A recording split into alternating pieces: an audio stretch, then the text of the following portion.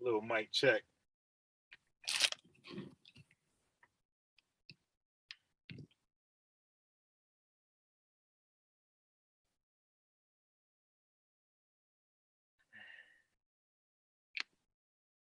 Little mic check. Yeah, it's a little low. It is a little low. All right, what am I gonna do about that?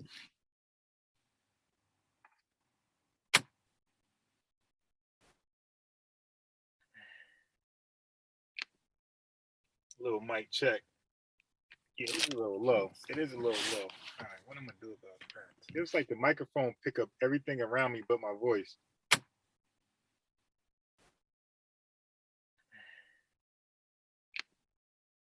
Little mic check. Yeah, it's a little low. It is a little low. All right, what am I gonna do about that? It was like the microphone pick up everything around me but my voice.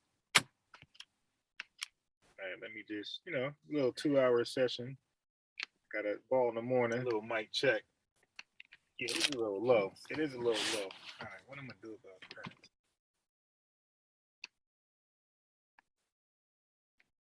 Gary Hart, peace, man. We're gonna continue what I'm doing. All right.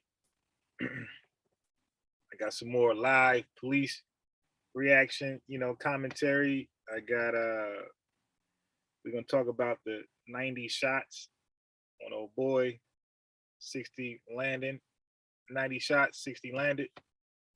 Talk about that. We're gonna so there's a debate whether that's excessive force, whether a cop can shoot somebody too many times, you know what I mean? So we're gonna see if that's a law.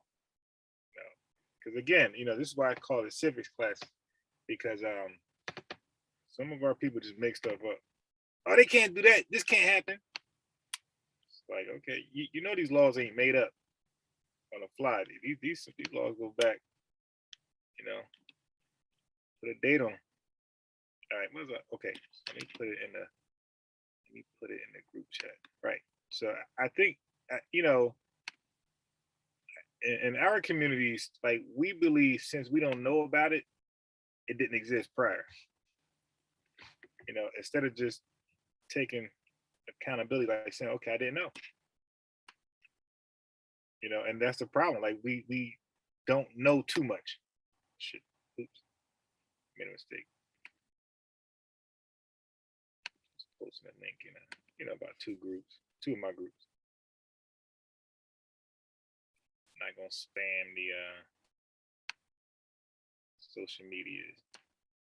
Be a light little bill again for documenting purposes mainly.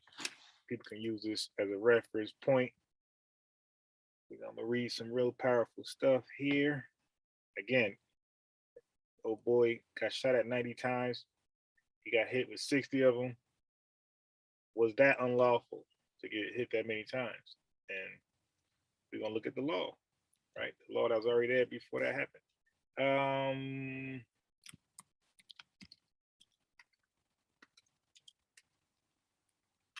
There we go. Now that's the true live title I want. Something like,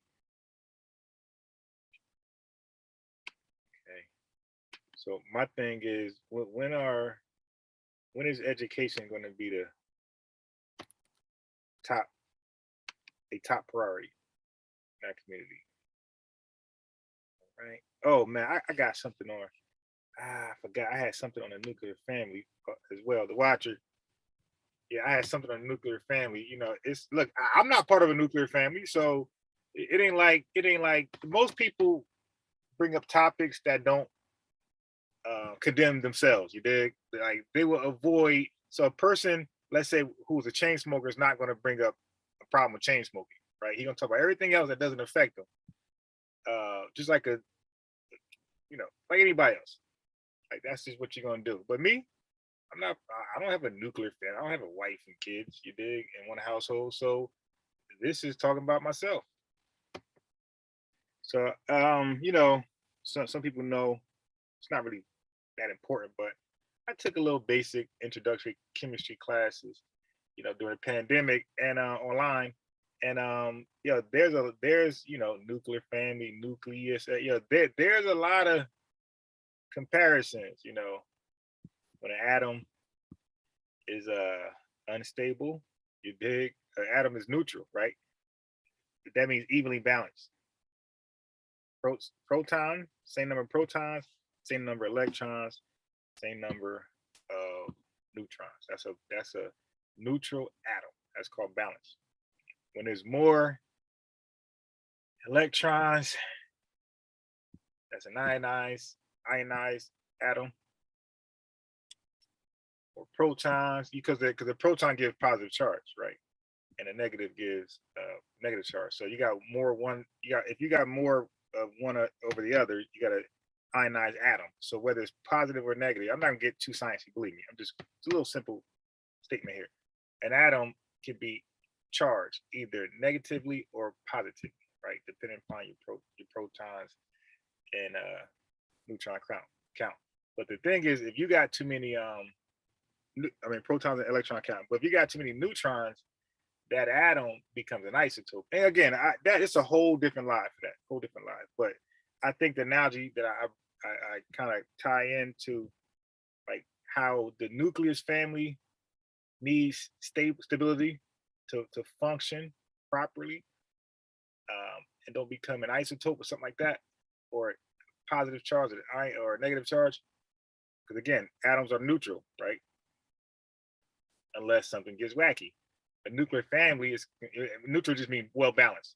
A nuclear family is considered neutral, well balanced until something get wacky. Whether the dad leaves, whether the mom kicks him out, the mom cheats, bringing in kids from different,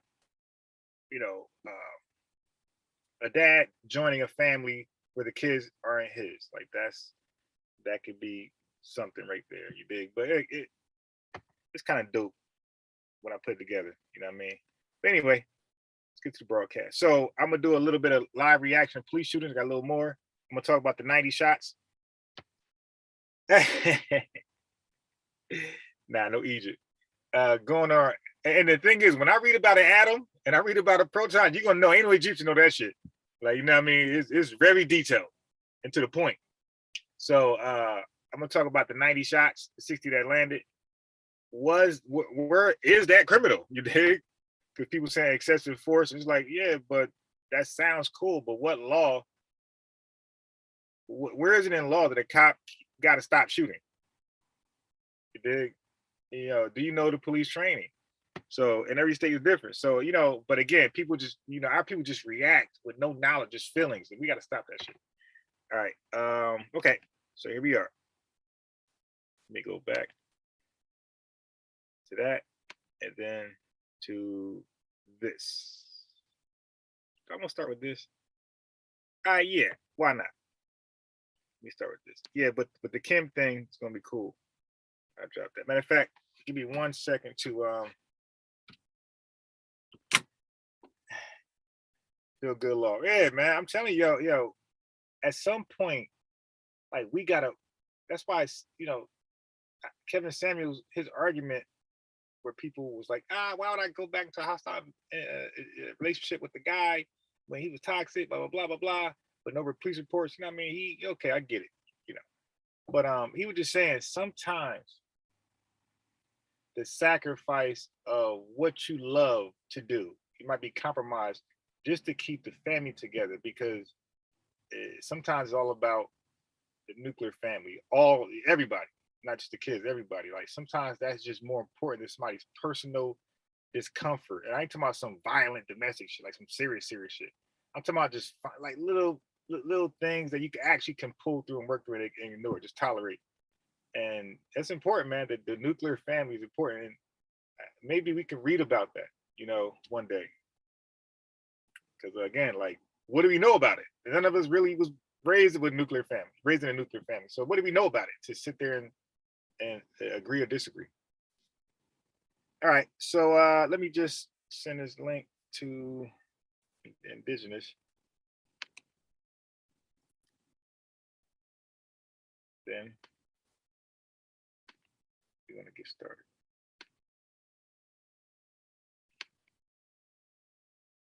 Just send the link.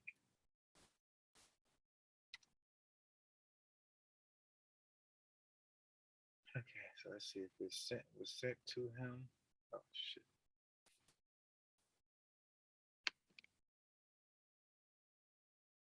If I'm choppy, let me know. If I'm not, the internet signal is getting crazy.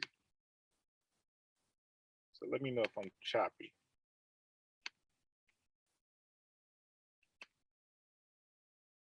Yeah.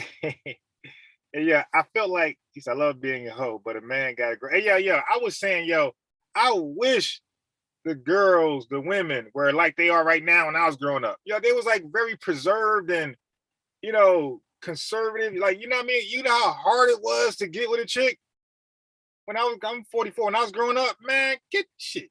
You could only get with if you wanted to try to get some things cracking, you had to really get with a loose chick, right? That had low self-esteem, no self-dignity. That's the type of chick you want to sleep around. You had to find one of them. Shit, today's society, shit. I'm like, damn, shit's so easy today. Like jealous. I was thinking about that earlier. Like, wow. I was hearing like my nephew talk, be like 18, 19. I'm like, God, it's that fucking easy nowadays. Damn.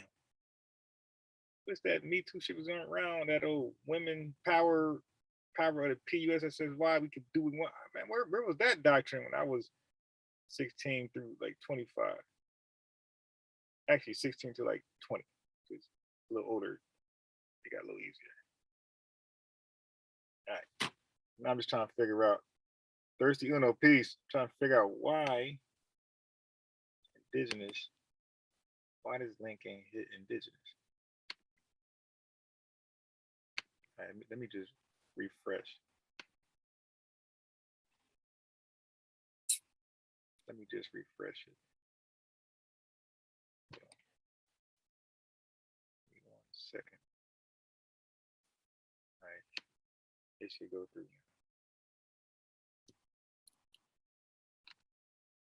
Okay, there we go. I went through. Cool. No ma'am likes to pop up late. We was on to like 3 a.m. That was like perfect timing because I was able to get up. I thought I was gonna struggle, but I actually got up with no issues. Actually, I woke up a little earlier. Right, so I'm just gonna send this link out to a couple people, and we're gonna get started. So again, I'm gonna do some reactionary videos, and again, maybe go over some, make them a learning lesson. And one cop was on stance, right, being cross-examined, and he got up. The defense attorney asked him to like demonstrate something. He got up, and I was right. That taser was on his left side. So police officers are trained so they can't mix up the two guns, the taser gun and the actual shooting gun, right? The bullet gun, I guess you call it revolver, the service gun. So it'll be no confusion. They're trained to pull out the taser with their left hand from their left hip if they're right-handed, and they have the right, their holster for the gun holster on the right side. So whenever something's in left hand, their training kicks in and say that must be your taser because that's where you normally would put it. And anything they grab from the right holster, their psyche is gonna tell them through their training, like, yo, or their instinct's gonna say, listen, that's the actual service weapon because it's on your right side. So like that's something interesting. So if you see a police officer and they got the taser, like just take note of that mental note. Say, okay, yeah, Bias was right. And no, you can't ask him because you left hand right handed because he gonna fuck around and get you on some bullshit. So you might not want to do that. All right, so I guess I could play it. Let's go. Tika is the first to arrive and make contact with Julian. I didn't hear you. I can hear you. I didn't hear you. What was that? I said, can you back what up are you me, doing? Sir? Can you back up? Now, this is the intimidation tactic that cops do. And I think anybody who have any experience with cops, like bad experience with police officers, you will know that this is something they do when they feel annoyed, they walk up in like that all tough and shit. Like hoping you touch them, they could beat your Off ass. me, sir. You were asked to leave the premises, were you not? Okay, and I can refuse. This is a public place. Exactly. That's right. I But believe this dude is black he's talking to. And you could probably believe that too, based on the posture, the tone, and the assertiveness of the cop, how confident and cocky he is. You could probably imagine that the guy is also black. But I think he's black. they're asking you to leave. You can't do that from a public place. Yes, you can. No, you cannot. The superintendent has asked you to do so. They can ask all they want. I can refuse. What was your name and badge number? You can get it. What was your name? So now, from what I know about the badge numbers, like certain police department policies where they have to tell you their name, but sometimes they don't always got to verbalize it. Like they can tell you to look at their badge. So I see that's a common practice that some do when they're annoyed with you, and I think that's actually part of their policy. They don't actually got to always say it. They could just point it. You know, they can't cover it up. You know, even though I see some police officers do that, but being petty, unprofessional. But they don't have to tell you their name and badge number. They can just point to it, and that's your problem. You got to go ahead and read it, you know, and take note. I know you're videoing that. What was your name? Now, one thing this brother missed out was that when he was explaining, I don't have to, blah, blah, blah, he made one mistake. He should have said to the police officer, I didn't commit a crime, so they can't ask me to leave. You know, I didn't do anything wrong. That's what he failed to mention. And I guess the police officer sensed that, and he's thinking he did something wrong. So you need to make note that if you're especially recording, you need to make notes for your own personal record with the cop acknowledgement. Yo, I didn't commit a crime, so they can't ask me to leave from a public building if I didn't do anything illegal. Okay, so he forgot to add that part in there. That's a big mistake. There it is. What? I'm asking you what your name is. I need you to verbalize it, please. I need you to ask. I'm asking you for your ID. I don't have ID. All right, so now this is something they do a lot. Again, I can't give you any advice on this one, right? You got to fill out the situation. You got to know how aggressive the police officer is. If you feel like your life or not just your life, if you feel like he might beat your ass, you dig, or even lock you up, maybe you want to give him your ID. You know what I mean? So I'm not even going to tell you to always say no, blah, blah, blah. But typically, well, not typically, lawfully, if you have not commit a crime and the police officer cannot articulate a crime he suspects you of committing, you're not obligated to give him your ID.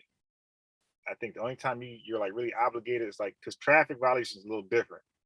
When they pull you over, they can make up any bullshit, and then that becomes the reason why they stopped you, and that stoppage requires your ID. So in the car, if you're the driver, you can't pull that.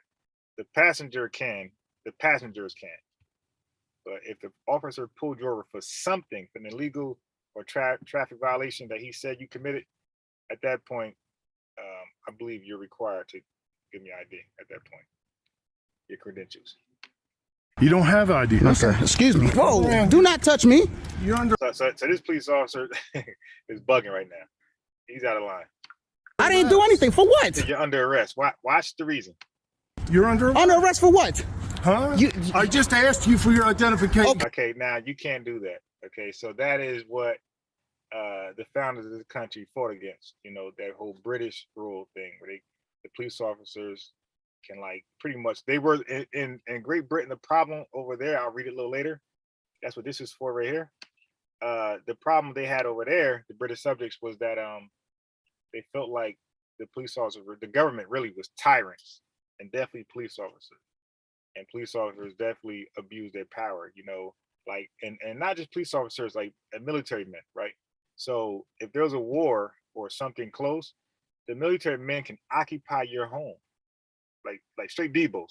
That was legal in Britain, in the UK. So this is why the Constitution, our Constitution, is written a certain way. So the Fourth Amendment stops illegal searches, illegal seizures that Britain should definitely from these tyrants right here. Okay, what law? So he said what law, because you cannot lock up somebody who refused to give you their ID and you didn't articulate what crime you suspect them of committing. So right now that cop is wrong and that'll be thrown out of court. but you will take your ass to jail though that night because that cop is hell bent. What law have I broken? I'm asking you. What law have I broken? You've been asked to read. So I can't see the chat right now because I'm still posting my link to certain people on Facebook, Instant Messenger. So I'll look at the chat in a second, and I'll send the link in the chat. Anybody want to chime in? Stupid somebody. Call me a supervisor, please. All right, you call. Call me a supervisor. You go ahead, call. Dude, what are you doing? Why is your hand on your taser? I am. There we go. There we go. Was them buys correct? Here's the service gun, right side. Here's the taser, left side. I told you. Told you, man. That's a great observation I picked up. Left taser gun, offhand, service weapon, strong hand. Told you. Look, I haven't done anything Show wrong. me your ID. Okay, let's talk about this. I haven't done anything wrong. You haven't? No, You've been sir. asked to remove yourself from the premises. Okay, well, I'll leave. Okay, so now that's, see, when he said I'll leave, see, he kind of pretty much indicted himself like he did something wrong. What he was supposed to say, and again, he's in the moment, you know, it's always, you always got to plan till you get punched in the mouth, right? Till the real shit start happening. So what he was supposed to do is keep a cool head. Like when a cop approached him aggressively and grabbed on his taser and threatened to arrest him, I think he kind of freaked out a little bit and his mind not as clear. But he was asked to leave. He should have said, sir, but I did nothing wrong. Why am I being asked to leave? That's discrimination. You know, just say anything. You know, that go, sir, officer, go talk to them. You bring them downstairs or whatever, and let me hear why I'm being asked to leave. And if it's something I actually did that's illegal or against like their policy that's like really legal, then I'll leave. But or if you're trespassing me, like let me know. You know, but I'll leave. Like that's almost admission of guilt at that point. Or he should said, I did nothing wrong, officer. But so I don't want to leave. But if you're threatened to arrest me, so under the threat of arrest, I'll leave. Something like that. You want to leave with that. But when he said I'll leave, like he kind of like hinting to the officer that he actually did something wrong in the building, or something, or an action worthy of getting kicked out for, at the very least. Are you threatening to arrest me if I don't identify? Now that was too late. He should have been said that, but at least he got it out, and he got it, and it worked because that stopped the cop in his tracks. He stopped being aggressive. He's actually going to reply to that. Watch this.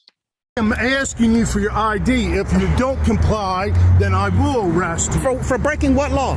Because you've been asked to leave. See. He keeps saying you've been asked to leave, and the brother with the camera's not saying, but sir, they asked me to leave without me breaking a law. So that's not right. They can't do that in a public building, from a public building, not private. Okay, I'm leaving. Now, you see, I'm leaving. See, that wasn't the best way to handle that, because this officer felt like everything he did was justified and get off the property. You don't belong here. They wanted you to leave, go.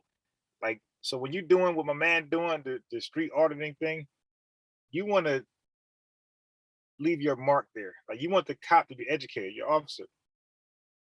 They can't kick me off of public property if I didn't commit a crime. Okay? So can you go talk to them and see what crime they suspect me of committing? And then you can investigate and we can talk about it. But I didn't commit a crime. So that's why I'm not leaving. It's not that I'm, ignoring your directives and disrespecting, your authority. It's that I did nothing wrong, and nobody can go around doing that, forcing people to leave a public place for doing nothing wrong. Like, this is not the 1960s with segregation. I mean, you're going stuff like that. I'm leaving. I am still asking you for your ID. For now what? I made contact with you. I need to know your name. You could tell him I'm a citizen leaving. I need to ask you for your Sir, ID. I haven't done anything wrong.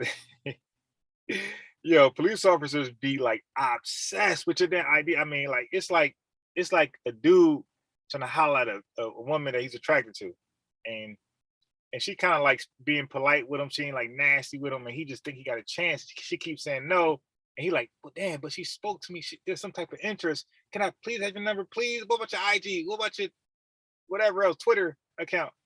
That's how cops are with IDs. They be obsessed with your ID. Like, because they want to run, you for warrants or try to smother bullshit. They'll even get your name and put you in the system. Whatever you trying to do. They are obsessed with that. Wrong, sir. I am asking Sir. you for your ID. I haven't done Why anything won't you wrong. comply with Because that I don't act? need to. I haven't broken any laws. You're videotaping people. Okay? That's illegal. That's not Okay, illegal. now there you go. You finally see now. If you'd have got that out earlier, before he got chased, before the hand gesture on the taser, if he was able to get the police officer, because you got other people who's actually better at this, and they able to get the police officer to name the crime they committed, which is bullshit like that. So now, officer, now you can say what statute, what code is it recording in a public place illegal, and that's what you got him. Illegal. It is illegal. Where? Show me I'll the show case you law. Show me. Come Pull on. it up. Come on. I'm not going over there. I can hear you Okay, fine from well, here. Why won't you? Because you I don't need to. identify yourself, but I'm identifying who I am. You're supposed to. You're a Right? public. Okay, so at that point, because the cop is playing good cop, bad cop with himself, like got mixed emotions, he's threatened to arrest him, then he's falling back. When you see that, then you know he knows. Okay, he's just calling your bluff at that point. Because believe me, certain officers, if they were going to arrest you, you'd be in handcuffs by now. He ain't trying to debate with your ass. If he really thought you did something illegal, you'll be in handcuffs. And that don't mean you're arrested. You'll just be detained until you can sort it out. And detaining you and putting you in handcuffs, that's legal. But you still don't have to give him ID. Serving. I'm sorry. You're right. Exactly. And now I'm asking you. For I don't your need to ID. answer you. I'm asking. I don't you need for to your answer ID. you, sir. I haven't done anything wrong. Whoa, I haven't done anything wrong. Sir, I haven't done anything wrong. Sir, look, I haven't done anything wrong. Asking him for his ID. He won't. He I don't have. refused. Listen, Right, sir. Here, come here. He talk. refused. All right, I'll talk now. He had his hand on his taser. Now, you see, so when you see other videos of police officers, outside of the police shootings, you start to have a different perspective on police officers, right? Because he came and shut the other cop down. He pulled rank immediately. I handle him. Basically, get out. You're escalating instead of de-escalating this issue. So get out. So I'm telling you, man, you guys got to watch more police officer videos outside of police shootings, and you'll have a more balanced opinion. And everything. I am fearing for my life right now. Can you come talk to me? Look, I'm just here to try and figure out what's going on. Dude, look. I have no idea what's going on. Let me just let them know I'm here. What's your name? So now, at this point, this cop is fair game, right? He ain't come with an attitude. He ain't come with a preconceived notion. He didn't come put his hand on his taser, demanding ID. So you should talk. So now you got to play good cop, bad cop. So, play chess with him. So you should be, using that. Like, I got this one right here. Talking at this point, breathe, calm down, reset, and just explain everything very well, right? Where he just get it. But he's still hyped up. His heart is pounding, out of breath, breathing hard, talking fast. And so he, at some point, he's going to ruffle this police officer feathers, the one that de-escalated the problem, the issue just now. Name and badge number first. Trooper Evans. What's your number? What's your badge number? 1986. Okay. I know what it says here, 319. That's just the number of the badge. Okay. My IBM number is 1986. Sir, Okay. I When just you see a police officer being that cordial, you should match his energy. You dig? So whatever energy you had for the last cop, this new cop, you gotta match the energy. Relax, because once you start talking like that still, and he's talking nice to you, so now he's gonna believe the other officer came at you in a peaceful, cordial way, and you were spazzing on him. See, so you're really painting a bad picture of yourself at this point. So now he think it's you. went gathering story for content. I'm an independent journalist. I just came from motor vehicle. State trooper over there was very cordial, very polite. Okay. Walked around, got my contact I can show you. Okay. That's fine. Walked over here, another state building. I want his name. Okay. I want his information. I want that video. Okay. We are on state property, obviously. And so I'm not doing anything wrong by filming. Yeah. It's First Amendment constitutional protected activity. Okay. You can ask, Can you go back over there? who is this? See, at this point, like, y'all gotta really be reasonable. At this point, he need to just calm down and relax. He's being very belligerent, combative, you dig? And even though he's in the right, you're still not, like, at this point, the cameraman's doing a horrible job at de-escalating. Now, at this point, he's escalating. He's spazzing on everybody that got an opinion or got some type of, comment This I'll dude. figure it out. Who is him? Ask him his name. Talk to them. I need his name. Okay. This is a constitutionally protected activity. I am recording whatever I can see in public. Yep. So therefore, they can't ask me to leave. They can't ask me to leave a public building. I haven't done anything. See, now, like, you gotta be careful, you know, like, you just gotta be careful how you tell the police officer. And I'm not saying because they're gonna beat you up, lock you up. It just, at the end of the day, like, they pretty much control the scene. You dig? And they could just lock you up and just have you spend a little money on a lawyer and get it dismissed. You dig? So, you know, and you got to just want to go home. Like, forget about getting shot, getting beat up. You just don't want to go to jail for even 6 hours. Wrong. This officer came all hostile. Don't know what they told him, but he approached me all hostile, asked me for my identification. I said, no, I haven't broken any laws. I don't need to identify. So then he tried to grab me. That's assault. See, so I'd have been like, he came out being very hostile. I'm walking out the building. I'm actually going to my car. I'm leaving.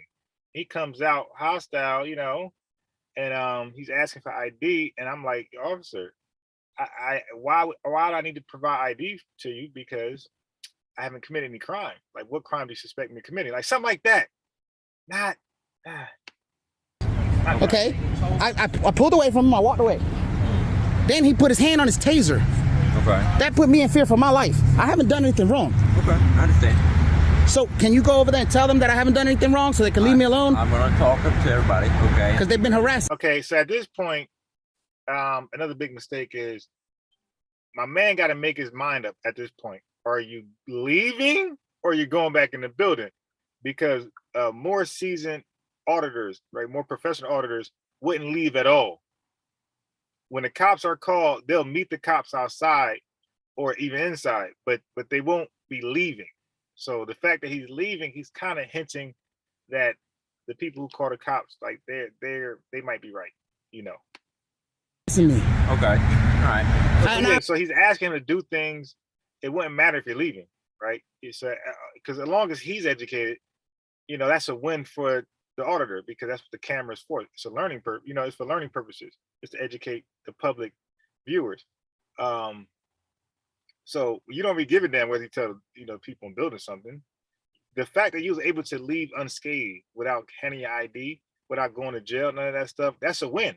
Like the guy in the back, he looking like they had to hold that L. The other police officer down here, he had to hold that L because you left unscathed, you know. But gotta pick your battles wisely.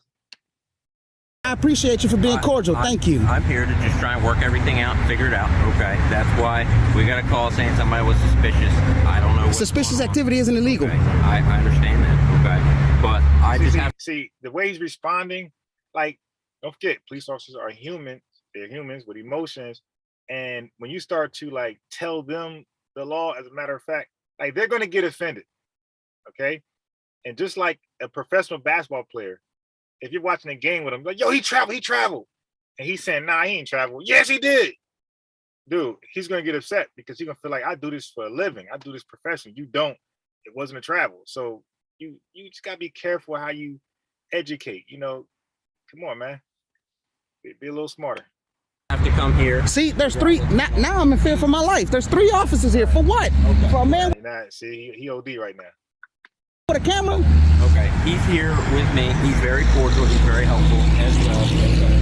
So that's what we're just trying to figure out. Okay. So do you have a name or ID or anything like that? I don't feel like identifying, sir. Okay. So Again, see, you got used again. The auditors, trust me, I watch a lot of them, and I'm one. You have to use this moment to educate in a peaceful, cordial manner, right? I don't think I identify. You just say, officer, I haven't committed a crime, so I'm not obligated to hand my ID. You know, that's something I don't do. That's like the last guy from last night. That's my policy. If only under the threat of an arrest, or if you are charging me, you know, with something, I'll provide an ID. But if I'm just free to go, free to stay, I'm not doing that. You know, just call me, or like, you know, so some people do say their first name. You know, you can just be like Charles. You know, or if your name is Chuck, just say Charles. Or say Chucky, you know what I mean? Just give them, you know, or just be like, yo, they call me Ray Ray, you know, whatever nickname you got, you know, I won't give you my ID, but I'll give you a name to identify me. So, you know, in my hometown, they call me Ray Ray, Ty Boogie, Junebug, you know, all those weird names. I haven't done anything wrong. Okay. Now that I'm here, I am allowed to ask that. Okay. I'm allowed to ask name, business abroad, and all that good stuff. Okay. In the state of Delaware, we're allowed to. Now, you all can agree this cop is very cordial. He's very laid back. He's cool. And he is in this dialogue, he is not the aggressor. Ask that. If I'm committing a crime. Try and figure that stuff out. If I'm committing That's a what crime. we're just trying to figure out. See, he's too busy trying to educate the police officer in like not in the best manner. So that's not gonna work out. I'm trying to tell you that's never gonna work out. No police officer is gonna take that lightly. Black, Hispanic, woman, man, nobody. Do you have any warrants or anything like that? No, Have you sir. ever been arrested before? I'm just asking that, okay? Sir, if I'm committing a crime, I'm required to answer those, but I haven't committed a crime. Okay, exactly. If you can state what crime I've committed, I'll gladly give you my ID. Okay, so that's what we're just trying to Now figure he should have now remember I said that should have been said first. So he already said a bunch of stuff trying to make this a family friendly channel, trying to use less profanity as possible. But yeah, that was supposed to be stated earlier. So but the fact he still got it out is cool, but you already incited the police officer at this point and the people in the building. figure out of what's going on. If you can tell me what crime I've committed, I will So gladly. look, he's trying to figure out what's going on, my man. Okay, you need to calm down, maybe sit down, let the officer hold your camera, whatever, and say, officer, I'm here just peacefully conducting a constitutional protected event. I'm just filming the building inside for my personal documentary or document my personal, that's when document was going on. It's for my personal story, right? In the independent journals, A, B, and C. That's what I'm doing here, officer. So he failed to do that. So the officer don't even know why he's there. That's why you're getting this backlash. Identify myself. All right. It's not So a problem. We're just gonna go like that, okay? Okay. So that's fine. Okay. Thank you. So I want to get everything worked out for you, okay? And try Thank to figure you. out what's going on. And they cannot trespass me from a public. See, he's still telling what they can't do. Look, at this point, the dude got to make his mind up. Are you staying because that's your legal? Because you're legally, or you can legally stay. They can't legally trespass. You did nothing wrong, so I'm going to stay. You got to make your mind. At this point, you're making your mind. Or am I staying? Am I going? Because if I'm going and you don't want to be asked these questions, just simply say, officer, I'm not handing my ID over. I'm not telling you much. Can I just go? Am I detained? Can I just go? That's all you really care about at this point. But the guy a little sloppy with this one. I've seen 100 better ones. Public building. And then I will have you on your way, okay? As long as we figure out what's Am I going being on. detained?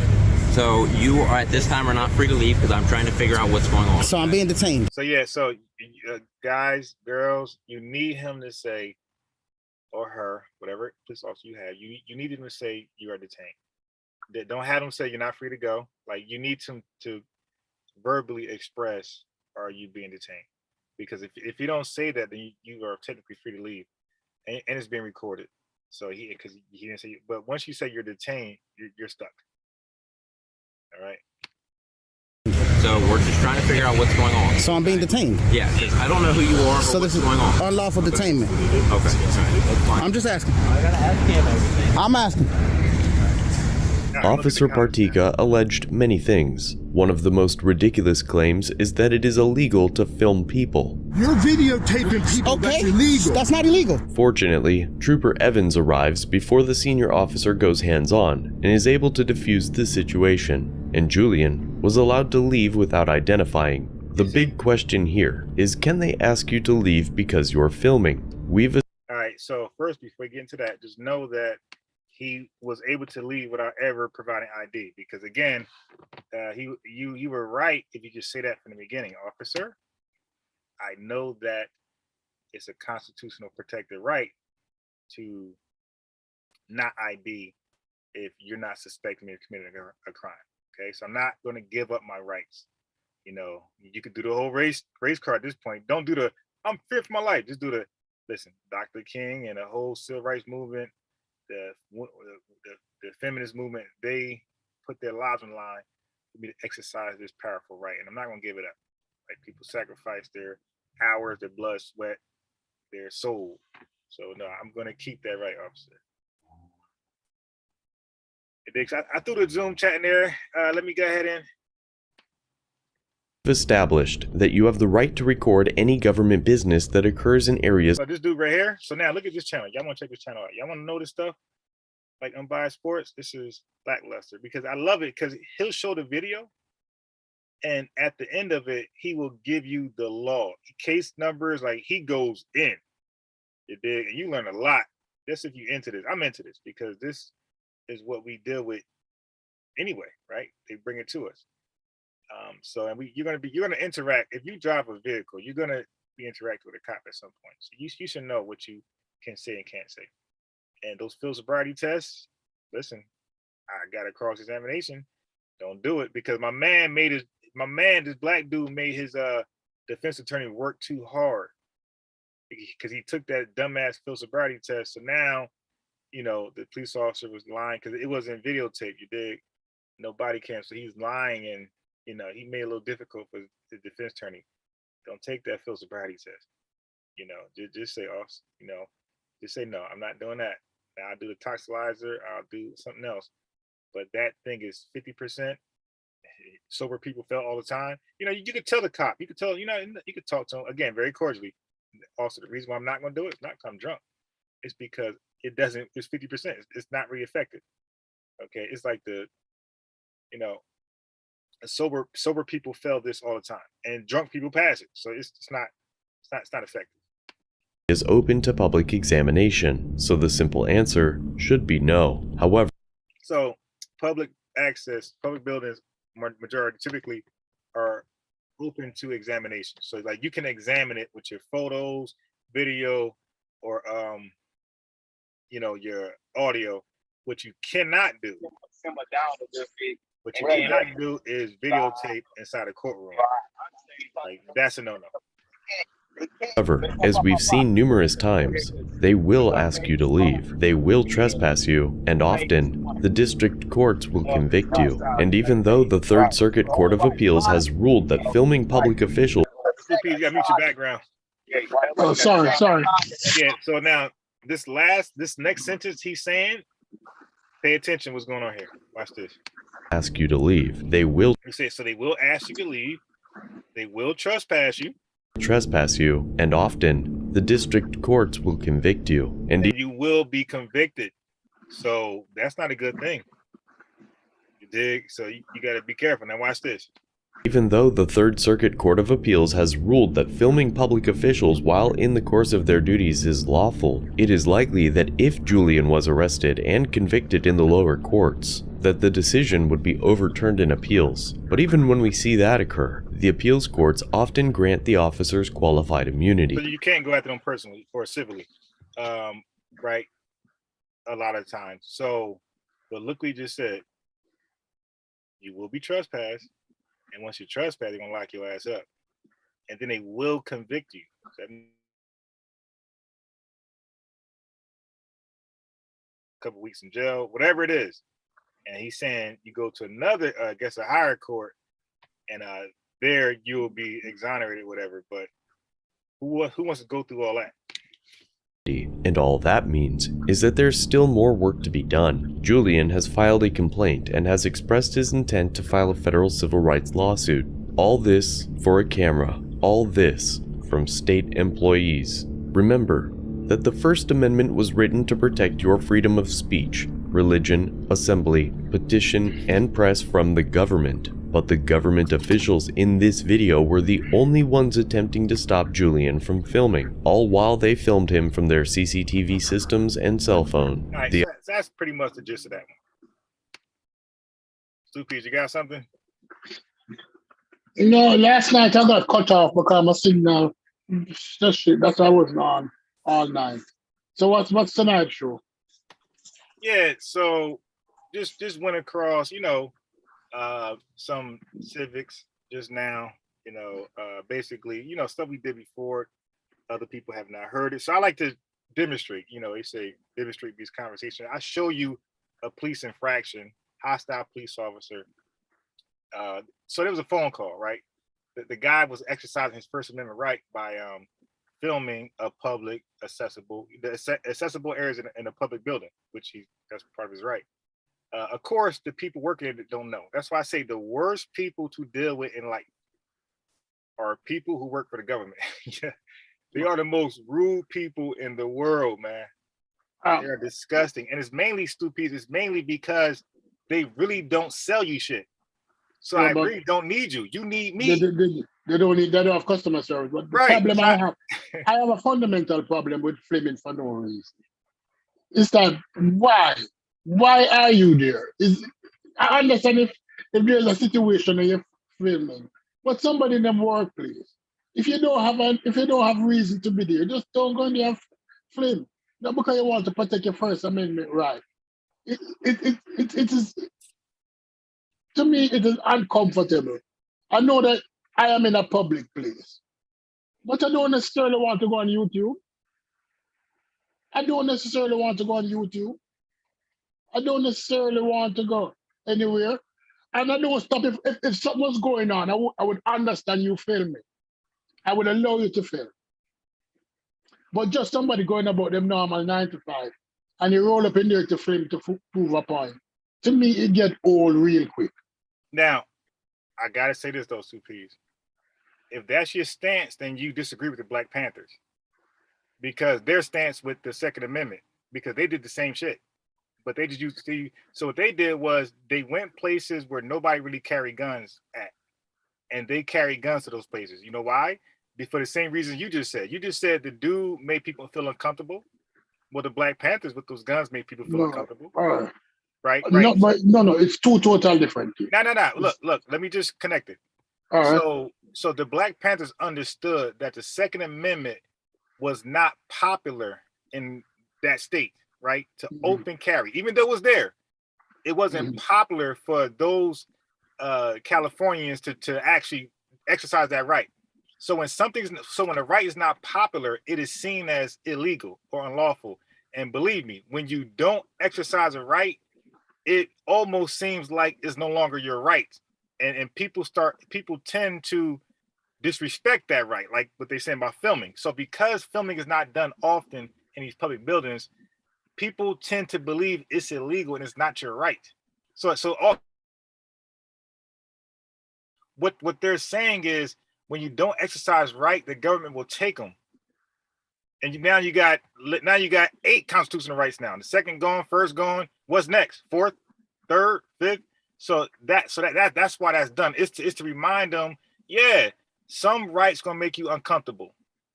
Just like the black, no black, just a white water fountain. Don't drink from here. Well, guess what?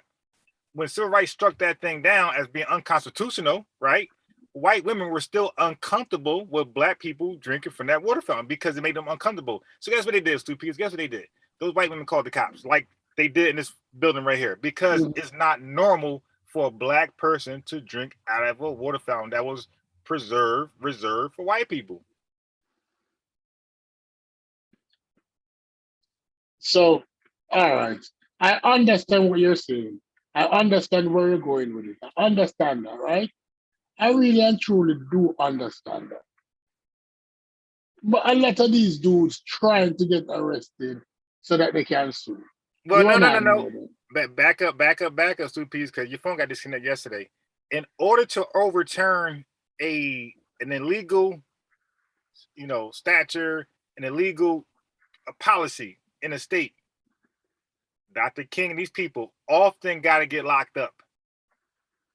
Right? So that's why some police officers won't even lock you up.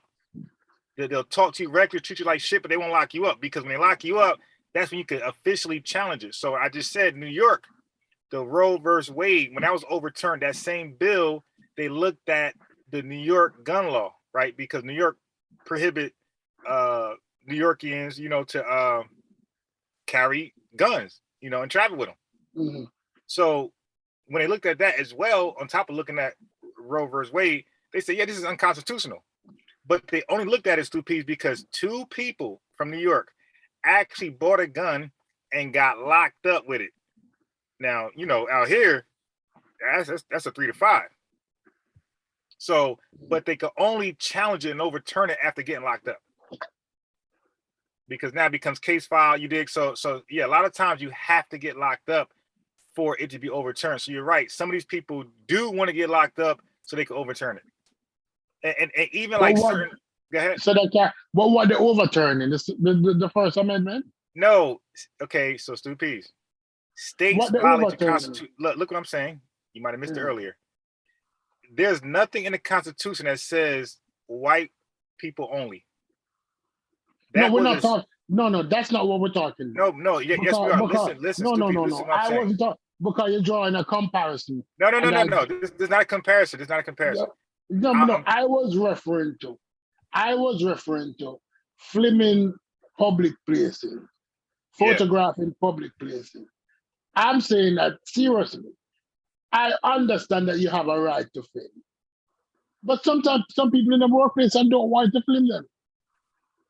Stu Pease. And look what I'm saying though. Police officers are not filling officers. They're law enforcement. They're not fillings enforcers. They're law enforcers. So those same people, Stu Pease, that don't want you to exercise your right to film them. Now, by the way, if you don't want to be filmed, then don't work in public places. No, I am talking about somebody is in a library and somebody going there to film. The Right. little librarian around the desk. Right. What is so important about filming the librarian around the desk? Well, What is that's so like, important? but Stu Pease, what I'm doing is I'm raising you. And I'm saying what's so important, drink out of water fountain that said was whites only. There's another No, one no, over no, there. no. No, No, but no. hold on. Look. This is no, But you can't compare the two you because keep shutting two me down. totally different things. Nah, it's not. It's that's the thing. Once you there's a reason why there's something called case file, because they're able to show you the same shit and say, hey, why is this accepted and this not? So both actions are people uncomfortable with you exercising your right. That's what's consistent. And because they're uncomfortable, they want to strip you of your rights. But it's like, yo, if you got a problem with that right being exercised, then you might not want to work where there's a water fountain that used to be for whites only, or you might not want to work with black people at all, or work with black people going to occupy. And if you don't like to be recorded, videotaped, audio recorded, you should not be in working for a building that allows it. Because by the way, let me add this though. By the way, that same building, Stu Pease, they got cameras in them. And guess what? All of us can fill out a FOIA and get that camera footage and get the information anyway. Because it's public accessible. Nothing about it's private. Now look, one last thing. Wait, one last thing. One last. Let me add this one last thing.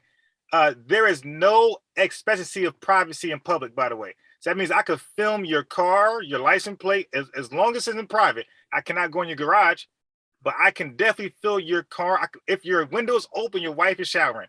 If I'm that guy, I could film her as long as that window's open. I can't buy extra equipment to see through the windows, but what the naked eye can see, or binoculars, or camera, I can look in there. That's up to you to make your life private. It's not up to me. No, I understand what you're saying. You're saying that if you don't exercise the right, you might lose it, or some people might. You will lose it. And that's what happened just now. Right. They say it's illegal and it's not. I understand what you're saying. Yeah, because think about it. They lost that right already. They're telling them they can't record. So remember, that's actual right. That's First Amendment. And the people working there are telling them they can't do it. So that means you lost that right already. You already lost the right. So when you don't exercise the rights, people tend to don't believe they exist. And when you exercise it one day, they'll believe it's illegal or foreign. And they'll say, well, why are you doing it? It's like, because I can actually do it. Just like I got the right to go to the park, and play golf. If it's a golf section or whatever is there that's accessible to the public. I have the right to be there and do my part. Whether I live there or not, from the community, don't know anybody, they can't just chase me out. But people feel like they could chase you out because you're not from that area. So every day people violate your rights because it makes them uncomfortable. No, I understand what you're saying. What I understand. Oh, wait. So let me respond to Diceman. He said, what about the Moore? Does that apply to the audit? Now, the Moore's doctrine is bullshit.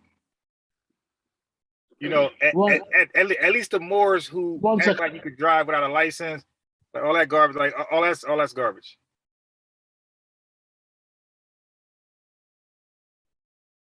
So that whole sovereignty package. So not the Moors doctrine like altogether. What I'm saying is this the sovereignty package, that whole driving without a license, no insurance, you know, jurisdiction, like that's bullshit.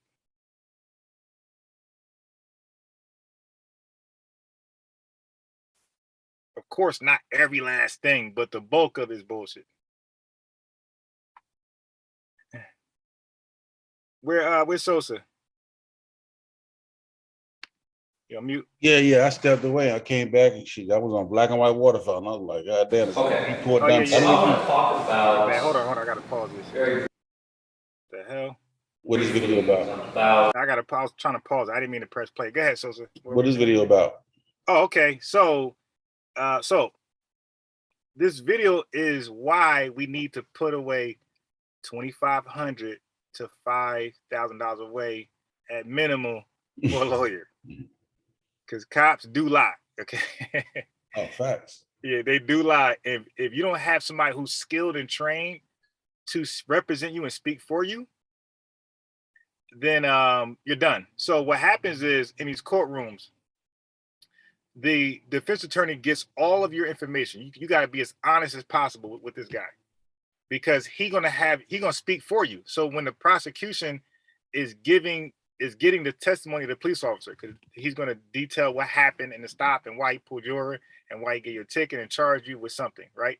So your defense attorney, what he's gonna do is try to poke holes in that and show how the police officer was in error in any way he can do it. And when he's done, what the prosecutor is saying is, all right, okay, so I can't speak for this police officer, right? I cannot speak for him. So what I'm gonna do is I'm gonna alley-oop him. So I'm gonna give him setup questions. So I'm gonna have him answer certain questions where he's basically speaking, where I'm basically speaking for him. So that's how that works. So it's like a little game where they both speaking through their clients. It's kind of dope, actually. Let's give it a check. So anyway, this one, I wasn't gonna play this one right away. I'm gonna wait for this one. I'm not gonna do that one right away.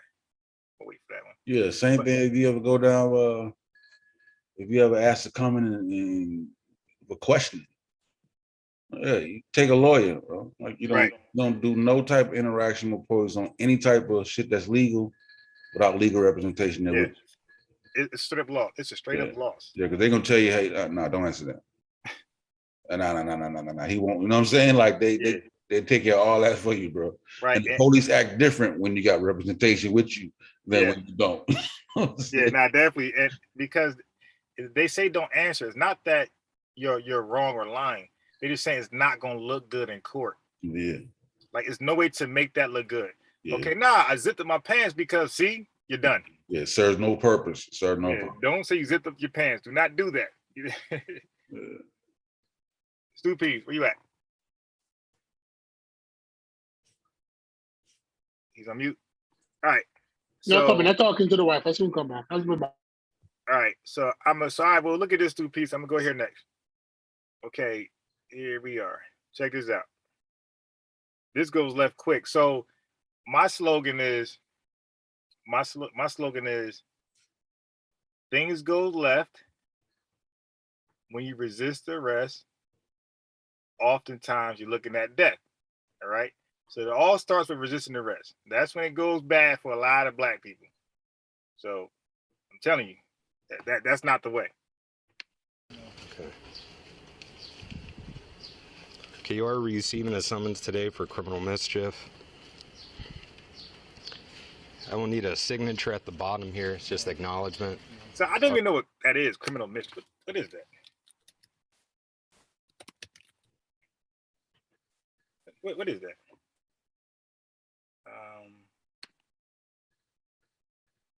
New Jersey law defines criminal mischief as purposely and knowingly damaging another person's property. Oh, okay. So my man is getting cited for damaging somebody's property. Okay, so now he's telling him the process now. It's not an admission of guilt, just acknowledgement. So now, guys and women and kids, listen to this next thing. So sometimes a police officer give you a ticket and they say sign it, and you sign it, you're admitting the guilt, right? But then there's another documentation they give you where you're not, and it's not where you're admitting guilt. You're just acknowledging that you have to go to court. So that's what he's getting, and you gotta sign that. All right. When you get that document and he says it's not admission of guilt, you gotta sign it, or you're going to jail right then and there. All right. You gotta sign it, or you're going to jail. Receipt. Okay.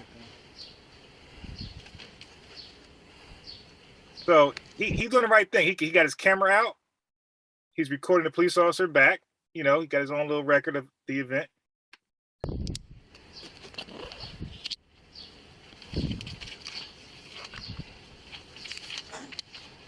That's what I would do.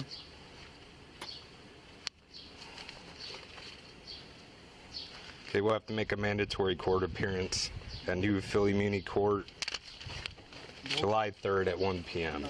So he told him that you gotta, and that's the other thing, sometimes they get you because Sosa, normally you're traveling out of state and they hit you with that right there, you'd be pissed off because you probably going to Utah. He's a truck driver. So he's probably going to Utah. He got stuck over here with a ticket. He got to come way back to Denver or whatever. So my man said, nah, fuck all that. Okay. Oh, God. What the hell happened that fast? Yeah, the dude just spazzed out, bro. When he finally had to go to court, he just spazzed Philly out. Muni Court. And got shot July up? 3rd at 1 p.m. Yeah. Okay. So he grabbed a screwdriver. He actually put the officer in ICU with that screwdriver.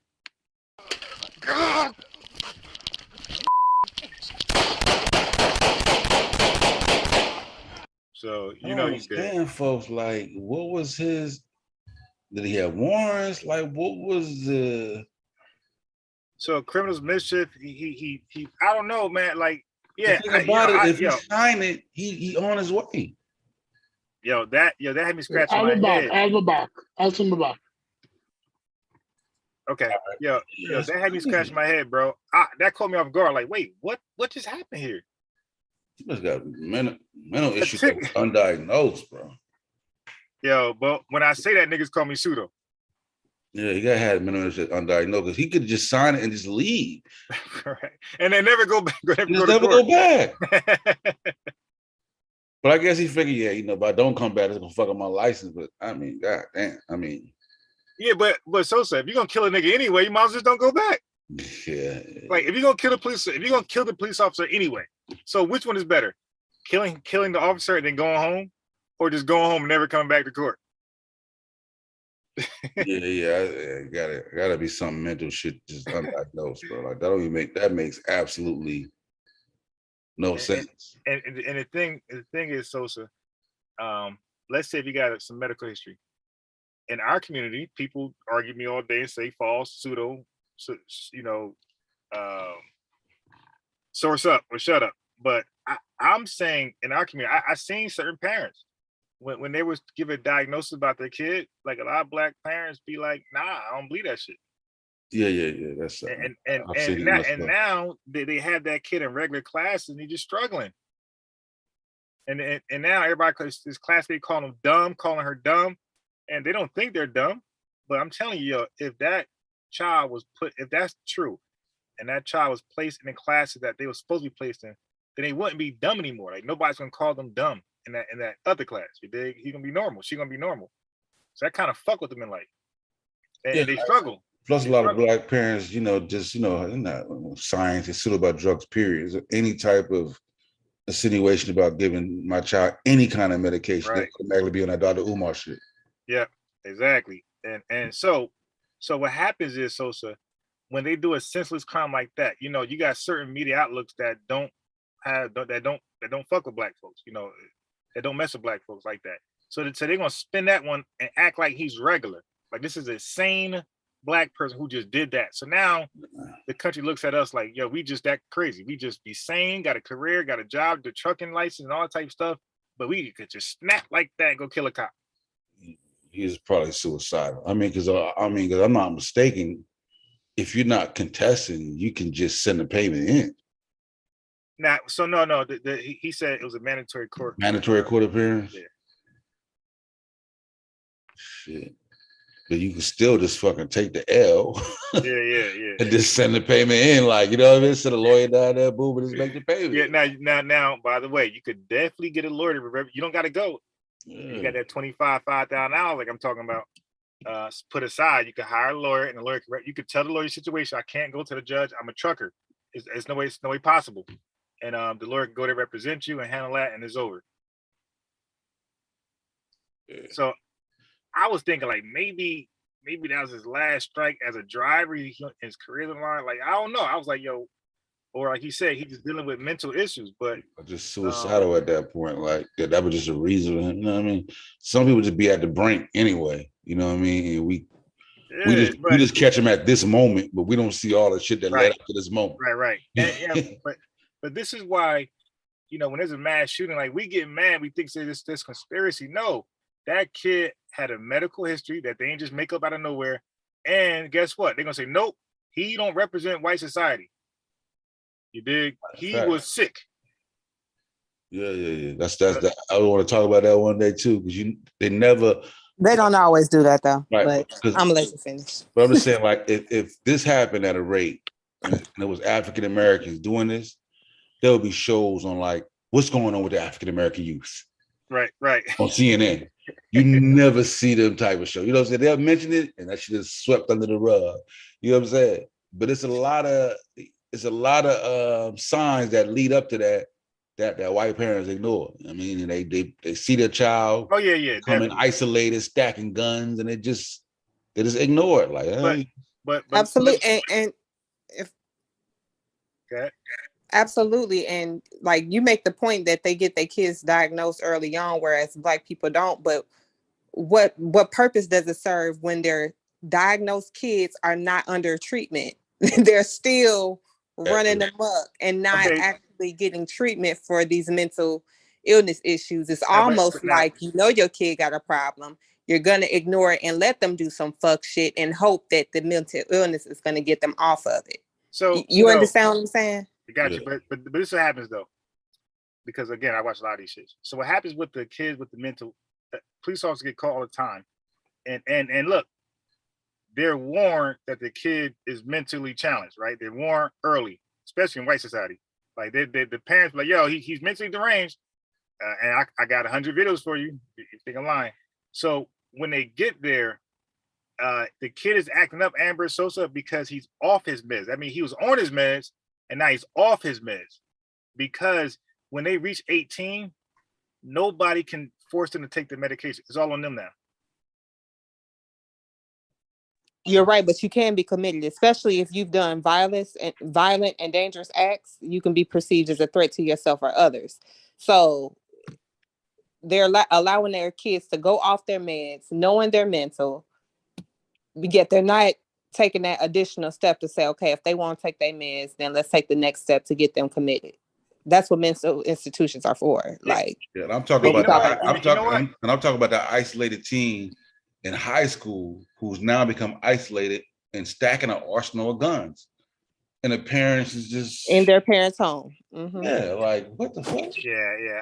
I can't speak to that one. It's crazy. Yeah, but there's no focus point on that though. Like that's just something that they just, and no matter how many times it happened over and over again, there's no focus on that. They just mention it and then it's swept and it's just move on next story. Yeah, that's some wildness right there. You're right about that. They're stockpiling guns, knowing this nigga sick. Yeah, he's sick. He's isolated. He's dressed in all black. He's wearing army fatigues. You know, like she live with him, so she know firsthand. He's in all of these weirdo groups online. All the signs, like literally. Yes, it's like a whole playbook. Wait a minute.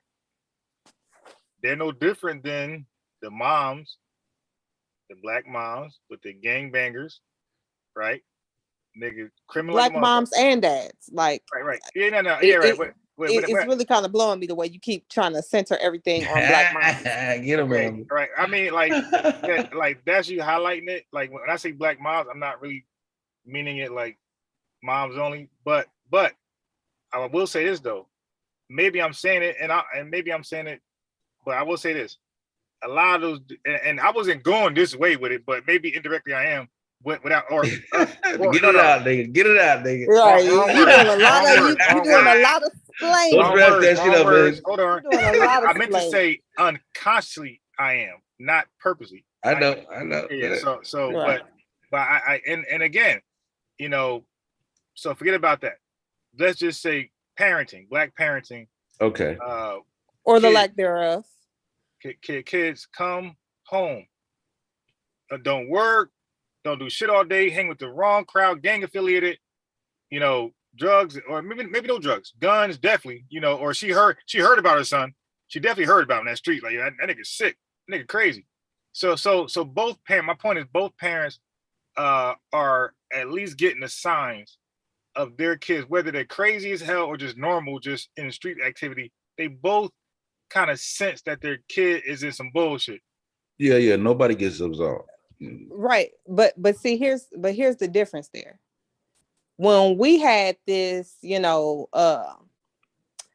big increase in violence in the Black community in the 80s and 90s, they started doing research and determined that, you know, all of these things were effects of single parent households, specifically mothers, and kids are more likely to do all of these things. The research is centered around what Black parents aren't doing.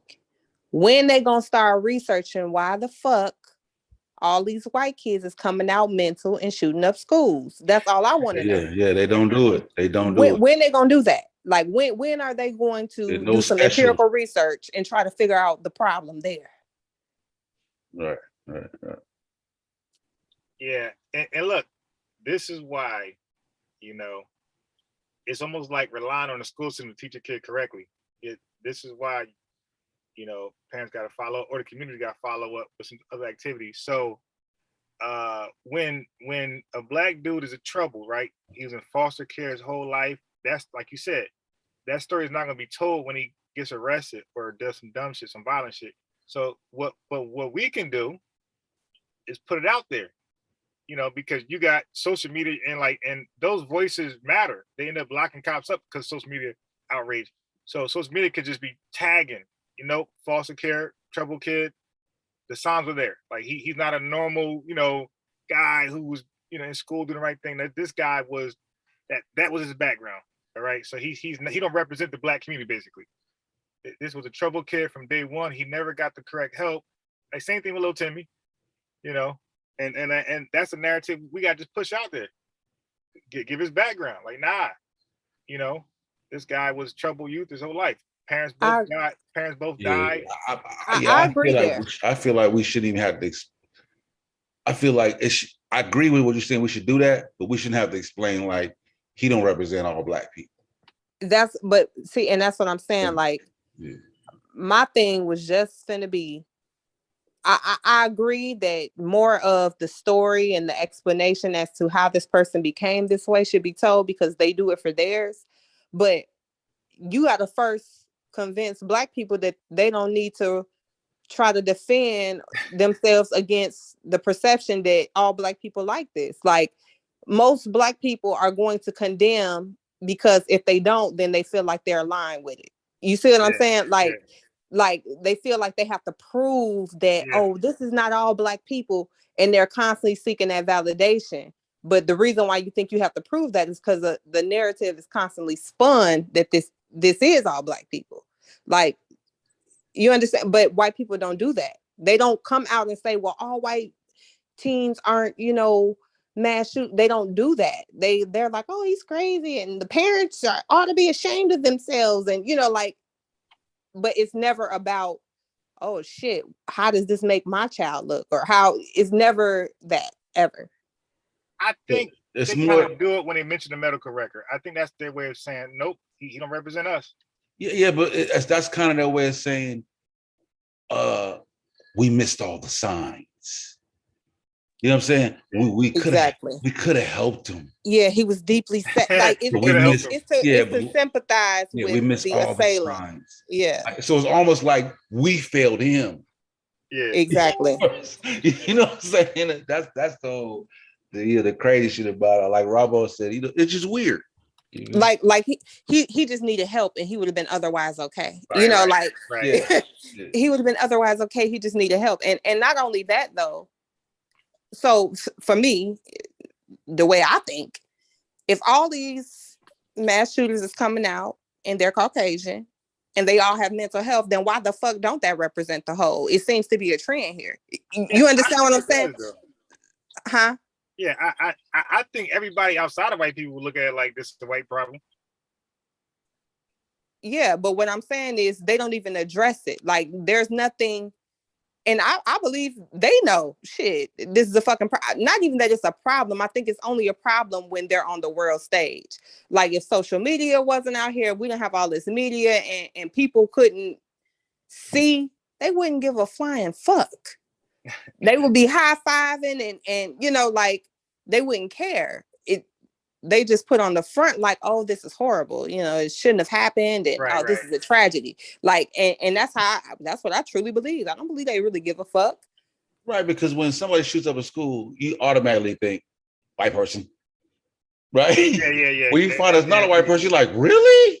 Yeah, that's guaranteed. He was Asian? A black guy for real? Right. Somebody else. Now you start researching. God, I gotta see what this nigga is. That's crazy. Yeah, I don't believe that shit. DC Sniper Black. I don't never believe seen that shit before. Exactly. You know what I'm saying? Yeah, when I found out the DC Sniper was black, that was wild. But low-key, I was a little proud of him. Like, well, shit, do they shit better than them? Nah, yeah, yo, they only got caught because they was asleep on the side of the road, but they did that shit slick. My man was shooting out his damn trunk. Right. You was never gonna find him. Right, his tactic was smooth too.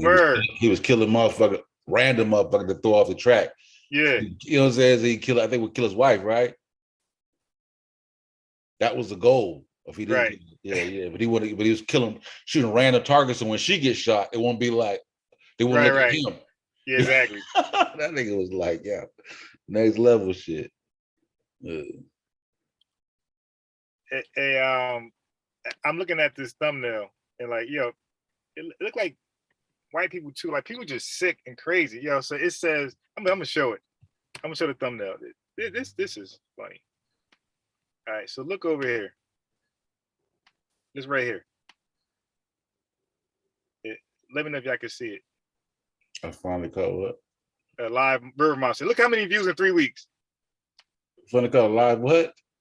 River Monster. River Monster. Yeah, niggas love that type of shit. 14 million views. They really do believe this shit is out there. Nigga, a River Monster? 14 million views in 3 weeks, yo. Yeah, you gotta understand that shit. Yeah. Post, I got a picture. I took a picture of an iPhone photo of a real alien. Oh, yeah. Yeah, because my boy was showing me something that Dr. Mayanam debunked from Young Pharaoh. He really showed me, I think Thursday, a video of human beings turned to rocks. Like mountains. It looked like a face, it looked like a hand, a foot. Like he was dead ass. Like, look, giants are real. And then he like sourced the Bible. I'm like, oh my God. Yeah, so I don't know where mankind is going with this shit. I blame society. I blame society. That freedom of research. Yeah, what get folks every time is forbidden or secrets. Secrets they don't want you to know. Yeah. But I mean, if you think about it, truth. A lot of our traditions are like surrounded by, weirdo shit. Santa Claus, Easter Bunny, Tooth Fairy. Like it's always some mystical something, right? Tied to some shit. And I really believe that the more people kind of celebrate this shit, the harder it becomes to distinguish between truth and reality. Like, between reality and, fantasy, I don't think people really realize how much they kind of fucking themselves up. And then all these filters and shit. And when that stuff shit start coming out, I don't know. I just get a weird vibe from it all. And you got to realize too, like until really like the 80s, people really still thought magic was real. It ain't been that long ago. You know what I'm saying? Well, motherfucker thought magic was real. Until then eventually people start releasing their secrets, and then now the magicians become illusionists. You know what I'm saying? But back in it ain't been that long. People thought magic was real as shit, bro. But people still do think magic is real, though. Of course, I'm just talking exactly. Yeah, you know what I'm saying? In the 80s was more prevalent, but yeah, but and even still with all this. But I think it's making a comeback though. Like within the past few years, I think like not psychology, psychics and crystals and like all that shit is like really kind of becoming more popular. Astrology and all that shit. That's because the internet allows you to grab everybody in that circle. You know what I'm saying? Before you wouldn't find. I mean, I remember the first time when I got on Facebook and the Black Atheist group. I didn't even realize there was that many atheists out there. You know what I'm saying? But it instantaneously allow you to, you know what I mean? So now you got the aliens are real. Find your tribe. Mm-hmm. Right. You can find niggas real quick. You know what I'm saying? And when you got so many people co-signing shit you already believe, it has to be real because it'd be different with just me.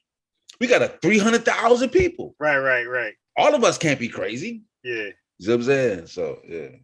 Yes, the fuck you are. Yeah.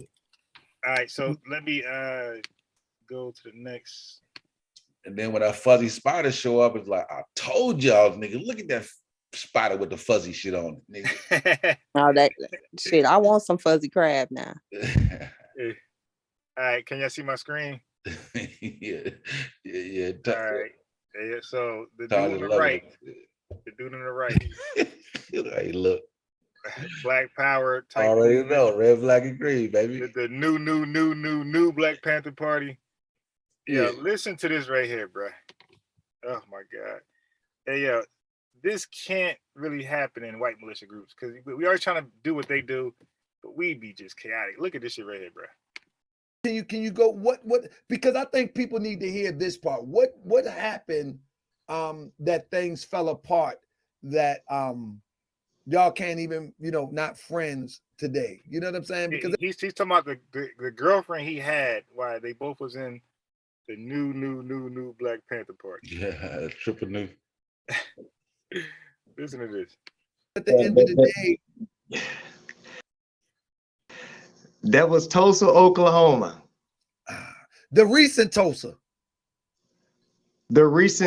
Oklahoma last year, the Black Wall Street where the new Black Panther Party. We about to turn up, man.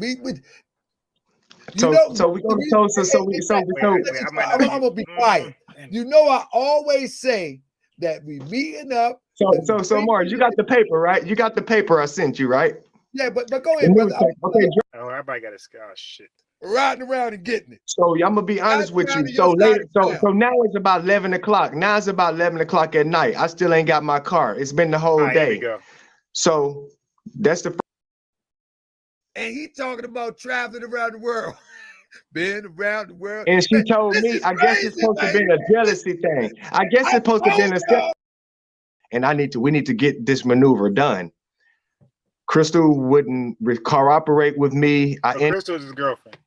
End up having that same friend girl that stayed the night with me. So Crystal is his friend girl, but he had another girl stay the night with him. This is the Black Panther movement, whatever party he was in.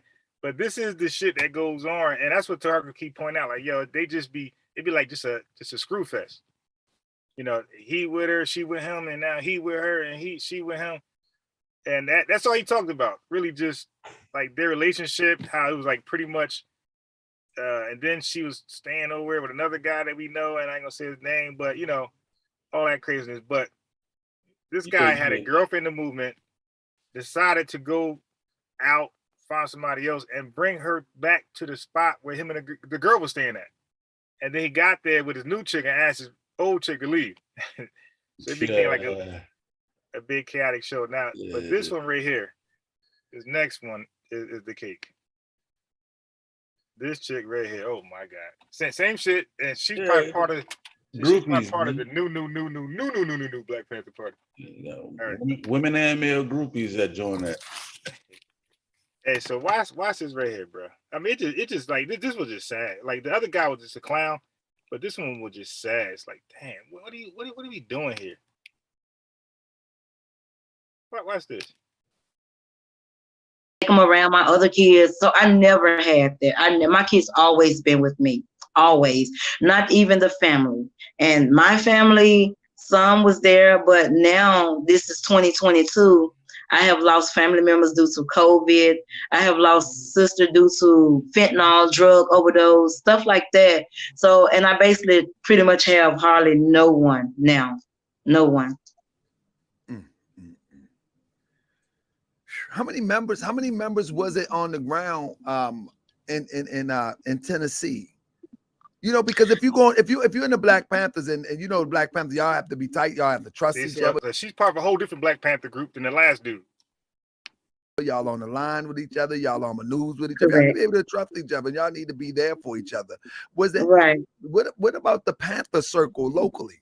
Well, during that time, we were strong. We were strong because like I say, to be honest, I was mostly the strongest one that put in majority of a lot of work, doing a lot, picking communities and stuff. Most of the Panthers here in this chapter will always call me for advice or for areas where we need to go. So I was the one, I was out recruiting. I was the one doing a lot. And I'm not putting it all on me, but when I come up with, okay, we're going to go here, we're going to go there. Yeah, everybody pitched in. So during that time of the taking of my children, I think it was approximately maybe 14 or 15 of us, but we was growing. We was in the midst of growing until so why is it always why every time like there's a Black organization like pop out nowhere, it's like it always cap off at like 15 members. Like it can never get past that. It's the 15 member cap, the barrier. You know, I don't know what that's about. But I want you to hear what happened to her kids. Like this is some crazy shit. I guess people see that, hey, if they can't be there for the sister, it's no point of us joining. So we start falling. So what was the number? Did y'all at least have about 5 or 6? Because no, we had like close to 15 people. 15. We had and we was actually close to 15, not 15. We was close. We got real close to that 15. Yeah. We listen to everything they can say. Bruh, listen, man. Look. Close to 15 people. And we had a lot of people that was getting ready to join. We had a lot of people that would believe me. Hey, how much is close to 15? I'm trying to figure out what numbers is that. 15 is 11. Yeah, like 15 is 15. What's close to 15? Hey, yo, she said a lot of people about to join. Now I'm laughing because when I was a member of Nation of Islam, we had a lot of pledged members too. Those niggas ain't never joined. So yeah, you bet. I don't even know what it matters at this point. Like, god damn, your kids is gone. Why that even matter? Okay, it's crazy, man. Because I be I be banging on like I'm glad to see Target doing this shit. Banging on them niggas, and I've swayed Unc on this shit, telling niggas how the niggas anti-science. They used to go at me crazy because I'm like, listen, like what you thought that Black Panther shit is not what it is today. Right. You know what I'm saying? So don't talk to me about it. I'm talking about these niggas right now, bro. Yeah, they 90% of it is just bullshit, scam, and feel good rhetoric with no purpose behind it. Photo op. Yeah, no purpose behind it. At all. Like, no, that's what he be pointing out. Like, yo, what was y'all supposed to accomplish? And whatever that is, how did that impact Black society around that area? Like your accomplishment, how did that help Black society? And it's like really no answer. Right, and they implode on themselves. Ain't no FBI agent come in. A white man had to infiltrate. They just done themselves. You know what I'm saying? Because they start calling themselves agents. Like, you an agent. Yeah, poorly run. Because even when she was like, had family died from COVID, asked them if they vaccinated. Right. Hell no. Oh hell no, not no Black Panther. The white man, the devil. Yeah, it's like, man, that shit. They're a detriment to us right now. You know what I'm saying? Like trying to find out one or two good ones when you got to sift through all these bad ones. Like, nah. Yeah, you got to scrap them all. Now, hold on. Was ready to put boots on the ground with us, but it wasn't. What is that? Boots on the ground? Boots on the ground, baby. That's that real shit of you don't know about that nigga. You know what? You don't know about that shit, nigga. Boots on the ground, nigga. Straight up. But I do want to know why do they affiliate themselves with the Black Panther Party? Like, why don't they just create their own thing? Celebrity. You get the celebrity attachment. That's why you keep getting the new Black Panther. New improved. But I realize 2023. Yeah. Like, you take away from the essence of what they were. Right. They water it down. It's just, to me, it's like clown shit. Yeah. It is. Nah, it's definitely a circus. It didn't take off because, like I said, a lot of people was feeling like, well, hey, damn, they can't even be there for their own sister, So a lot of people was like, no, they was just. You think? But listen, because we were growing. And you feel like they can't be there for their own sister, you don't bail. You show up. Right. You know what I'm saying? Like, y'all not here for the sister? No, I'm definitely finna be in there. I'm finna build you up. Yeah. Queen, you know how we do it. I'm finna build you up, queen. Oh, yeah. You don't be like, nah, I'm out. They don't mess with you. I don't mess with you either. I'm gone. Right. And they all start their own chapter when they leave. Look at this. When we was putting in the work, we was doing the work of the Panther, what we stood for. And so that's what they saw. But when we got in meetings and when I started getting a bit frustrated during the time while we was growing, okay, now I was trying to get us to, let's get together and we need to go down here. Let's go down here so we can get this situation straightened with my kids. No one was there. So now you got people saying, no, they can't even be there for their own sister, Now, look, just for the record, I told this woman I know personally, I said that don't have her kids. I said, listen, I'm not believing your story. All right. So don't give me the court records. I'm not supporting some bullshit. Listen, if you want me to side with you for sympathy, believe you, support, get me the court records. I want to know what the court said you did to lose your kids. I ain't trying to hear this conspiracy shit. I just like that. I told her. She was mad at me. But give me the court papers. The court decision, do not give me your story. Because no mom is because that's like embarrassing. So no mom, they're not embarrassed, but shameful. And they're not going to sit there and just admit what just happened. I'm looking at this video. I'm going to show this video in a minute. That video looked crazy. I just was looking at it on your page while you was talking as I was listening to you, multitasking. I wish I would have got it earlier, but I got it now. But man, did they charge you with anything in relation to your children?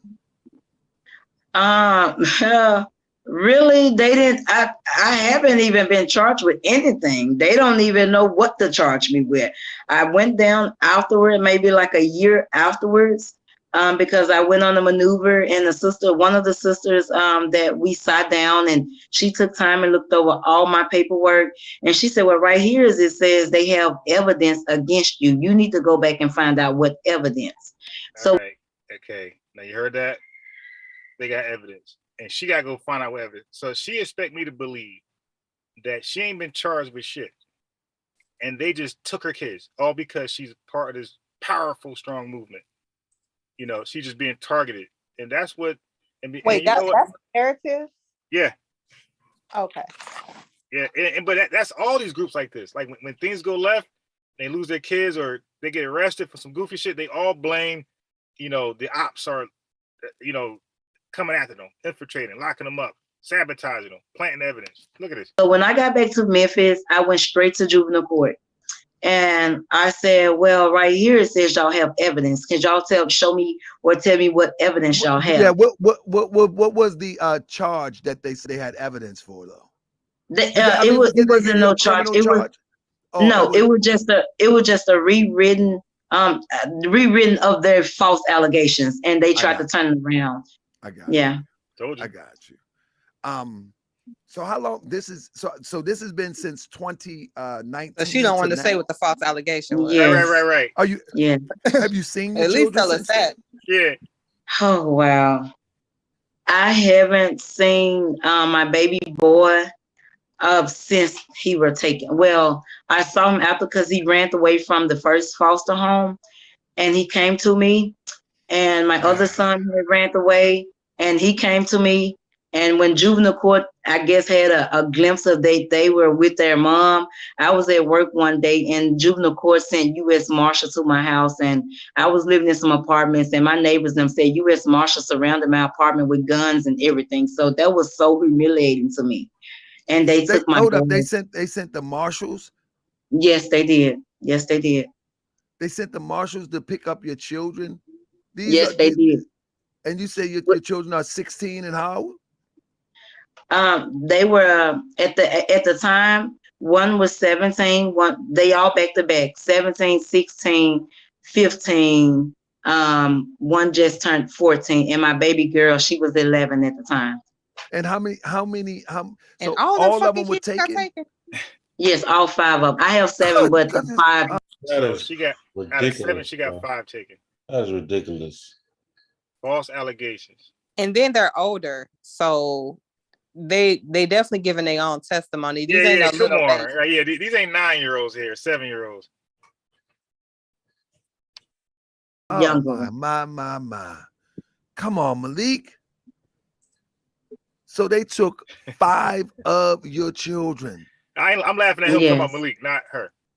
You know what? Earlier speaking to you, I didn't even realize that they took 5. I thought, taking 1 is too many. Let me just add, taking 1 is too many. But I was unaware that, and like I tell everybody that I pre-interview.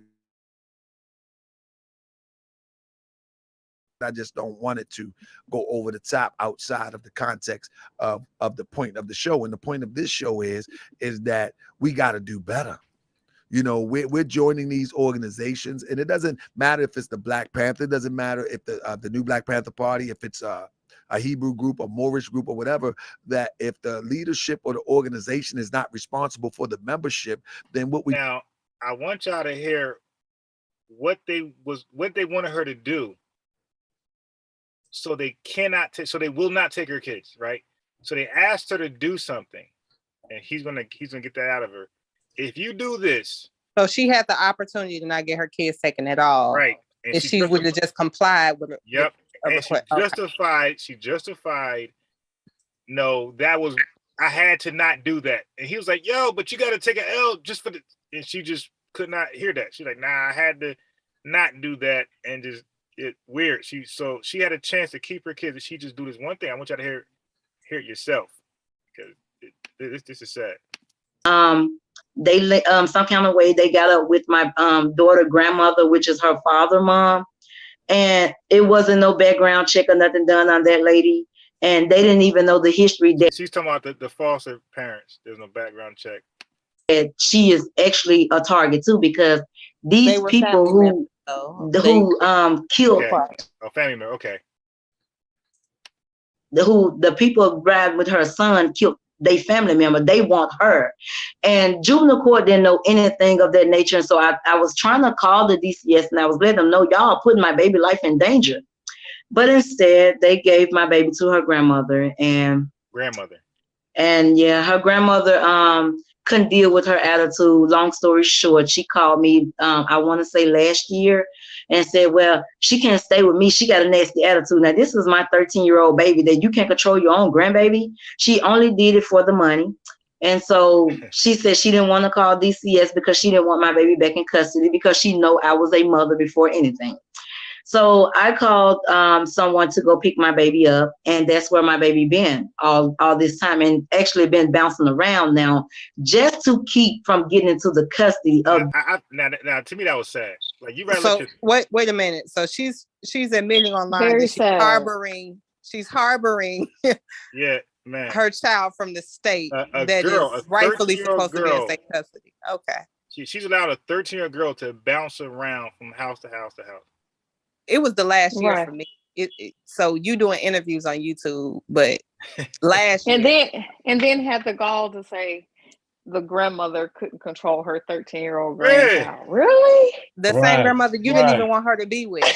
Like it was her responsibility. Like it was her responsibility. That's crazy, man. So but she called somebody else to get her, and now she with them, and they, child. And they was talking about the same thing. Didn't she just say she don't have nobody? Yeah. Didn't she say that a few moments ago that she ain't have nobody, no family? Oh, Yeah, okay. nobody. COVID. Sound like she got somebody. Sound like she got some people that was like, "Yo, stop doing that bullshit you on." Right. I'm not helping you. You do your job. You know what I'm saying? My thing is how you don't got nobody to help you with your kids, but everybody got your kids, and you offering them support. Oh, let me find somebody else for them to go stay. That's why I said, pick me. The ultimate. All right, so let's see if she tells what now, according to her statement, her testimony. She said they offered a way to get her kids. And she said no. And wait till you see what they want her to do. Like you would think they said, listen, go to Hawaii, dig up some treasure, get that map, go to Texas. No, watch this. Them, because it's all wrong. It's all wrong. And so her and the grandmother and the DCS lady came to conclusion because the grandmother didn't want to get arrested for neglect. So the DCS worker within her talked and said, well, we're going to say that she ran away.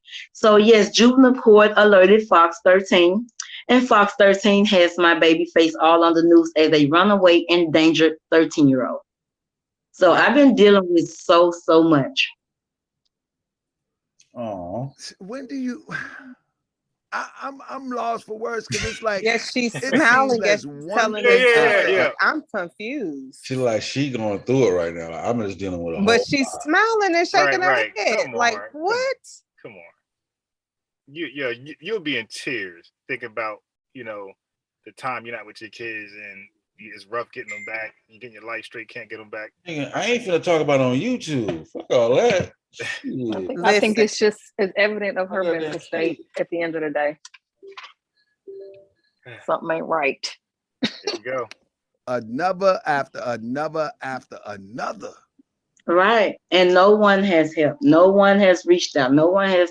Your grandmother reached out, but you don't want her to. I mean, not your grandmother. Your mother reached out, or your mother-in-law, one of them, reached out, and you don't want them to have the child.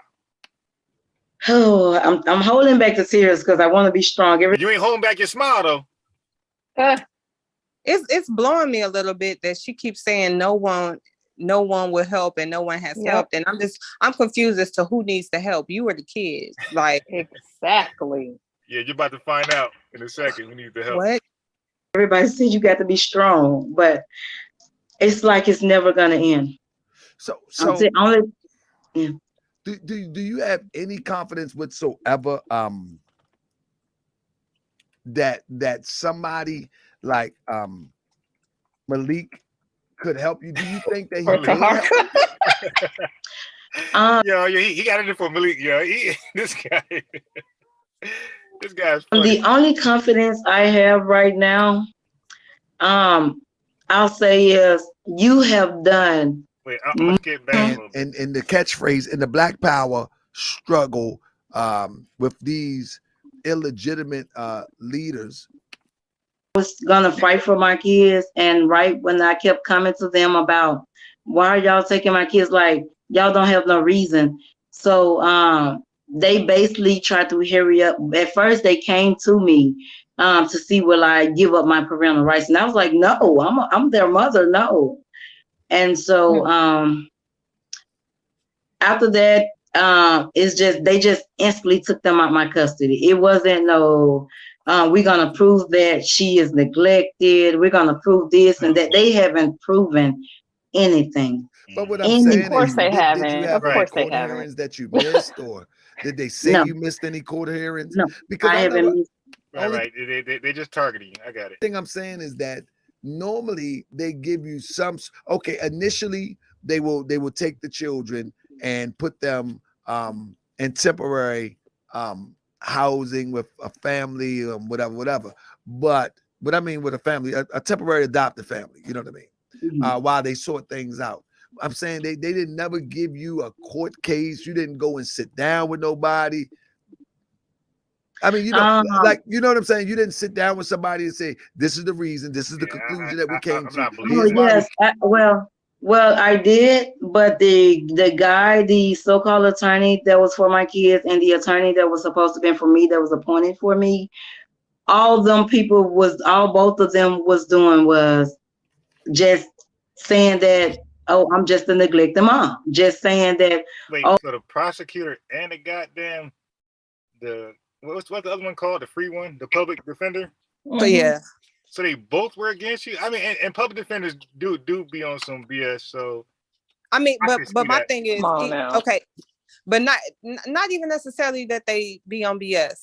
Yeah, but if they didn't have a case, I don't think they would just be on some, oh, you're neglectful. Right. Nah, they telling you this the evidence that they have, and yes, where there's smoke, there's fire, right? Yeah, it's going to be perceived as neglect, you know, like, and if they continue to dig, they may find something else. You understand? Like, oh, you have to do parenting. You have to. Okay, now look. She just said it. She just said what they said she had to do. Listen. Wait, we go back a little more. She just said the requirement to keep her kids. While they sort things out. I'm saying they didn't never give you a court case. You didn't go and sit down with nobody. I mean, like, you know what I'm saying? You didn't sit down with somebody and say, this is the reason, this is the conclusion that we came to. Here's yes. Well, I did, but the guy, the so-called attorney that was for my kids, and the attorney that was supposed to be for me, that was appointed for me, both of them was doing was just saying that, oh, I'm just a neglected mom. Just saying that, oh, you have to do parenting, you have to do this, and you have to do that. And the guardian ad litem, my first court appearance after they took my kids, it wasn't even no evidence. It wasn't nothing. He just stood up in court and said, well, I think the kids should be placed in DCS custody. It wasn't no reason why. Nothing. Really? But you just mentioned that they said that you had to do A, B, C, and D. Did you even attempt to do any of these things? All right, listen. You got to do A, B, C, D. Did you even attempt to do those things to keep your kids? Watch this. I didn't because I. She said I didn't. Watch the reason why. That is sad. Look at the reason why. Because that's all bullshit. Those A, B, C, D, that's all bullshit. He said, look at this. Wrong. But the thing is, you gotta live the fight. Sometimes you gotta play the game to get ahead and then keep it pushing. Not only that, she's losing track of her lives so fast. You said you didn't have no court dates, and you said the very first time. That means it was other times. Right. Which I'm confused. Oh. Yeah, I was cringing. Listen to this, man. It hurt me real bad. And these are the people that's attracted to these organizations or this. And that's why I'm playing her. But my thing is, how do you don the title of Panther? But wasn't they about the kids first? Like, thank you. Yeah, exactly. I don't even understand. People be wanting to belong to something. Yeah, Amber, they really just want to belong. Groups, they not all of them, but I'm seeing that at least the more notable ones be having these little goofy issues, these personal, like they're sick, like they got mental. Look at this. Yeah. Is that if you don't complete the things that they assign to you, it doesn't make you weak. You got to do what you got to do to get them babies, because now the babies are trapped with these Europeans. And what I mean with the Europeans, with this system. Right. I can blame myself. I can blame myself for that. I just felt that I shouldn't have to because I wanted them to prove them first wrong. And you heard this shit? What? Yeah. And let me get But here's that's a mess. is she leadership? I'm just wanting to. But she said she was claimed pretty she much the doing. muscle. She was doing everything for the Panthers, but doing exactly nothing for her kids. But this is crazy. This is what's crazy. Even if she believed all of that, like I really didn't do nothing wrong. They need to prove that I did something wrong. But when them walls start closing in and you see that ain't nobody coming to help you prove that you ain't never did shit wrong, right. At what That's when point you're do supposed you to be just out. buckle down and say, like, fuck that. Let me just fight to get my kids. And I guess I just got to do what I got to do. Like, if nothing else, that should tell you all this bullshit that you think you working for or toward is bullshit. You It's can't bullshit. even get them to support you to help get your kids. Like, I mean, first telling off, the whole truth. You know she's not telling the whole truth. Yeah, I know she's not. You Like, already but know. I Wait till mean, you find out what the A, B, and C and D is. Wait till Wow. you find out what that is. Because they, you know, they don't just show up just because of like. But that's what I'm saying. There was conditions that led to them investigating. You know what I'm saying? There's something that she did that triggered that. You know what I'm saying? Yeah, and then she didn't have no small children. These is teenagers. Yeah, and man, you know how much.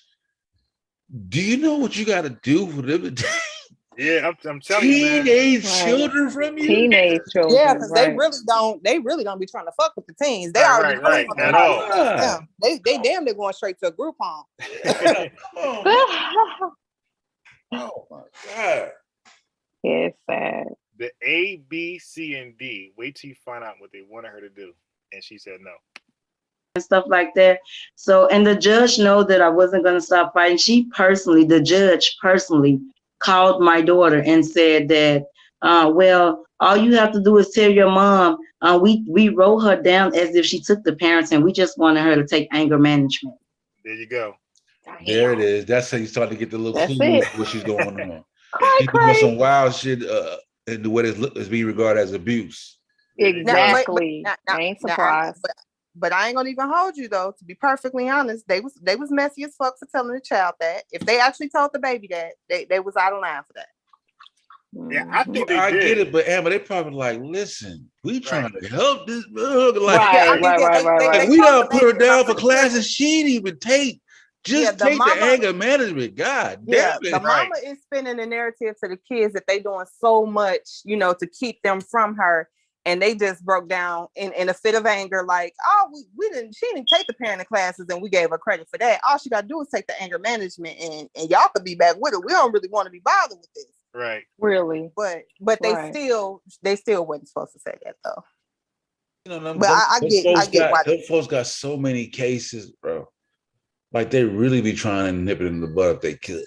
Because they got like it's the work is like overloaded with them in that field. They be trying to really just like, just do the basics, man. Just anger management. Yeah, I mean, they feel like them kids finna age out anyway. Like, so just do what you need to do to get them back in your custody. They'll be 18. They nobody problem after that. You don't ain't care though. Mm-hmm. Yeah. She just care about putting boots to the ground for the Panthers. The boots on the ground. And I don't believe she was doing none of that. None of that. Motherfucking Timberland boots stomping. It's a whole distraction all around. I'm gonna start using it all the time. They got boots on the ground. That shit sound like it's a serious shit, nigga. We boots on the ground. I just don't take that statement serious at all. Hold on. I don't neither. So, and I was like, why? Any mother would be angry to what happened, So they asked you to take anger management and you got angry at that. Anger management? I don't know what state she's in, but in a lot of states, you don't even have to take like an official anger management class. You can go through like a church ministry program. And they'll consider that. Like if you sit with a pastor and talk to them, because I had to take anger management and I went that route because I didn't feel like sitting up in a damn show that you're in compliance. Yeah, right. I'm doing the work. Right. That's it. All right, hold on. Now my anger management wasn't related to no juvenile Oh yeah, case. yeah, Right. yeah. You need to clear that up. You need to clear that up. I'm glad you went ahead and put the period on that one. Yeah, definitely. Don't just leave it at that with a comma. Like Yeah. A semicolon and shit. yeah. All right, hold on. I said, well, if they wasn't wrong, why would she write me as if I took parents? And they just covering up, just keep trying to cover up. But that's fine though. You know, sometimes you and I don't like to use this term. Sometimes you got to lose to win. You know what I'm saying? Like I mean, this is no example. So please don't take this like that. But this is no example. But the principle is the same. I get a lot of attacks on social media. You know what I'm saying? I see them. People send them to me all the time. You know what I mean? The Morris World TV citizens, I'm they really good with that. Every time somebody posts something. Skip ahead. At least, like I've been working hard trying to maintain. Actually, I bought a house and I'm trying to get it together at the same time, trying to save some money to get an attorney. But now I have to get an attorney for my kids and for this situation, for the police situation. So it's kind of hard. You ain't got your kids. You buying houses? Yeah, I was confused with that one, my guy. I was like, what? My kids going to shop. Having stable housing is important if you want to get your kids back. But I mean, to jump to the house and don't even do the fucking classes, that's or get a lawyer. Yeah, then you even get a lawyer. She was like, yeah, well, why would they give me credit for the parenting classes? Because they knew they did something wrong. Right. Like, nah, they trying to get your kids back. They pushing paperwork trying to get them kids. They trying to do whatever they can to get your kids back to you. Right. Because it's costing them money too. Shit. She probably was money and manpower. You know what I'm saying? She probably was looking at it as almost like a break for her. I mean, just to keep it real. Like, yeah, she was probably kind of glad, unfortunately, for the break from her kids. Yeah, I mean, the way I'm looking at it is she dealing with some identity issues and she trying to find herself. Right. But you know, it's frowned upon to say, shit, I'm tired of being a parent. I'm tired of being a mother. I just want to do me. That's frowned upon. So I'm going to still do me, but I'm going to pretend like I just really want my kids back. But you're not, nothing that you're doing is saying you want your kids back. Nothing. No remorse, nothing. Here we go. Hard because I have to have gas to get back before the work and stuff like that.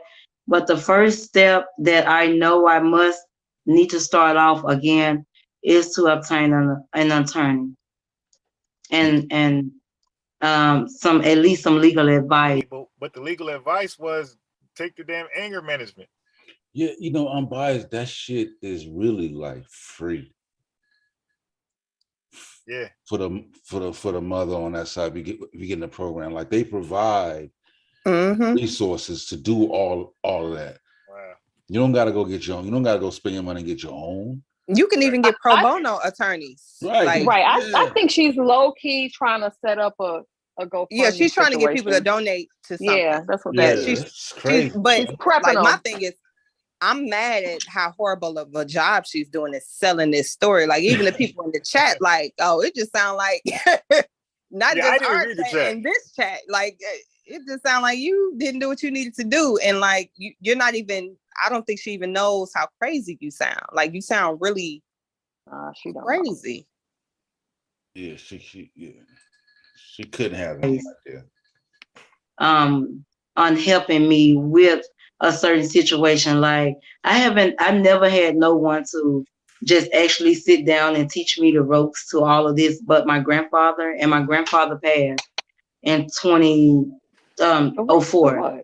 So and when I grew on up as a young woman to a full woman I am now, so of course it's just like a lot of young girls out here now with no guidance. So I had to basically teach myself, like I'm now working on myself and learning how to be humble. I'm working on myself to learning how to be calm and be patient. Oh, so you're gonna do your own anger management sessions, basically. Okay. Yeah, but this is where she's telling the truth though. Like she's really working on herself. She don't got time to be dealing with them kids. Right. Oh my God. She's telling the truth right now. She She don't got time. Shouldn't be trying to be being on Black Panther either. But anyway, She raised herself. She raised these kids, and she's sick of it. She raised the Panthers. She got them in order. Listen. Here we go. So I really do have faith that in the end, there is victory. But I want to obtain a lawyer, and I don't mind seeking some counseling for me, for like someone that can talk to me, that can help me with my emotional state, or because certain things now it's putting me like it's kind of triggering like a mental stage, and that mental stage is like I be want to break down sometimes because I miss my kids all together. When I used to keep them all together, and then I want to break down because I'm in the process of the home that I just bought, and I'm going paycheck to paycheck, trying to get it fixed up, and just so my kids can fully have a stable place, because the gentrification is real here and pretty much everywhere, but it's real here. And I chose to buy a home to fix up because everything else was out of my league. I couldn't afford it. And so, and I know that once that home is fully available and livable, I would never have that problem with a DCS worker again. So that's been my biggest step. So I've been just trying to maintain a job. She had them in an unlivable situation. They were in an unlivable situation. In some inhabitable living conditions as well. Yeah. Yep. There you go. But now my vehicle is messing up. So I'm like, oh my God, I can't get to work. Like how now I got to have a lawyer by next month because they really ready to lock me up in South Haven. All right, now look at this right here. She's throwing everything in the pot. Her car broke down. Everything in the pot. She need a lawyer for that. She need a lawyer in 1 month. Man, in 1 month, she's a lawyer. listen. But the she's setting it up, ain't she? Everything she's talking about, the counseling and attorney, if she was compliant, they would help her with these things. Right. She would get counseling and all of that. Free. Yeah. For free. She don't want it. She wants some money. Because of I'm talking about it. Yes. They're gonna lock you up. Yes, the judge threatened to lock me up my last court date because the police came forward and told the judge that my video has. Look, a handsome beast Augustus says any attorney would take her case pro bono. She's a great case to start a career with. Dudes are crazy in the chat. Circulate Facebook and I post on social media, and he said if I say anything else about this case, he would have me in contempt of court. So. I possibility will be in jail next month. Hopefully, I pray not. Hopefully. Wait a minute. Hopefully. With the threat of being held in contempt of court, if you say anything else, she's doing online. A interview. Online. Lord, child, this is the epitome of irresponsibility. Hey, look, he caught the hopefully part. So I thought she just misspoke. She doubled down. Look. But he was sincere. Hopefully. You said hopefully. Hopefully. Yeah, because I mean, they're gonna do what they want to do, like you say. These Europeans. Yo, I ain't never hear anybody in my life say they hope to go to jail. But no. Yeah. The crazy thing is, I caught that in this just a little sidebar in the Amber Heard trial. I forgot what she was saying, but. I think she said, hopefully there's paparazzi or something like that. And I was like, hopefully. Mm-hmm. You hope paparazzi can catch you with a bruise on your face? What? Like that's that Freudian slip. Like you just said, hopefully, baby. Do you realize what you just said? The thing is, she blaming it on the European, but it's Ma, it's you. I wish they would talk about the Europeans. They American, quote unquote, is trying to give you your children back. You refuse. We ain't in Europe, children, ma'am. They got your children. Like what are we talking about? Right. These same people you despise, they got your kids. What? She can barely take care of herself. She trying to find. It looks like she's trying to find a way out. How about hopefully? I'm detecting a little hint of drug or alcohol abuse. I'm detecting the hint of some type of Yeah, it's some Something else it's some going stuff I happening think- going on there. I think too, what we're seeing too is like, you know, even with these white supremacist groups, like they really attract people of lower education level. Yeah. And I think it's like we're bearing witness to it. And people that have like all kind of traumas and stuff, they shit going on with them. Yeah, they're looking for like that group structure, of something that they can attach themselves to, and just kind of lose themselves in that. You know. Yep. Even the guy, I didn't see it on here, but I've been watching the whole series. It's just been like watching TV. But the guy before, was that King J or whatever his name is. Yeah. Even his thing was like, I was like, this is wild. Yeah, I watched this is insane. Yeah. So yeah. Yep. It is drama.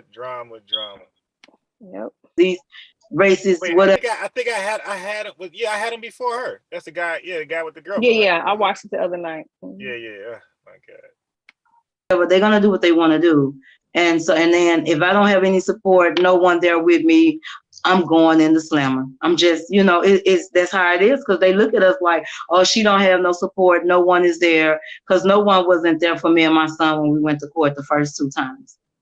So and I don't have, like, now I got to struggle to get some money for the lawyer for me and him, and so it's like whatever happened to your son? And here's the other lie. Here's the other lie, unbiased. Yep. When them people take your kids, the court appoint lawyer for each and every child they got. They got their own attorneys, free of charge. Yep. She was really hoping to her be like, well, throw your cash app up. Right. But well, see, now he's a ward of the state though, so I'm not even sure how that works, because it sounds like he had an existing juvenile case, and that might have been how she got fucked up. He got a juvenile case. She probably wasn't doing what she was supposed to do in regards to making sure he did what he was supposed to do. They come out to the house to check, and they like, oh shit, right. Shit fucked up over here, and took the kids. Yeah, but see, when you become ward of the state though, like she got 5 children, however many child she got, 7. Each child has their own lawyer. But do that lawyer fight criminal cases though? No, they deal with family court. They deal with family. But that's what I'm saying. I think she's referencing a criminal case that one of her kids got. Yeah, she's gonna say it right here. Well, he's doing a lot better now. They had beat him into a asthma attack. He passed out after that. So because he suffered with asthma his entire life. But he's doing a lot better. He's working. And I told him just try to save up some money to help out with a lawyer too as well. So he's been working his little job, and he was like, Mama, we gonna try to do what we can, because he know all of this is wrong. How do you gloss over the fact that they beat him? That they beat him to an asthma attack and just roll past that, right, into a casual conversation about he working and he like no emotions, nothing. Listen, too much. It's just given. I'm gonna throw everything I can. I'm gonna throw the whole kitchen sink, because I refuse to believe this is an accurate and truthful story, and this is her just talking about it. I'm waiting for her to say they stabbed like she's talking about the weather. They stabbed me, right? And I was like, you know what I'm saying? But I didn't go to the hospital. Going on for sure. Yeah, I didn't go to the hospital, you know what I'm saying? Because I couldn't afford insurance. Right. I got no insurance. I need emergency. I had to spend all my money for my kids. Like, this shit get crazy, bro. This is crazy. All right, so I skipped to another time marker. Let's see. Yes. That's crazy. Wait. I mean, you ain't had no contact whatsoever with the authorities until you went on that maneuver with the black man. You don't think there's a connection there? Could it be a connection? Yes. I don't believe that either. She's lying. I do. He was leading her because it's all a part of the separation. All that conspiracy. She was like, "Yep, that's it. Yeah. Stop it. Ain't nobody looking at it like they look at y'all as possible, mass shooters. That's about it. But nobody looking at y'all like really putting boots on the ground some effective way. Stop it. Normally, when it goes to that level, there's a buildup. You know what I'm saying? When you see, so for instance, So what he's doing right now is like he's giving her benefit out some bullshit she just said to him a minute ago. Yeah, because he don't want to say like, bitch, you lying, but he trying to lie. He trying to have a good show. He trying to work with her like this shit is crazy. At that point, I'm on some old Jerry Springer shit. I'm like, listen, hey, look at his eyes. Here. Look at his eyes. It's like, come on, man. Like, look at this. Because I work in the hood, you know, home improvement, property management, whatever the case may be. I've seen all sorts of situations, but there's always in Baltimore, you know, there's always a buildup. And one thing about DSS here, they do try, for all intents and purposes, to keep the children in the home. You know what I mean? They try. You know what I mean? Now, some situations are like yours, but majority of the time, they're trying to find someone in the family. They're trying to find a situation that can be worked with in the parent's home, so they can keep the children with the parent. You don't think that you can present some type of plan so you can have your children return to you? Yes, I mean, like they offered you one. I mean, to be quite honest, they kind of offered you one. They offered you one, and you went hard. You went hard. Because I'm gonna be honest. Like I said, as a mother would, all I could think about, I was raised up on my history. That's when the schools taught real history. My grandfather, his situation. So a lot of that grew anger in me. And so I was basically almost like, oh my, y'all took my kids. I'm just ready for whatever, you know. But I have to, I have had people reached out to me, talk to me. They kind of calmed me down a lot about it. But I could have, and right to this day now, if I could still do it, more likely I would take the parenting. But like I said, my biggest question is, I feel that why should I need parenting? I have 5 grown kids. You might don't need it, but that's what you need to satisfy to have your children with you. Right. It's really not about you learning something that you may need as a parent, because if you say, I got it. But if that's what you need to do to bring them babies away from strangers, then you got to do what you got to do. Right. But like you said now, at one point in time, they would make sure, because don't get me wrong, way before I left the city of Memphis, I have had haters call DCS once before when I first moved into my first apartment. Oh, shit. Oh, boy. Yeah, this is so terrible, bro. I mean, she had them living in her circumstances. So, right. So that's enough right there. Like, really? Yeah. You see when he broke it down to her, she's like, yeah, but. Right. You know what I'm saying? I mean, it's her saying, like, I'm ready for war. Like, they took my baby. Right. What? Look at Target's face. He's like, come on, sis. I'm trying to help this you. I'm shit trying is to help fucking you recover. horrible. Trying to help you recover. Apartment when I had 5 children, and I was 18 at the time. And when DCS did come out there, wait a minute. I believe she misspoke right there. I don't believe maybe she misspoke. She's misspeaking like a mug about it. Yeah. Let me go back, because I think she did a run-on sentence. So she was talking about something, and 5 kids, and then she was going back to 18. I don't think she was saying she had 5 kids at the age of 18. I'll go back, but I think she's just so bad with articulating her thoughts. I think she was like she forgot the damn colon, semicolon, or the comma, or something going on right there. The dot. She forgot something, because I don't think she.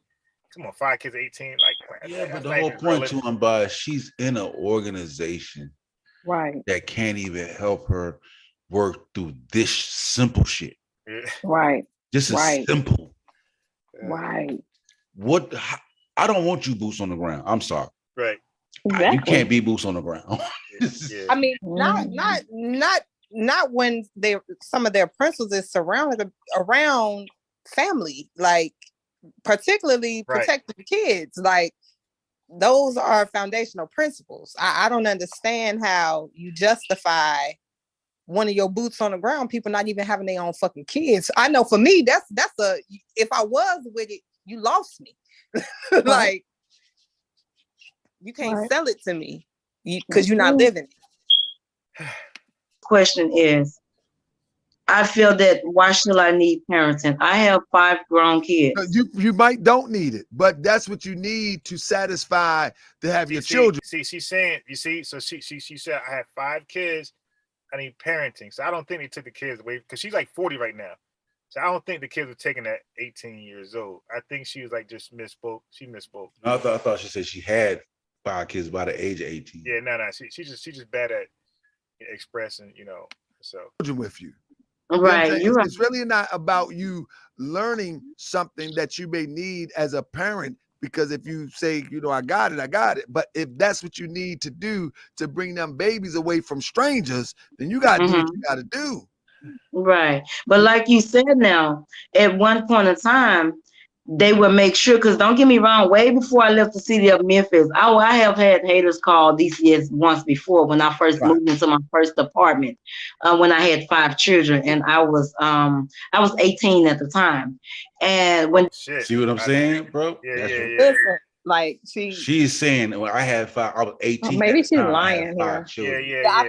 I think she is lying a little bit. She got to have kids at 12, man. She ain't put the lie together. Like, I don't think she put the lie together. She putting 20 on 10. I think some of it is true, but she's embellishing a little bit. 5 kids at 18, that's not even possible. when DCS did come out there, they seen that at that time I didn't have any furniture and surviving New Black Panther Party. stuff like that. So they gave me a week to get furniture. And then I was like, no. Okay, you see? So she got 5 kids, no furniture. And they gave her a week, but she gonna extend it to a month. Oh, y'all, I just moved. I'm young. And stuff, yeah. So yeah, they ain't hated on her. It's a pattern here: inhabitable living conditions. Right. Yeah, because most probably them kids is coming to the neighbors, and the neighbors is looking out for them. Like, yo, what's going on? You ain't got no food. Clothes. You ain't got no food. Yeah, they're like, yo, this is crazy. She called them haters. And look, and they probably come to their door like 6 years old, like by themselves asking for food. They're like, where your mom? Right. And that kid probably do that every day. Yeah. Like, oh hell no. I'm calling somebody. Because somebody gonna kidnap this kid, you dig? So they did the right thing. I mean, I'm still building. Yeah, at least give me 30 days. So they did give me 30 days. It wasn't like, oh, we just finna take the kids. They did give me that. So the difference in between then and now, they didn't give me anything. They didn't talk to me. They didn't even do a home study.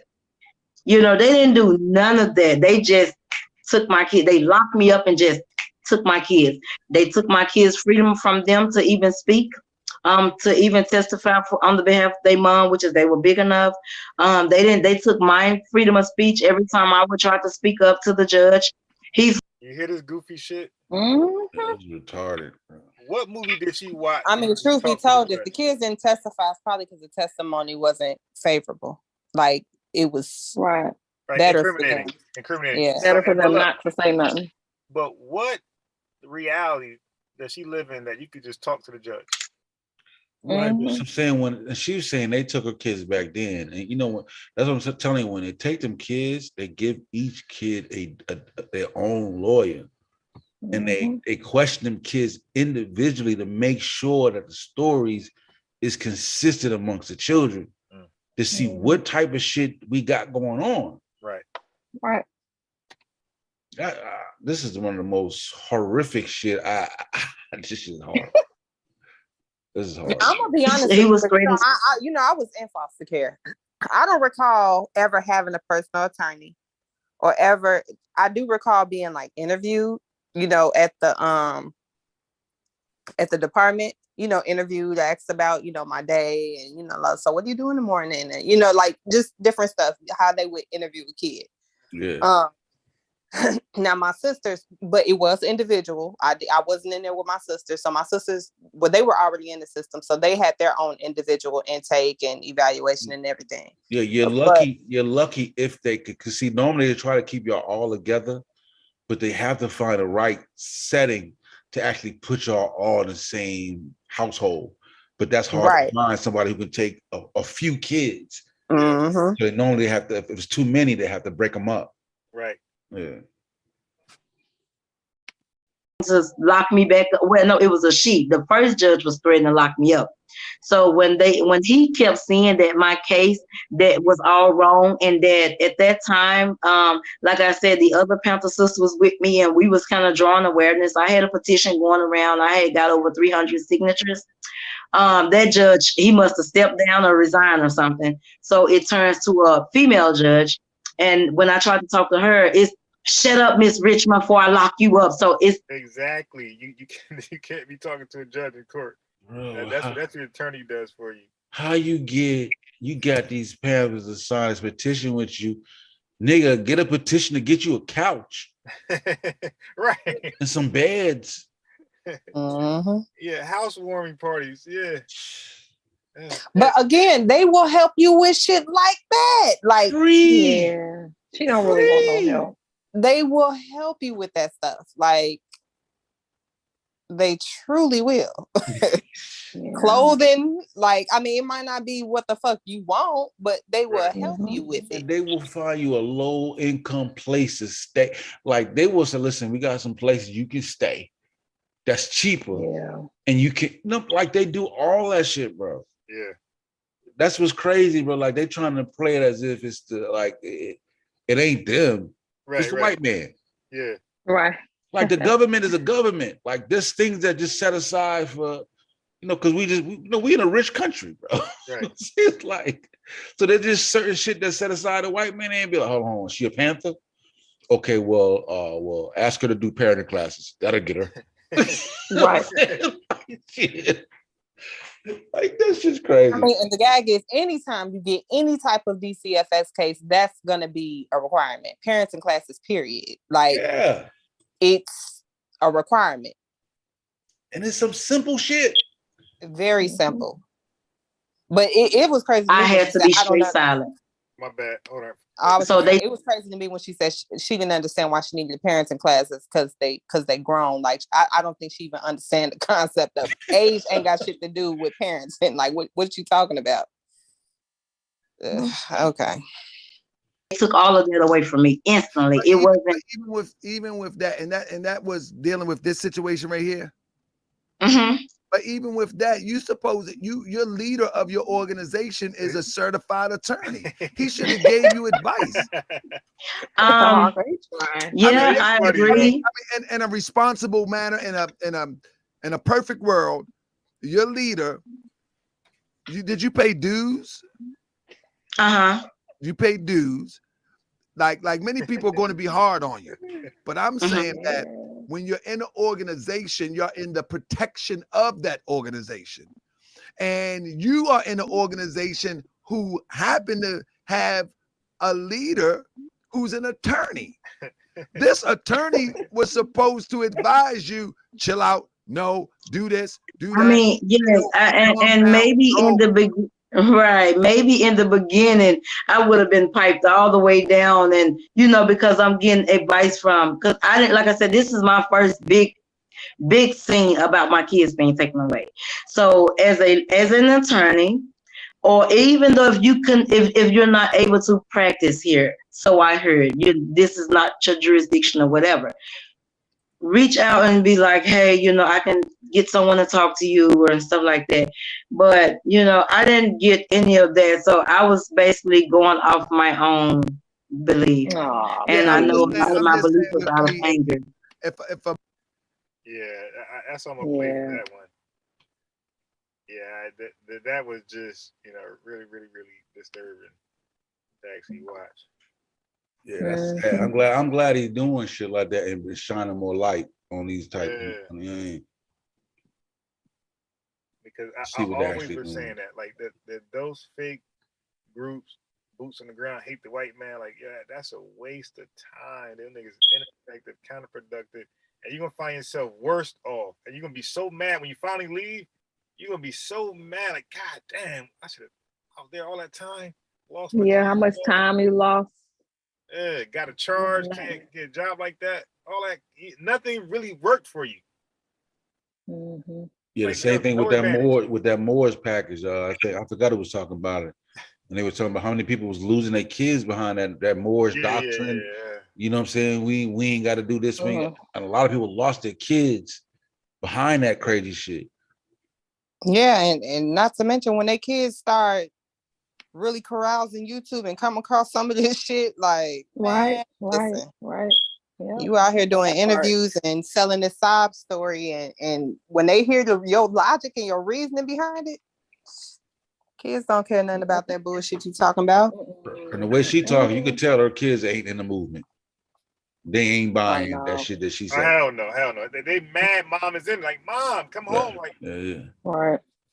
Cause she probably got brought home different dudes. You know what I'm saying? There's nothing stable going on. It's just like, yeah. You know what I mean? She out a lot. Them kids there by themselves. Man, that's crazy. Yep. That's absolutely crazy, bro. and so that's why I like what he's doing, because I always had a problem with those groups, man. You know, either on my channel, you know, the Pseudo Killers channel, when they hop on there, anybody's channel, they come on something that, I'm like, come on, this fake bullshit, this fake help stuff. Yeah, well, all the goddamn wrong advice. All the bad advice. It's always bucking. The system can't be right. Well, hell, it don't sound like nobody gave her no advice. She just out here winging this shit. Yeah. Yeah, somebody tried to talk to her. She Please. And that's why everybody left her ass. Yeah. Right.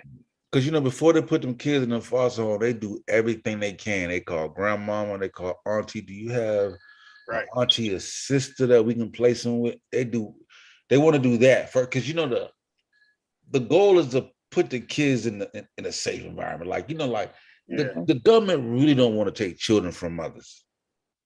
That shit is counterproductive. Right. No, they really don't. And it's actually worked to their detriment most times, because it'd be some mothers that really do need their kids taken, but they so, Right. They put them so gun-ho about that because it's really a taboo. Yeah. That's what's crazy. Like, they would have gave, if she would have just showed like, okay, I'm willing, they would have gave her everything. They would have gave her everything she needed to get through. You know what I'm saying? But she with this Black Panther and it's anti-government, so they're not going to accept anything government anyway. Right. No government help. Even if the government got the kids, apparently. No government assistance. But I mean, truth be told, I'm just not buying that whole Panther thing, and that's the reason why the math ain't happening. As far as I'm concerned, she really don't want to be bothered. She's doing what she want to do. She want to be a part of a movement. She wants some recognition. She wants some notoriety. If it comes at the expense of using her story to manipulate, to curry favor in the public eye, then that's what she's doing. I don't really get no genuine concern about the kids, even about the movement. She just doing some shit. She's distracting from her actual reality. Yep. Mm-hmm. Yeah, I think space filler, time filler. Yeah, I think she really on Tahaka looking back like, I did a lot of dumb shit behind this movement. You know what I'm saying? Yeah.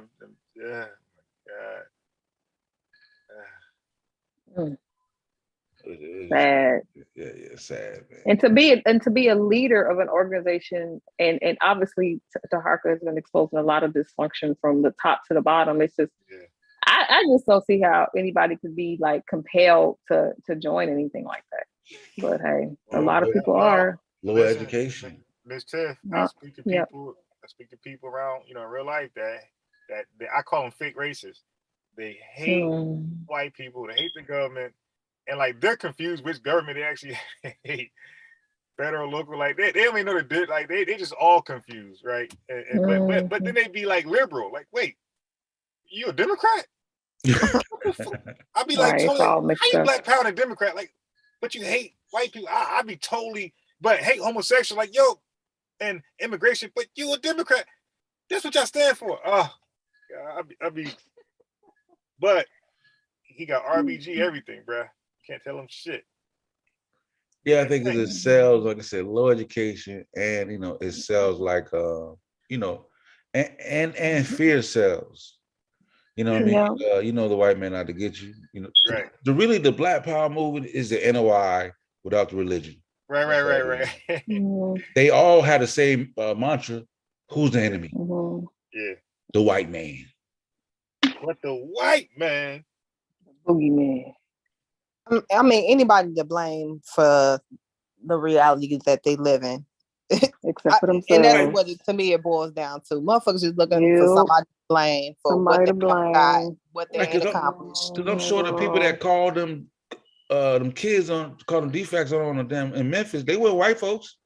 Right. They was niggas. Yeah. Like, yo, get these kids. These kids ain't safe. These is niggas like, Oh yeah.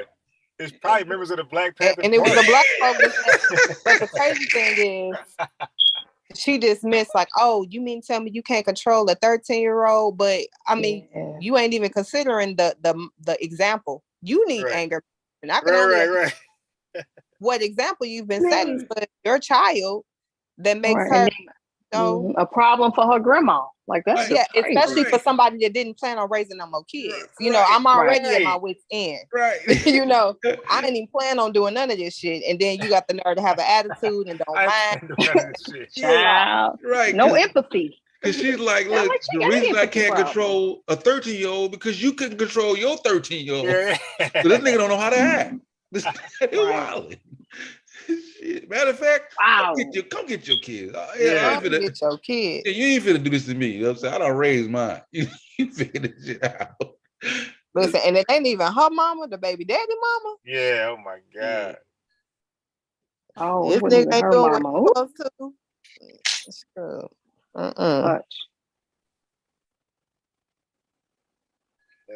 Oh man. So he had Miss Tiff, you seen the one with the dark skinned sis with the short hair and Shirley, Big Shirley? I saw it. I've been listening. I had to go back and look at all the old ones with Crystal. I watched I'm like, every dang, last one. she's like a legend because they keep bringing her up.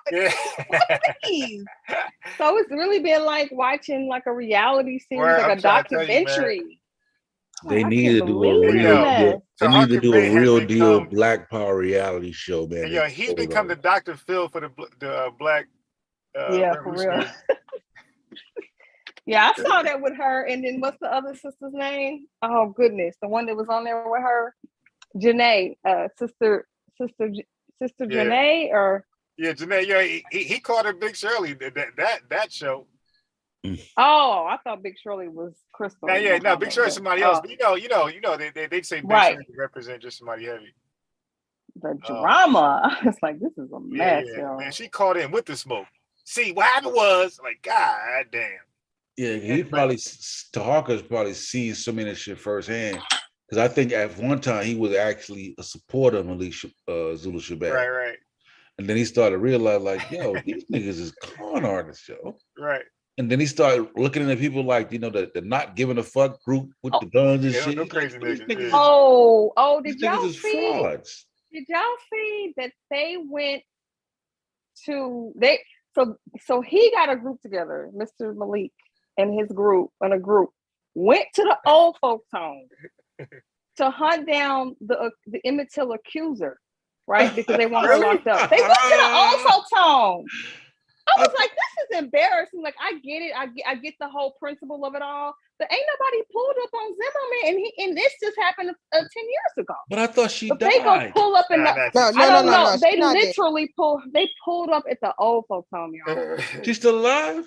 Yeah, she's still alive. Apparently, but that is just it's also stupid because the family is fighting to they're trying to pursue criminal action against her. So like they don't need them doing that stupid stuff. Yeah, why are you jeopardizing? I think she on her deathbed though. Like she on her way out. She is on her way out. She The is. fact that they pulled up at the old folks' home, I was just too done with that. Like, when are y'all gonna pull up at Zimmerman's crib? Wait, Don't he did they need to have be brought guns to on them? justice? Hey, Miss Tiff, did they have guns on them? I didn't see no guns. No, but I was just appalled. Okay, that they no, literally pulled up at the old folks' home. Yeah, that's a severe overstep of boundaries. Wait, here's a better question. What were they going to do if she was there? Yeah, what was they gonna do? They gonna drag her out? Hey, listen. Hey, look. Put her in that They wheelchair did it for the now crowd, and so roll they her out did here the to this shit. mob. They did it just to say they did the shit. They did it for the clout. Yeah, the crowd. I'm like, this is crazy, yo. My God. When I saw Dave Chappelle comedy special, he was like, basically, she admitted she was on her deathbed when she admitted it. Like, you know what I mean? I thought she already passed. Being there, but she was sick and she finally confessed. Like, that was a narrative because I did think she was dead for a long time too. That was definitely a narrative that was put out that she confessed on her deathbed. Right. But no, not dead. yeah, I'm finna look this shit up now. That's crazy. Yeah, let me put it in the chat. Let me put it in the chat. It's the whole video. Oh, she old as fuck. Yeah. Like, okay, what she'll get 5? She can't do 5 years. I think the family is fighting more for the principal. You know, they've swept it under the rug and they found a old warrant for her arrest in, like, I guess the old sheriff's department basement that was signed, but I guess the justification that the sheriff used was that she was a mother and, you know, he didn't want to bother her and, you know, just a whole bunch of bullshit. So I think they really fighting. It's the principal. Like, no, we know she lied. You know, he's dead as a result. She needs to be served. I don't give a fuck if the bitch is taking her last breath. Serve her with in her last breath. It's just they just locked up this Nazi who's like 101 years old. Right. Nobody give a fuck how old Bill Cosby was. Shit. Yeah, that case I don't was. understand why she get the pass. The event happened 70 years ago. They might have deleted it from their page. 13, 14. This is maybe about 84. Yeah, but there's no statute of limitations on murder. Yeah, but you know she ain't commit the murder, so she was an accomplice. Yeah. I give her about 5 years, she'd be up out of it. Yeah. I mean, I don't even think of course it would have to go to trial and all of that. I mean, I think their whole point is just at least just do civil suit and work the process. You know what I'm saying? This is the process. Go through the process. Yeah, clear his name and the whole 9 ago. Yeah. Looks like I'm not seeing the video yet. I'm gonna look on. I know he has 2 pages, but I'm gonna put this article at least in the back chat that talks about them going there.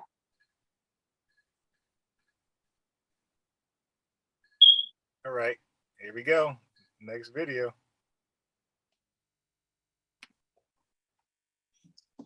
I watched about 20 minutes. I thought it was 21. Huh? I thought it was a Wesley Muhammad show. I watched like 20 minutes of that shit. And I was like, I'm out. Yeah, no.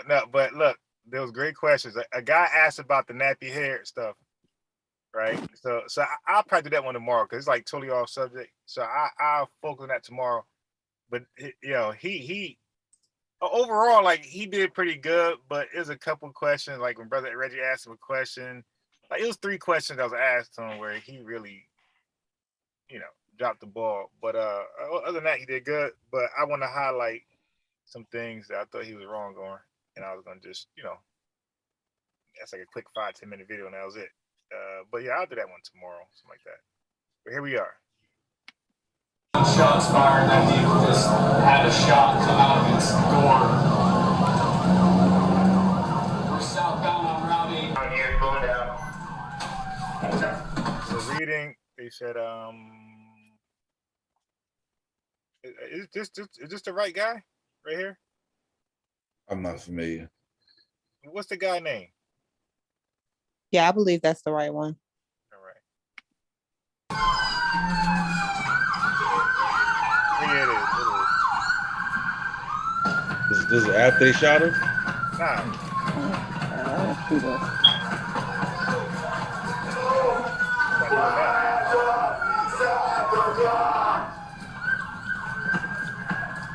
I do it now.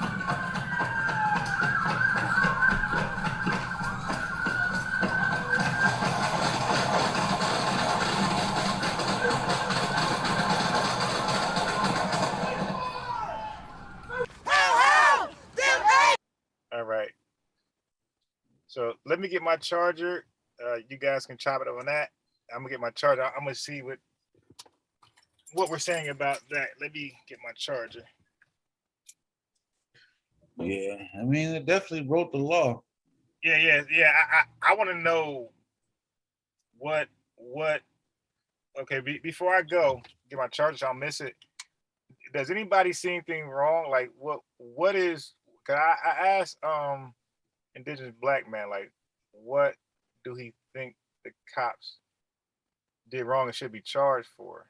You know, he gave an answer, but I want him to call in. But so anybody on the panel and anybody in the chat, you know, because of course, you know, people really don't know the state law on certain things, and neither do I. I got research it, but people go with their gut feeling, you know, on what they think is right and wrong sometimes. So that's okay. But there's laws in place for what you can do, what a police officer can do, what they can't do, and what you can't do. And at some point, we got to look at that. But just before I get my charger, Sosa, Amber, Miss Tip in the chat, what if you believe the cops are in the wrong? What wrong did they do? I'm gonna be honest. I can't even make out much of the video. I probably would have to watch it a couple times to There's see. a more clear video. Wait, Yeah. because there's other body cameras. Oh shit, there's other body. Because the one I seen that indigenous sent me was very clear. So that one's foggy, and I didn't know it'd be that damn foggy. So let me find a different body cam. So it looked like my man bootlegged it. Whoever videos it, he pretty much bootlegged it. Wait, this is I'm not. Yo, whatever indigenous sent me, that was crystal clear. Yeah, I don't see anything else on that. Let me see. Yeah, was he? Because it's like, was he when he ran away? Was he armed? Yeah. So He was armed and running away. Wait. He left the gun in the car, but how the cops know? It's dark as fuck. Oh, and they just radio say he shot at them one time. Yeah, that's murky. That's murky because if they believe he got a gun on him and he running, then he could be perceived as a threat to cause more damage. And like a clear video, seen him turn around facing the police officer, you know. And again, when shit happening in real time, and he busts a shot at you, you know, niggas, they're human beings, so like their hairs on their neck. So it's been confirmed that he fired a shot. They didn't do it because it's still new, so they ain't do the ballistics yet. But there was a gun in the car though. So the firing shot is still, you know, they got to investigate ballistic report and figure that out. And then, you know, then we'll know if that's accurate or not. All right, so this looks a little more clear. More than 60 gunshot wounds were found on Jalen Walker's body.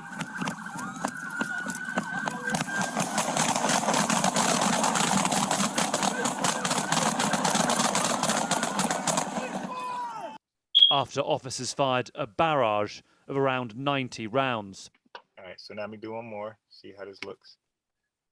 Oh, no, it's that same guy. Once one officer shoot, everybody else follows suit. Yeah, you know what I'm saying? You can't have this one nigga shooting. Yeah. So so again, like my slogan was things go left when you resist arrest. Oftentimes you're looking at death, you know, and it starts right there. You know, I'm gonna be honest. I mean, so if the assumption is or the narrative is that he had a gun, it was dark. They had no way of knowing he didn't have the gun and that it was left in the car, and they perceived that he could potentially shoot them I just think it's kind of odd that they all just running wild in a wide field. Nobody's ducking for cover. Nobody cares about taking cover. They're just shooting random. It just seems to me like that's some horrible police training. But see, if they got the gun though, or if they believe he got the gun, it's not necessarily a threat to them. He can now run into an area where other people are and then hold somebody else hostage with the gun.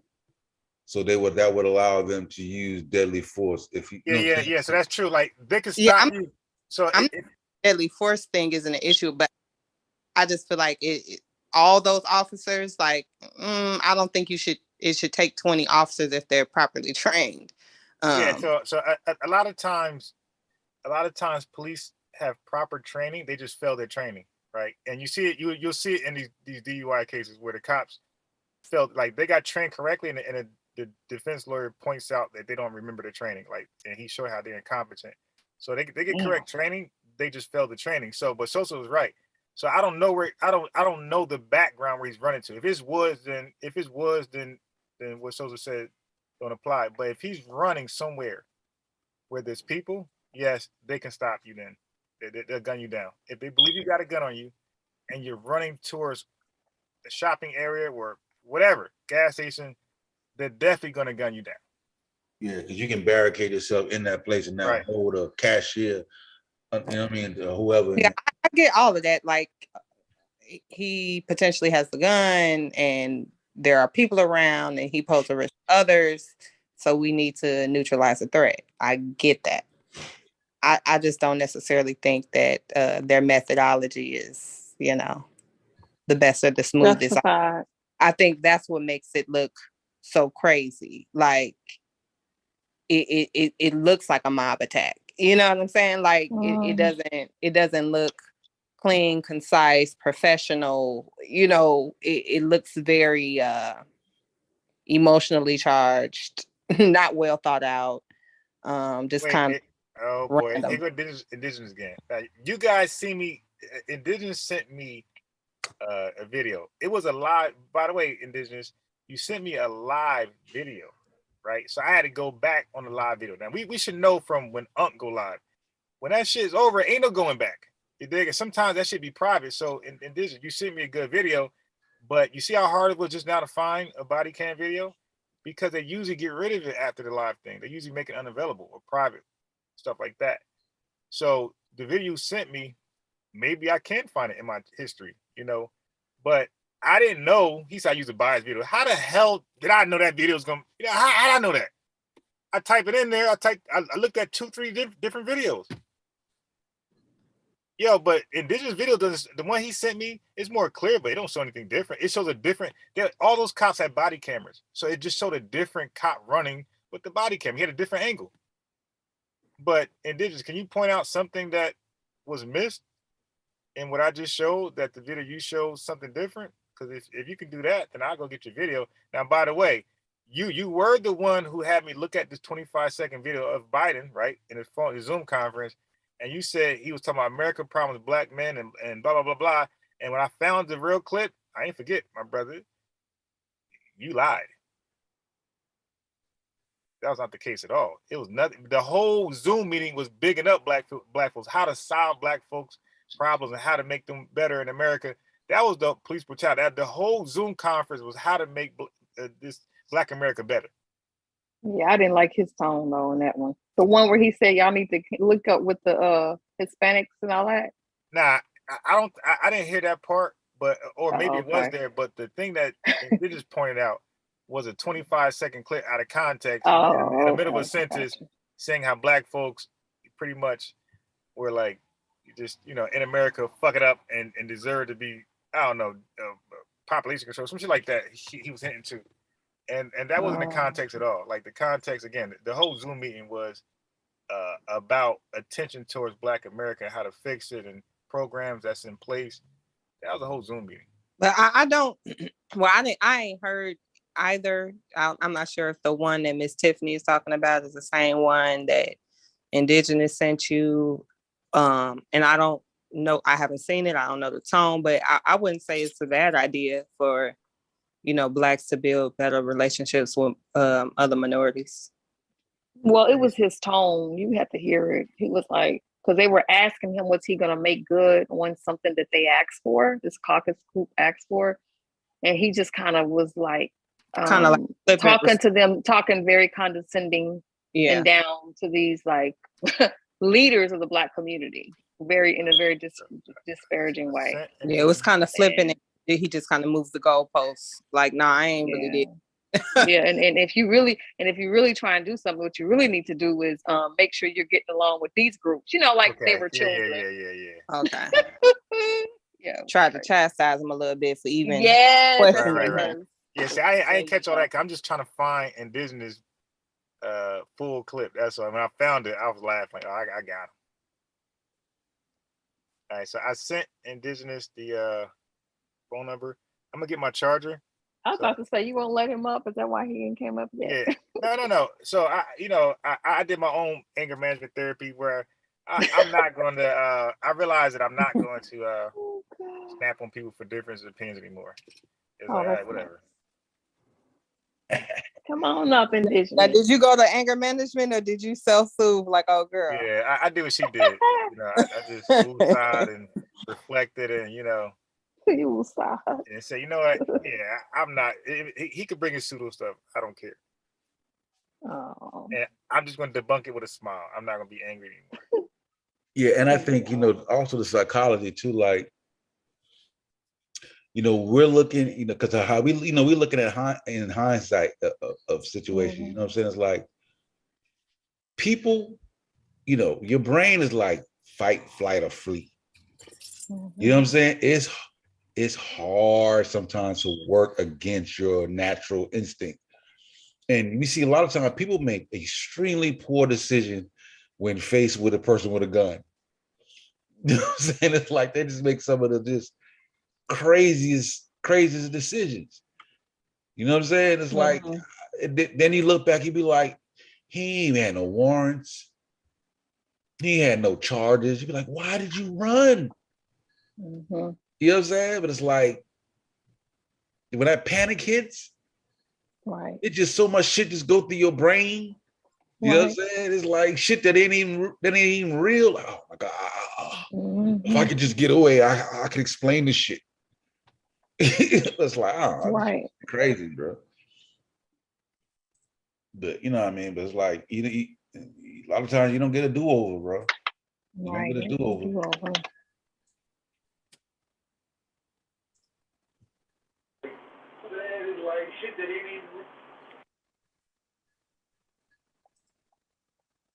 So, I mean, in my mind, I just always think if police officers can forget all their fucking training and expertise and professionalism, what do you think a civilian is supposed to do with guns pointed at them? They're supposed to be trained for these situations to maintain control, to remember their training.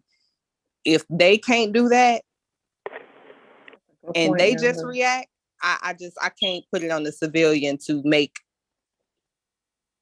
the most logical decision under these extreme circumstances that is once in a lifetime.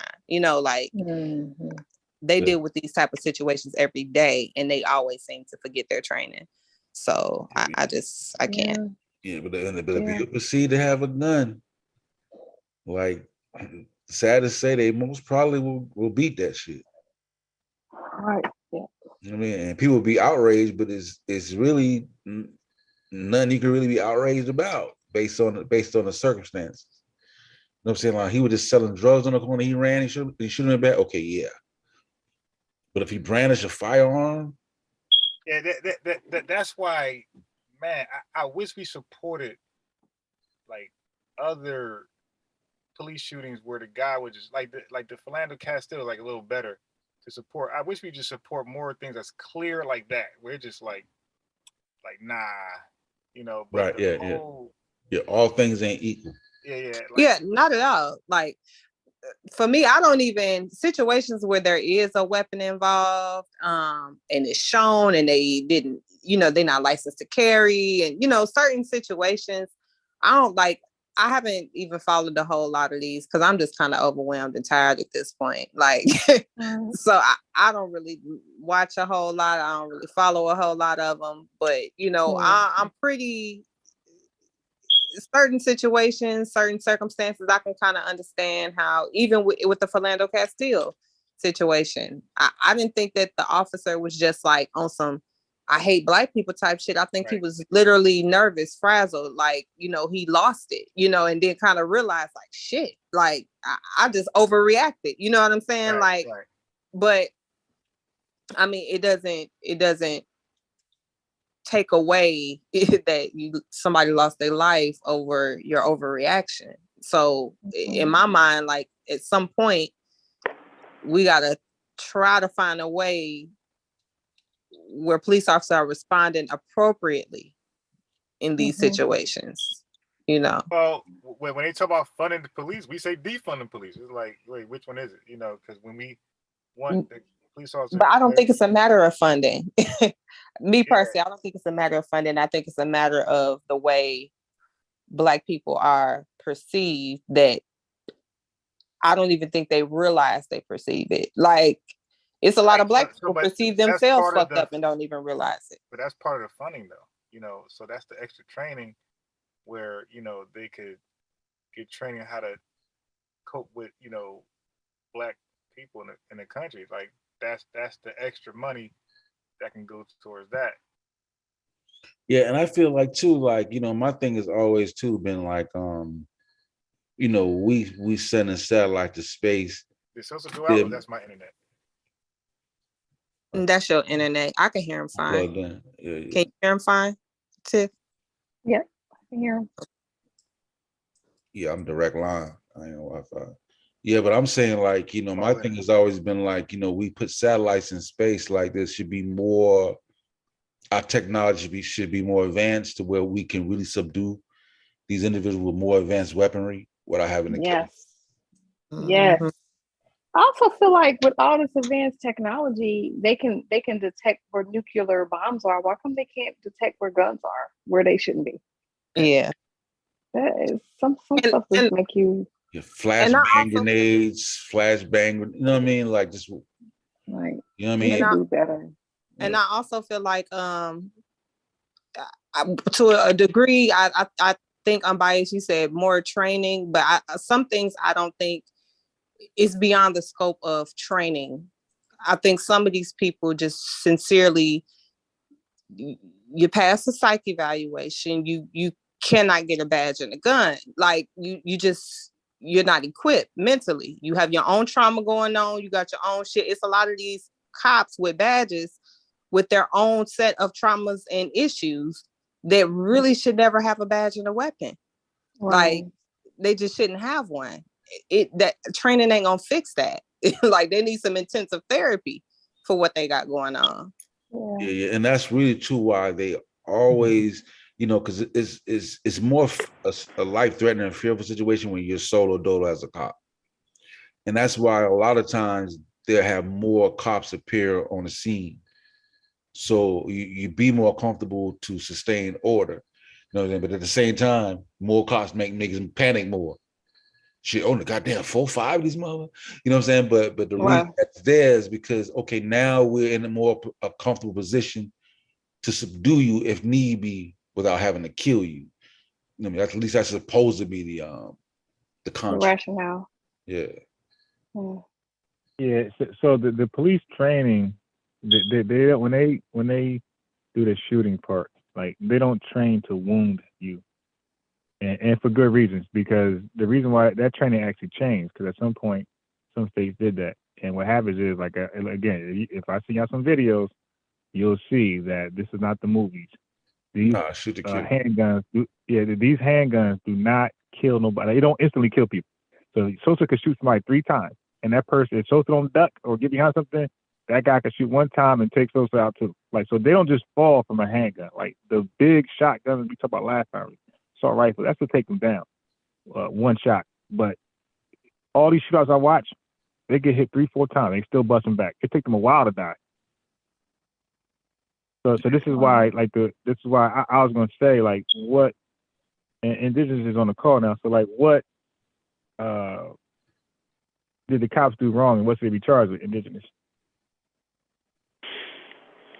I said excessive force in our chat earlier.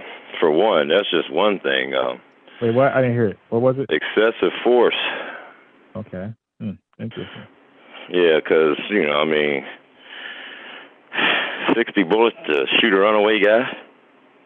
Yeah, so what would be considered excessive force? Because he shot him that many times? If you'd have shot him 20 times, it would have been excessive force. That was excessive force times 20. Way too much.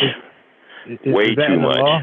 No, so I'm saying in the law, in the police training and the state law, is it shoot until they stop moving, or is it? And even in hunting, they say you shoot to stop moving. So is it shoot till you stop moving, or does it shoot until you think they're dead? I don't know. Let's ask Robert Cremo or whatever the fuck his name is, the third. Who shot 70 times into a crowd at a parade, killed 7 fucking people, and got arrested, nigga. The fuck you mean? The fuck you mean? Sitting up here playing this bullshit, man. Who the fuck is y'all? I'm telling y'all, this shit is all by design. Y'all act like it's a fucking game. This ain't no, man, they playing the game all right. This is profiling, nigga. That's what the fuck that was. It was profiling straight up and down. You had a black man, he took off running, they shot him, and then their excuses because they scared, and I bet you that the narcissists will let these fucking shooters go with a slap on the fucking wrist or nothing at all. Hey, how you doing today, this black man? You doing all right today, bro? Yeah, I'm about to need anger management after listening to this bullshit. It ain't no need for anger management, brother. How you? Well, you know what I mean. Just like I said, that boy that shot 70 fucking times into that parade and killed that black and white couple. I mean, that black couple in their car. And Who? Richard Crimo III. Who's that? That you ain't hear about the shooting at that parade? Oh, you need to look that one up too. Oh yeah, but you comparing a damn mass shooter to a police officer? I don't give a shit. He got arrested. The only thing that boy, even if he shot one time off the goddamn car, it don't compare nothing to what that boy did. And then he takes off running. What about the car when it was being left? What if it went out into the road and what if he had hit the brake pedal or something? Why didn't the cruiser come and smash him on the side and stop him from going back into traffic because he pulled right off the road? The car could have went right back into the road. Let me answer that. That's rarely done with cops, period. That Dukes of Hazzard you talking about, that's rarely done. Like, cops really avoid crashing their cars. They set up spikes, they set up all type of shit. They rarely ever do that. Like, certain states, they will do it. But that's not united across the nation. No. And that practice is not really, like I said, normal. Okay. Well, is it normal to hire Tamir Rice killer back in fucking Pennsylvania after he shot Tamir Rice the way he did, and then they talk about making him a chief and all this other shit later on in life? Is that fair? Didn't he get fired though? Didn't they end up letting him go? I don't give a shit. They gave him his job back, and then it was a promotion added to it, and then they're about to give him Wait, hold on. See, here's the problem. You're arguing like all these white people are like, communicating, and they're just a plot amongst all of them. Like, you're just giving. Nah, I don't agree with that. And that was probably. You always try to say that I'm against white people. I'm not against no people. I told you I want to save the fucking world, the whole world, I didn't everybody. Say about against. I didn't say against. I ain't against no one group of people. All of us are fucking retarded. We're all programmed. I never said against. I'm sorry. I said you're making it seem like all these random incidents, they were just on one accord. Okay, you guys go do this. We'll take out Tamir Rice. You can't do that. That's what. So what excuse you got for the cops for George Floyd, man? That's what I want to know. What excuse do you have for the cop that killed Tamir Rice and all this? Y'all always making excuses for these raggedy motherfuckers. And you know damn well that they the lowest form of the government, but they have the most interaction with the people. Hold on. Go ahead. Hold on. Tamir Rice, I'm not really up on that. Even if Philando Castile, yesterday my first time really seeing. You see, my memory failed me. I thought he was a pastor, so I'll tell you about that. But George Floyd, with that one, you don't want to do that with me. Yeah. Well, I seen it. It looks like everybody else did, and you can form your own opinion. Did you see? You can form your own opinion on how it was. 1 second. Did you watch the body cam or the cell phone? Does it matter? Yes, the cell phone picked it up late when the cop was behind him with the knee on the neck. The body cam picked up everything from the beginning, when the cops first pulled up. So you see the whole thing in context. Yeah, it definitely matters. From the cell phone, showing the knee on the neck, and things that led to that. Right, but still. No, so that means you got to switch your knee and kill the man right in front of him. But wasn't Chauvin convicted? I'm confused. Yeah. He was actually convicted, like 30 years. Yeah, he got like a 30-year, 40-year, some crazy sentence. But all I'm saying, when you watch the body cam, right?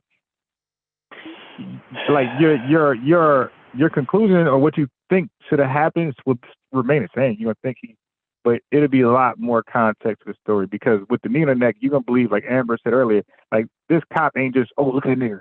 But the cell phone cam, like that's how it pretty much like displayed it. Like they just nigger hunting, and they caught one, and they put a knee in his neck and killed him. Like that's not how that happened. Yeah, like, he didn't they're mean very it. cordial at first. He didn't mean it. Did you know when they approached him, he was smoking crack in the car?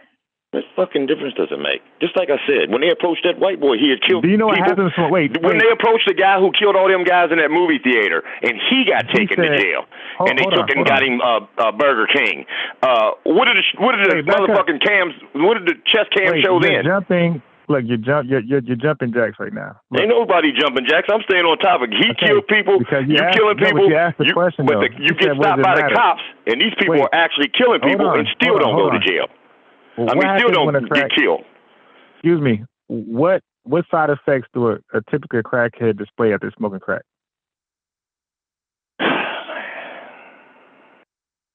Man, I'm not gonna get. I've seen it, but you know I'm that's saying not because you said, what does it matter? I mentioned that for you. I said you're calling smoking crack, and you said, what does that matter? And I was saying, well, you must don't really be around crackheads. You know, because when you're around crackheads, it's been a long time, but.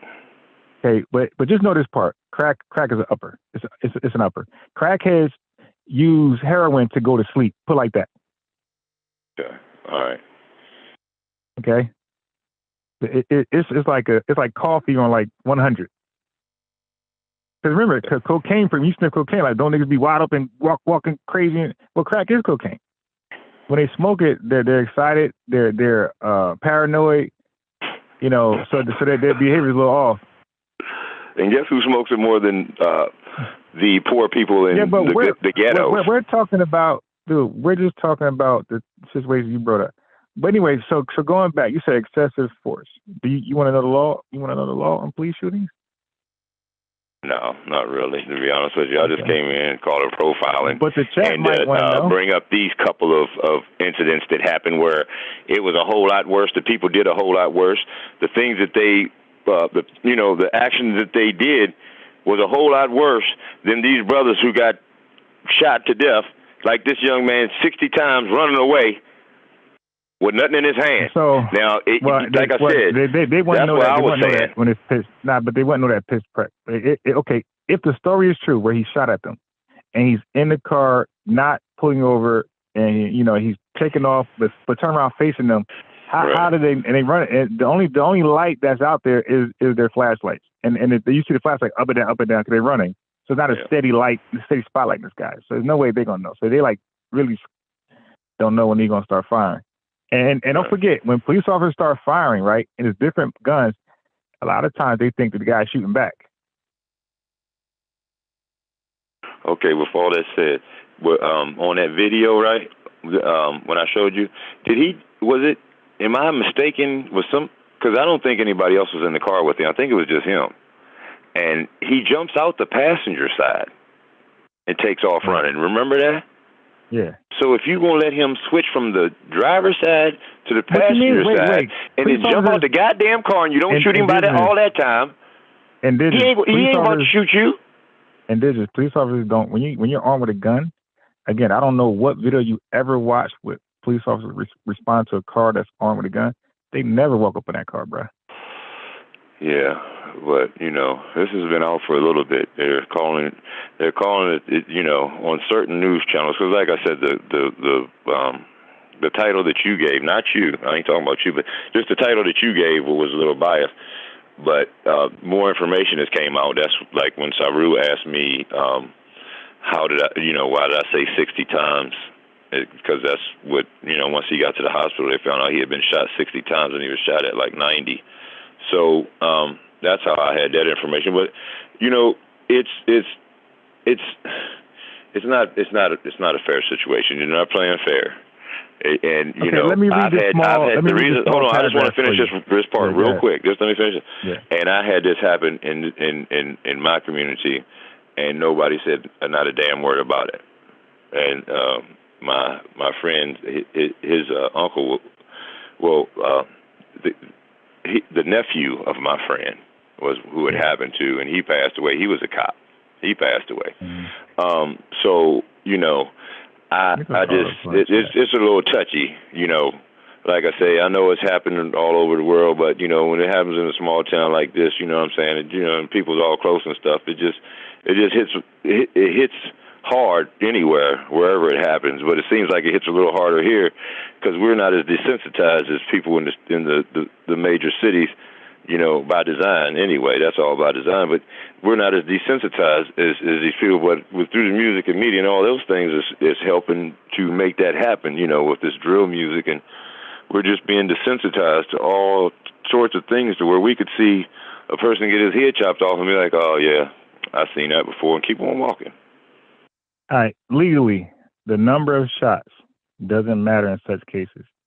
LaRusso noted the Supreme Court has agreed that under the Fourth Amendment, if officers are justified in firing at a suspect in order to end a severe threat to public safety, that's what Sosa's talking about, they need not stop shooting until the threat has ended.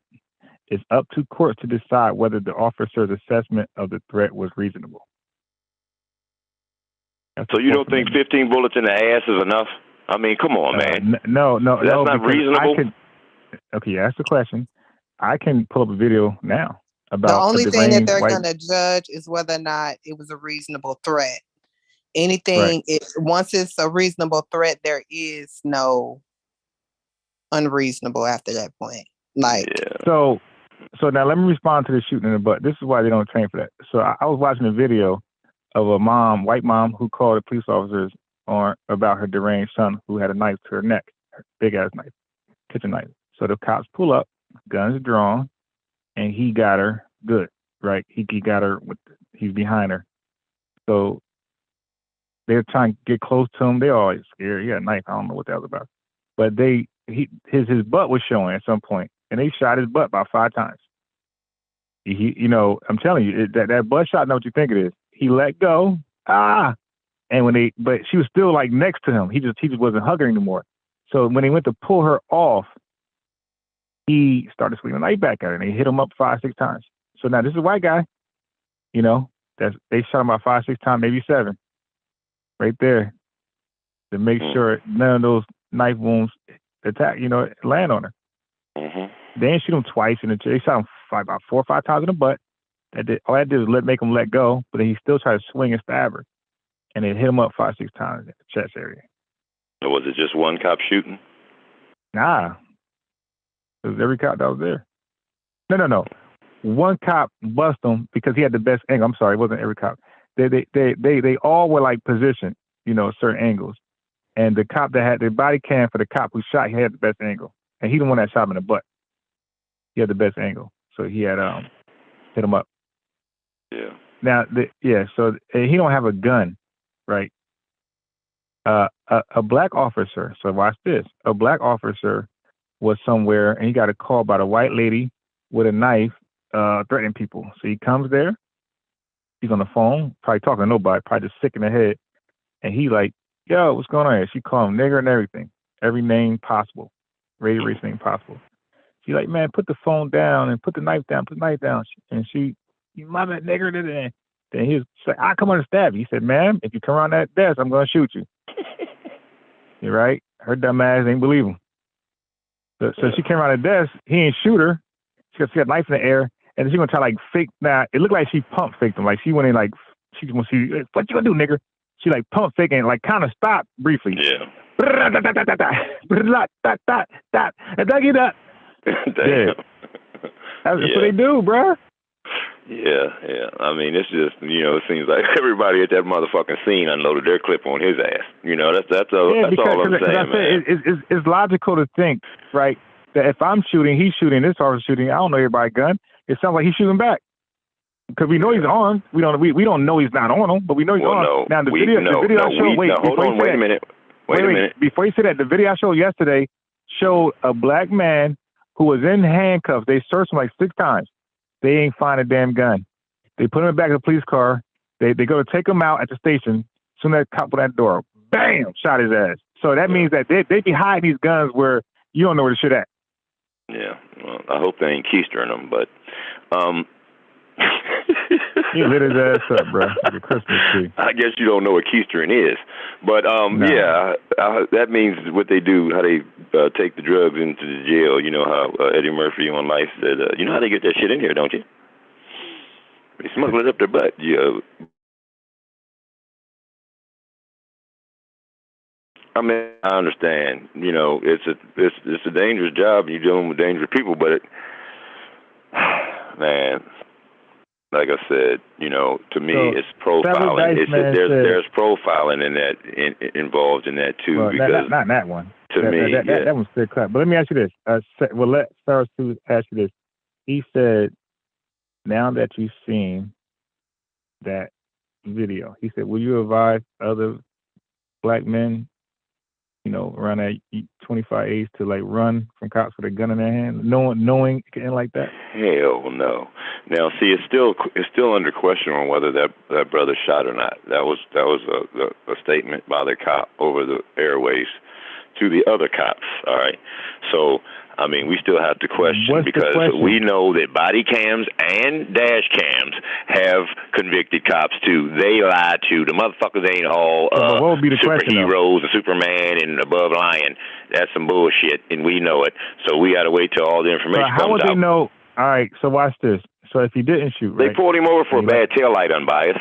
Wait, all right, hold on, bro. You got to hear the question first. So if he didn't shoot, how would they know he had a gun in the car?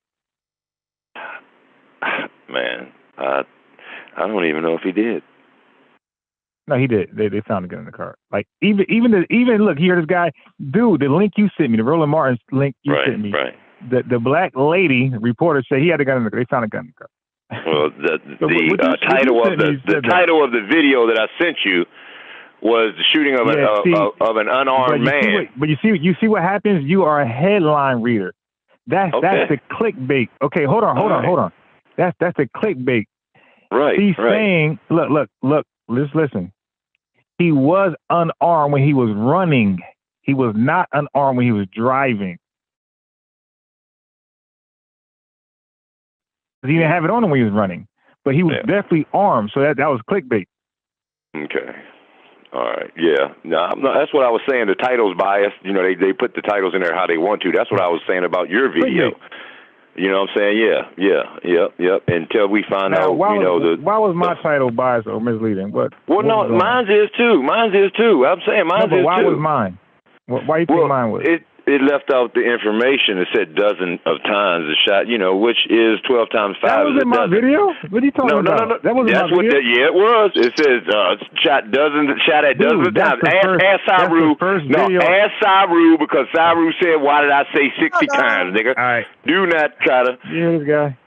I thought that was Saru. Open carry state, though.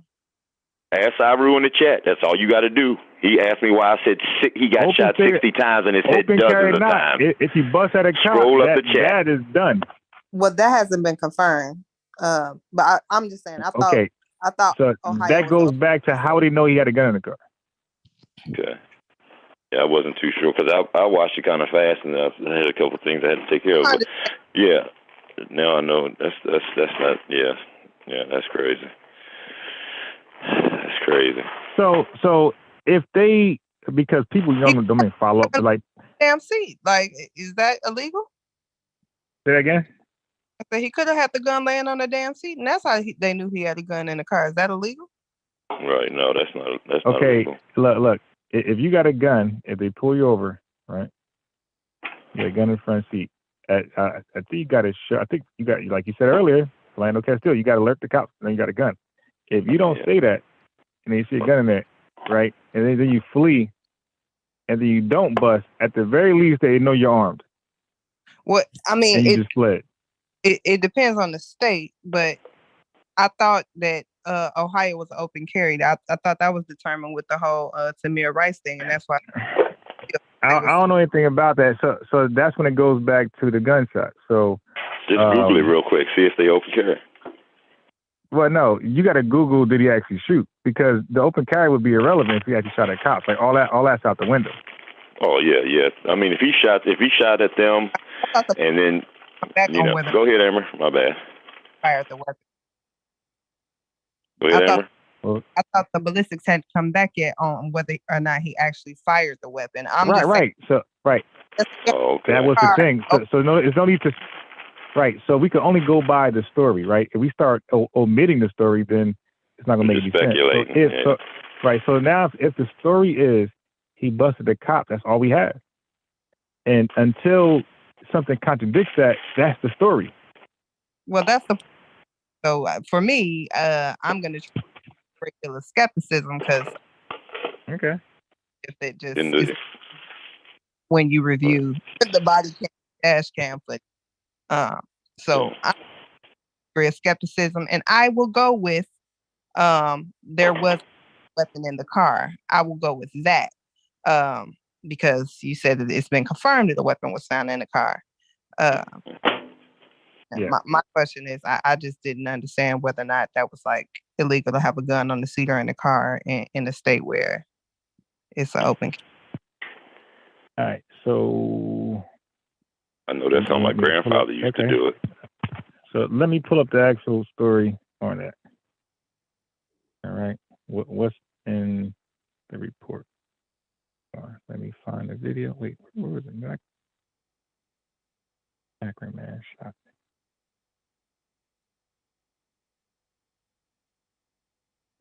Police shooting.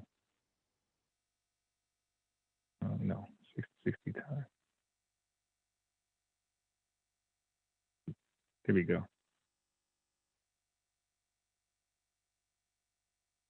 So I'm gonna go to NBC News.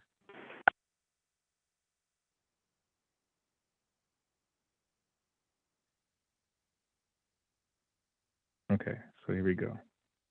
Maybe this is and who is this? NBC News. All right, so let me share my screen.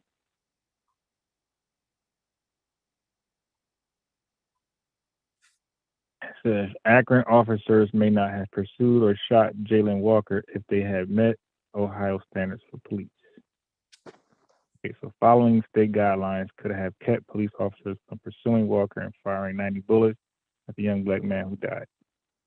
It says the Akron Police Department may not have met a state standard that could have prevented the type of police pursuits that ended in the death of Jalen Walker, an unarmed black man who was shot 90 times. I meant to say shot at 90 times. Ohio Governor Mike DeWine had pushed for the standard in 2019 when he asked an influential state policing board to assess vehicle pursuit policies based on recommendations made in 2016 when he was state attorney general. Ohio's law enforcement agencies are not required.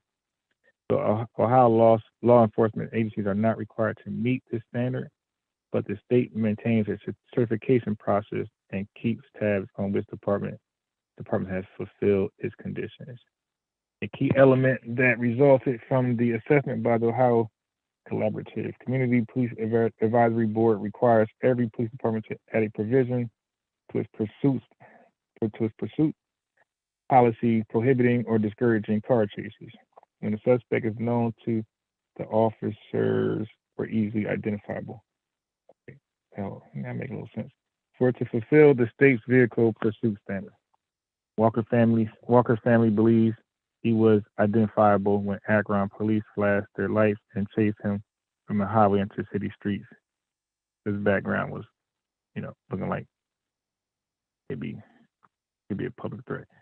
But the question remains whether the officers knew that Walker, 25, was the driver of the car from which he later fled, or whether they could have identified him as such. So we got to first know if he owns the car, because he owns the car, and then that's one thing. If he owns the car, then his name is attached to it, and then we got to know that they knew him. So graphic body, blah blah blah. That when Walker turned to face Toji, when he faced the officers for a short sprint, his body was hit by dozens of rounds. His body twisted on the ground long after the first shot was fired, and it was riddled with bullets. Police said they believe he was turning in a way that they thought might be a firing position. Bobby DeCillo, the Walker family attorney, said Akron police were aware of another department's attempt to stop Walker the night before the shooting and had access to his license plate number, which could have helped them make so he was another police officer or another county or whatever he had problems with. Walker's car was chased by officers from the nearby New Franklin Police Department at 2:30 a.m. the day before he was killed. Dang, these niggas. See, DeCillo said he believed Akron officers saw or knew of my client's car when they first encountered it. That's plausible. That's possible. He declined, especially if he just ran from law enforcement the day before. So that looks like that might have validity. He declined to provide details. That looks like that's possible. Yeah. They only chose to stop him after running the license plate and finding the flag from New Franklin. He said the 8 officers who fired at Walker were placed on administrative leave. It says it was actually paid. That's something I read. Said it was paid. And they left it out here conveniently. NBC. So it says, and the city of Akron canceled its 4th of July celebration in the wake of protests, while the state attorney general's office announced it would launch an investigation. The Akron Police Department did not respond Friday to a request for comment about whether it had identified Walker's car or the driver. A spokesperson had previously said the investigation is ongoing and no additional information is available at this time. As for the police pursuit standard, exceptions are allowed if the alleged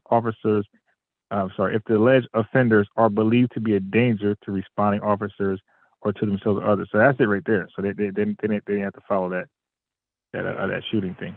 Akron officers who chased Walker said they heard a gun being discharged from his car about 40 seconds into the pursuit, and a casing was found. There you go, at the scene, Amber. An unloaded handgun and a magazine were found on the driver's seat of Walker's car, police said, but they did not find a firearm on his body. So they found the one casing, but again, like ballistics, So they heard a gunshot. They believe they heard a gunshot. They found a casing, and then they went on to pursue him. They didn't see him fire the weapon, but they believe they heard it about 40 seconds before they arrived to the location, and they found a shell casing in the dark quickly and was able to pursue him. Yeah, in the middle of the chase. And another thing, Amber. Another thing, unbiased, before we get too far. If you scroll back up, you don't have to. No, I'm saying we don't get too far down the your source here. Yeah. I wanted to say that up earlier it said that after the first bullet he was on the ground twitching. Yeah. So why the fuck you got to shoot him 60 more times? You ask me what is excessive. Okay. You say that when they go down on the ground. Well, he went down after the first shot. I got it. But we just read the excessive and was twitching. Is your belief. Yeah, but the excessive thing. Wait. Okay. I don't know if you purposely not understand what I just read. Yeah. I read it from different locations, different sites, or you just stuck with your theory. No, I'm just asking you a question. Right. I got it. But we just read the law. If they could just shoot. It said reasonable, like they just can shoot. That's just the law. I think that's in almost every state. Right. They can just buzz at you, right? When they feel like you're a public threat, threat to others or the officers themselves. Well, you asked me what I thought was excessive, and if he fell after the first bullet, maybe a couple more, and then you'd be done. See what I'm saying? But there was more That's that came all I'm after saying. that, though. I want to know your thoughts on the excessive force, and then like to define actually what that is, and then what by I got to law. do with By law. Okay, so you're just talking, not listening. I said, first of all, I got your opinion. Was it excessive force? You said yes. And then you should define what it is, and then how that apply to this case. When they believe he had a gun, they found a gun casing, and they felt like he's turned towards them to Allegedly, fire. all of this is alleged. And They shot. haven't proven. Thank you, Amber. Right, but that's the story, though. But all we got is the story. Well, can I say something real quick? Just real quick. And you can have a healthy degree of skepticism with the story. I mean, to report it as the fact. I got my own skepticism. His ass should have, if he would have lived and had told his story, if he ain't, had those actions, that's just unfortunate. And that seems like to be the scenario every time. And we just seen it earlier with the screwdriver truck. Well, that could be the scenario every time, or you could be finding every excuse to blame the victim. I mean, it seems like regardless, it's always something that they could have did to potentially live, but it's still potentially, we don't know because they didn't live. So I mean, right. At the end of the day, that's why I say once you resist arrest, you put yourself in the place of possibly dying. But there are people that were shot when they weren't even under the threat of arrest. Like, it's always okay. Hold on. He shouldn't have but did if this. we look at those cases are far fewer than the cases of people actually resisting arrest. It doesn't matter, but it's the same outcome. It does. No, it doesn't. So give me a case where they didn't resist arrest and they got shot. We went through a case last night, Philando Castile. Right, got you. He wasn't even under the threat of arrest. I'll give you another one. I can't remember the guy's name. The officer said, the officer said, don't go for the gun, right? And he said, I'm not. Right, but the officer said, he said, don't go for the gun. And the officer lived, so he told the story. But he said, I'm not. He said, okay, you can say what you want to say. Well, wait, I watched many videos where they say, okay, I'm not going to go for a gun and shoot. All right, can I say something real quick? Yeah, go ahead. I'm a Christian, so and have no. And you're a Christian. Hey, I've been a Christian. They can believe a Dylan Roof or whoever the fuck else when they armed with assault weapons. Right. And just got finished killing and shooting up motherfuckers. Like I'm gonna remove myself from listen to this, y'all. It says, shall the throne, hold on, let me finish them, guys. Psalms 94 and 20, right? Psalms 94 and 20. Shall the throne of iniquity have fellowship with thee, which frameth mischief by law? Okay. So you can put in a frame whatever fucking picture you want. Hold on. You can put in a frame whatever picture you want that you want people to see. You're framing mischief. You are making rules in order to take away your fucking accountability. That is what you're doing. That is what the world's going through. None of us have any accountability any fucking more. And the cops seem to be right on par with everybody else. All right, so let me respond to what Amber said about Dylan Roof. Okay, and these mass shooters. First of all, how are they turning themselves in? Okay, so the result is, are they resisting arrest? Are they armed? Are they running away armed? So, those facts need to be considered. From my knowledge, these guys turn themselves in, they put the gun away. Hold on. How do they know they put the gun away? His gun was put away up under the seat, obviously. Right. So if they come out the car with their hands up, no weapons, that's not what the cases we just seen, that's not what we're seeing. We're seeing guys running away, not with their hands up. They're saying, stop. They're not complying. And they're known to be armed, at least from the police account. All right. So Dylan Roof and guys like that are known to be armed as well. And when the police actually catch up to them, normally the guys, the police don't even catch them like that. Like they left the scene already. It ain't like the police actually caught these guys in the action. You just got to leave the scene. They turn themselves in, or they drop the gun and guess what? I see. So I'm glad you guys talking like that, because I'm the guy who puts hours and hours out in these videos. I can show you black men busting that cop and throwing the gun away, look, throwing the gun down, holding his hands up, not getting shot. So everything you say what a white person did to not get shot, I can show you 100 black men not getting shot, and they just killed somebody or shot at somebody or shot at police officers and threw the gun away and put their hands up. Yeah. But anybody resisting arrest and is thought to be armed, and they're running and turning facing the officers, show me that person, not getting shot. And if you did, it wouldn't matter, because all these shootings is up to the discretion of the cop. It's how they interpret, what's going on. Because every cop doesn't bust. There's black officers that would shoot and black officers that won't shoot. What about the police officer that gave that black dude 1,000 chances not to shoot him? He kept, and the police officer actually backing up running because he didn't want to shoot him. Yeah. And then ended up taking him out. So, I understand like these discussions, are not easy to have, but we got to look at the facts, right, at some point.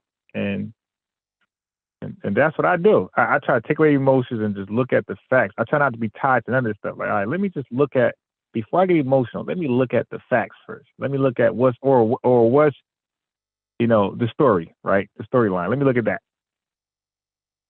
Because when one person is dead, all you have is the person who survived story in all cases. In all murder cases. That's all you have, unless a witness show up. And seeing you shooting. But so how about this? You there, Indigenous? How about this? How about I was watching like the 10 worst like steppers, steppers like young niggas who shoot with no issue. About 3 of them got off murder cases. I mean, they actually beat the murder case. Like they were charged with murder, found ballistics to the gun. I don't know what the evidence was, but the witness recanted the statement and he got off like that. King Von was one of them. Like the most, known one. But 2 others got beat murder cases where they actually killed somebody, caught them slipping, and beat the murder case because the witness recanted their testimony or what they seen. So, I'm telling you, if we become more versatile in the information we receive, you're gonna have a different outlook on these things, man. You can be like, oh wait, yeah, shit, black folks get a break too. But again, but when black folks get a break, that's not clickbait.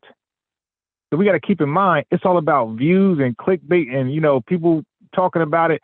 Black people getting shot by cops is more clickbait, more of an interest than white people getting shot by cops. Oh yeah. Right. Yeah. So they're gonna always highlight those cases, and you see that title, unarmed black man gets shot. Then the title is deceptive. They're gonna always, cause they know it's gonna be a huge reaction, and that's all they care about. Yeah. Getting the most views, like you said. Yeah, but seriously, Indigenous, I'll be shocked when I see black men with guns busting at cops, and then cops run down and a guy throw the gun away, and nobody shoots the guy. I'm like, wait a minute, but in the conscious community, they tell me this guy's gonna die, and then you see the reverse. You see the white guy busting at cops, and they lit his ass up. There's one guy, man. Again, that's all I do is watch these videos, bro. You see, I be showing you, I be sourcing up with the shootings, because it's an interest to me, and it's amazing when I see it's even, like damn near even on both sides. Like some white people get shot the hell up for less than nothing, and some don't. And same thing with black people. They get spared sometimes when they should have died, and some don't. Yeah, but white people die more than black people or cops. White people kill more cops than black people because we're only, like 50 million people compared to 230 million of them. So 220 million of them. So they're the poorest. They're the most on welfare. They're the ones who commit the most crimes. They're the ones who get shot by the police the most. But I don't think that they want our stuff out here to keep us, scared and on edge. But it hasn't, became their narrative to, put it out there yet. But I have seen, like you say, you watch videos and you see different things. I seen a white guy on a motorcycle. He stopped. The cop stopped him. It was sort of like the little brother that they shot. When they jumped out the car on Tamir Rice. The guy stopped on his moped. The cop pulled up behind him, got out the car and said freeze, and then shot 3 times. Straight into his helmet. But, they don't show those things. It's like they don't want to put that bad press out there to the white people and say, hey, we treating you just like we're treating the blacks, but you want the blacks to be scared. You want the blacks to grow up scared of the program and to be scared of the cops and, fear the cops when if you're not, if you was told if you're not doing no wrong, you shouldn't have no fear of nobody. If you're doing no wrong and you telling the truth, stuff like that out here and trying to live right, and you should not fear anyone. You shouldn't have to fear anyone. That should be a written rule too. I mean, but they like you said, unbiased. Like I'm agreeing with you exactly. They'll put the stuff on there about what they do with us, and then they'll quell all the push it to the back. They'll put it out there, but maybe in a local area, and then all of a sudden it's gone in a couple of days or the next day. You know what I'm saying? Yeah.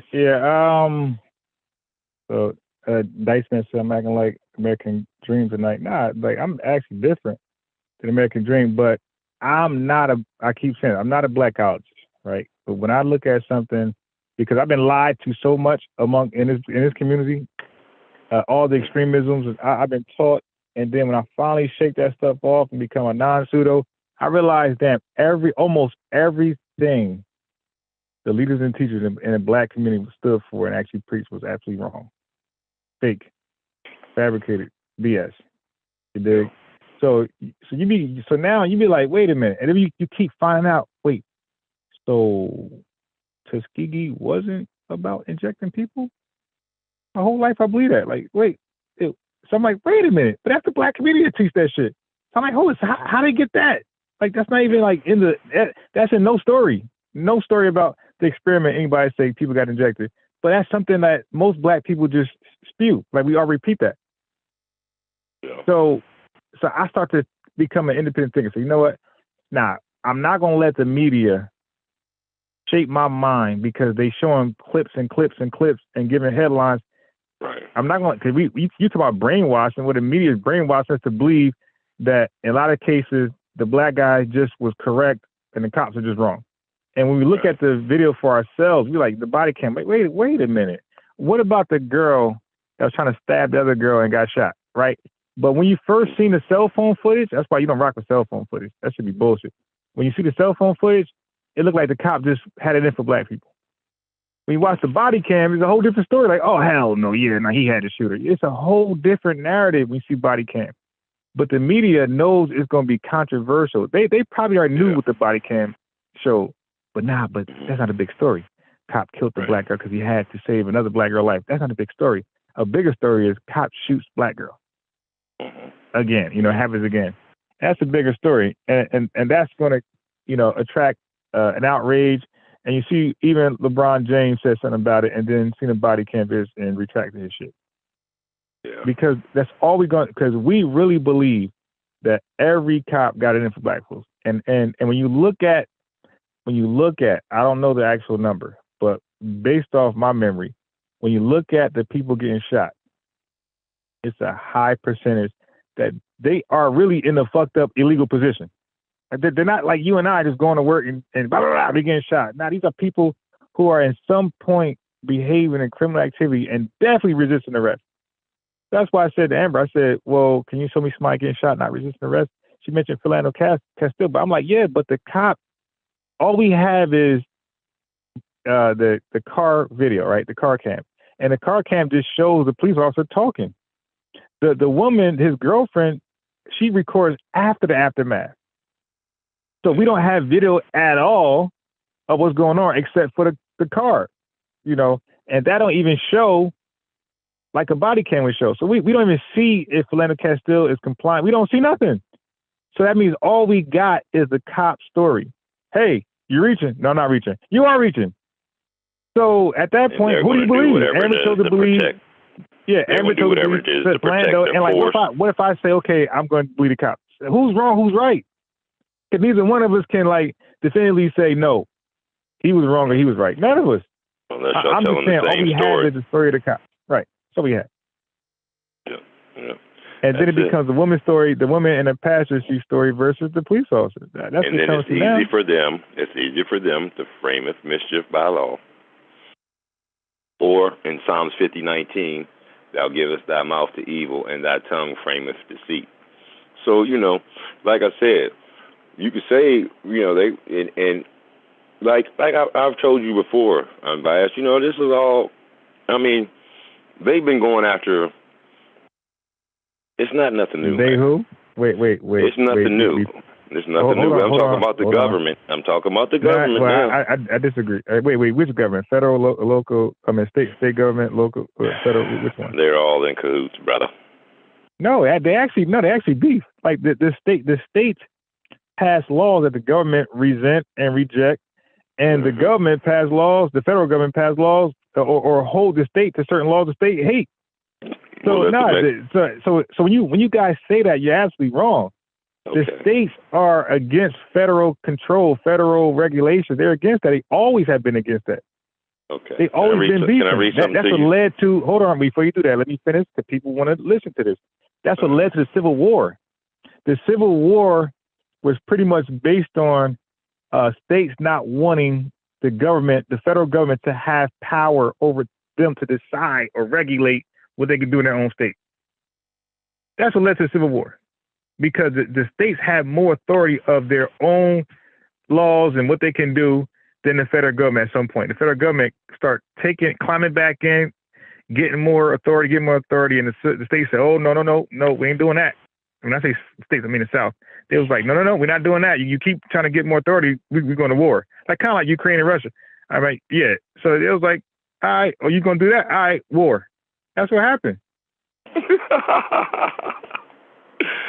That's your opinion, right? No, that's actually okay. No, it's not. No, it's not. They were fighting slavery, man. Slavery had part in it. Okay, slavery played a big fucking part in it. Okay, I got you. Do you know what the Articles of Faith are? No. That was before the Constitution. Okay? That was 10 years before the Constitution. And that was pretty much giving the states more power than federal government. Yeah. So now, it was so again, the states had say-so over how they run their own states and whether they can have slaves or not. That was the states. They could say, yo, it's my state. We decide is slavery legal or not, or if slaves will be freed or not, right? The American government the federal government did not have that much power over them. And at some point, there's something called federalism. You ever heard of that?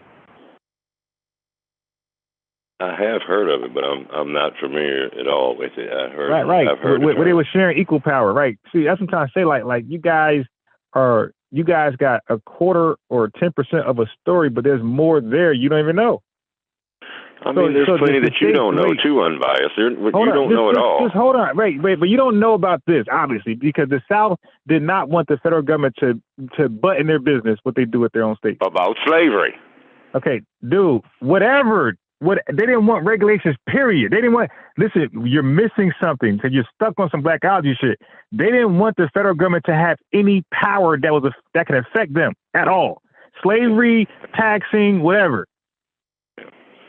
All right. I understood that part from the beginning. So slavery or anything the federal government would try to impose on those states, it would have been raging war. Anything. Yeah. Any regulations, telling what they can do and can't do was a problem because they felt like they were independent, sovereign. What's up? Okay. You can get it too. It just so happened that slavery was a big part of that, though, at that time. So we can't leave it out. Everything the South. You're nobody's leaving anything out. You're honing in on something. I'm not honing on anything. I'm saying everything the South did, they felt like they had the right to do, and government had no business butting in. So I'm saying I'm including I'm inclusive. You're exclusive. I'm including everything. You're holding on one thing, not me. I'm saying everything. They didn't want the government, the federal government, to be butting in, no authority, no power at all, zero. Yeah. Hence the reason why they try to take themselves out of the United States and make their own little area. You know, their own country or whatever. Which they did. It's called the Confederate. They called it Confederate. Actually, I think I said the article state. I think it was actually called the Confederate article, something like that. It was something. It was an article state. That's some LLC shit. It was some Confederate something, right? This something like that.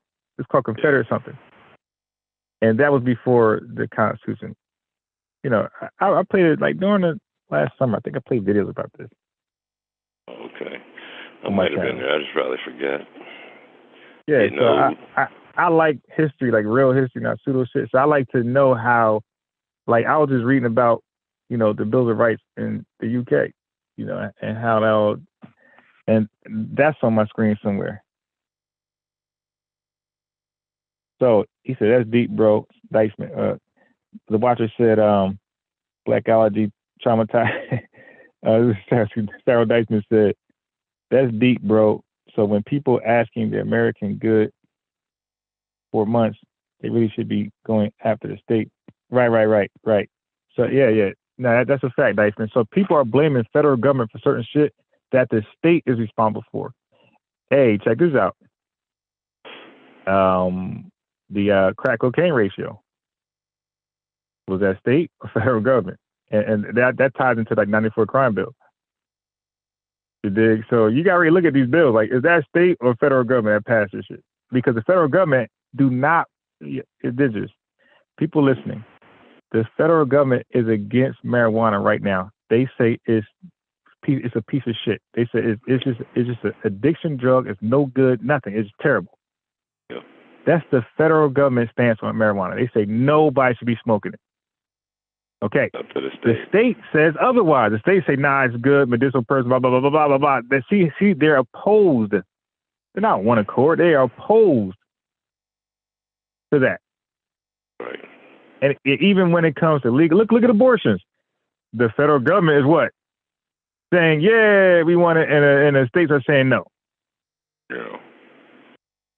Bro, they highly oppose each other, man. They've done that since the start of this country. Yeah. State. Well, I mean, the state is its own corporation, just like a town or a city. It's like its own country, not a corporation. It's like its own country. Basically, yeah. Because a corporation doesn't have an army. Okay. Yeah.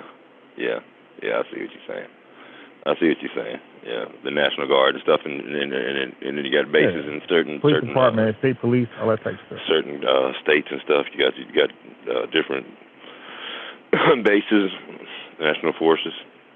Right. But so yeah. I think it's 11th Amendment, or it's somewhere in there where the federal government can't, like, that's why states were able to overturn Roe versus Wade. The federal government wanted that to stay there. The state said no, because this is not a constitutional right. You can't tell us we can't, stop abortions, put a halt to it. You can't tell us that. And the state had to fall, the federal government had to fall back because, the federal government thing is this: you can pass whatever law you want to pass, just as long as it doesn't contradict the Constitution. So the abortion, that thing they don't violate or contradict the Constitution. This is why they was able to have it overturned. And even when they struck down, look at gun laws, right? Doesn't the federal government wants more control, blah, blah, blah, blah, the blue. And the state's like, nah, we want to exercise Second Amendment. That's right.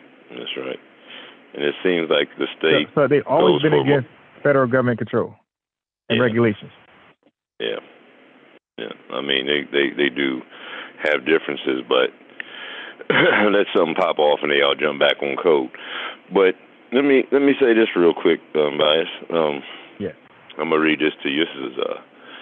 This is and Thirsty Uno explain, because he said no, I'm biased.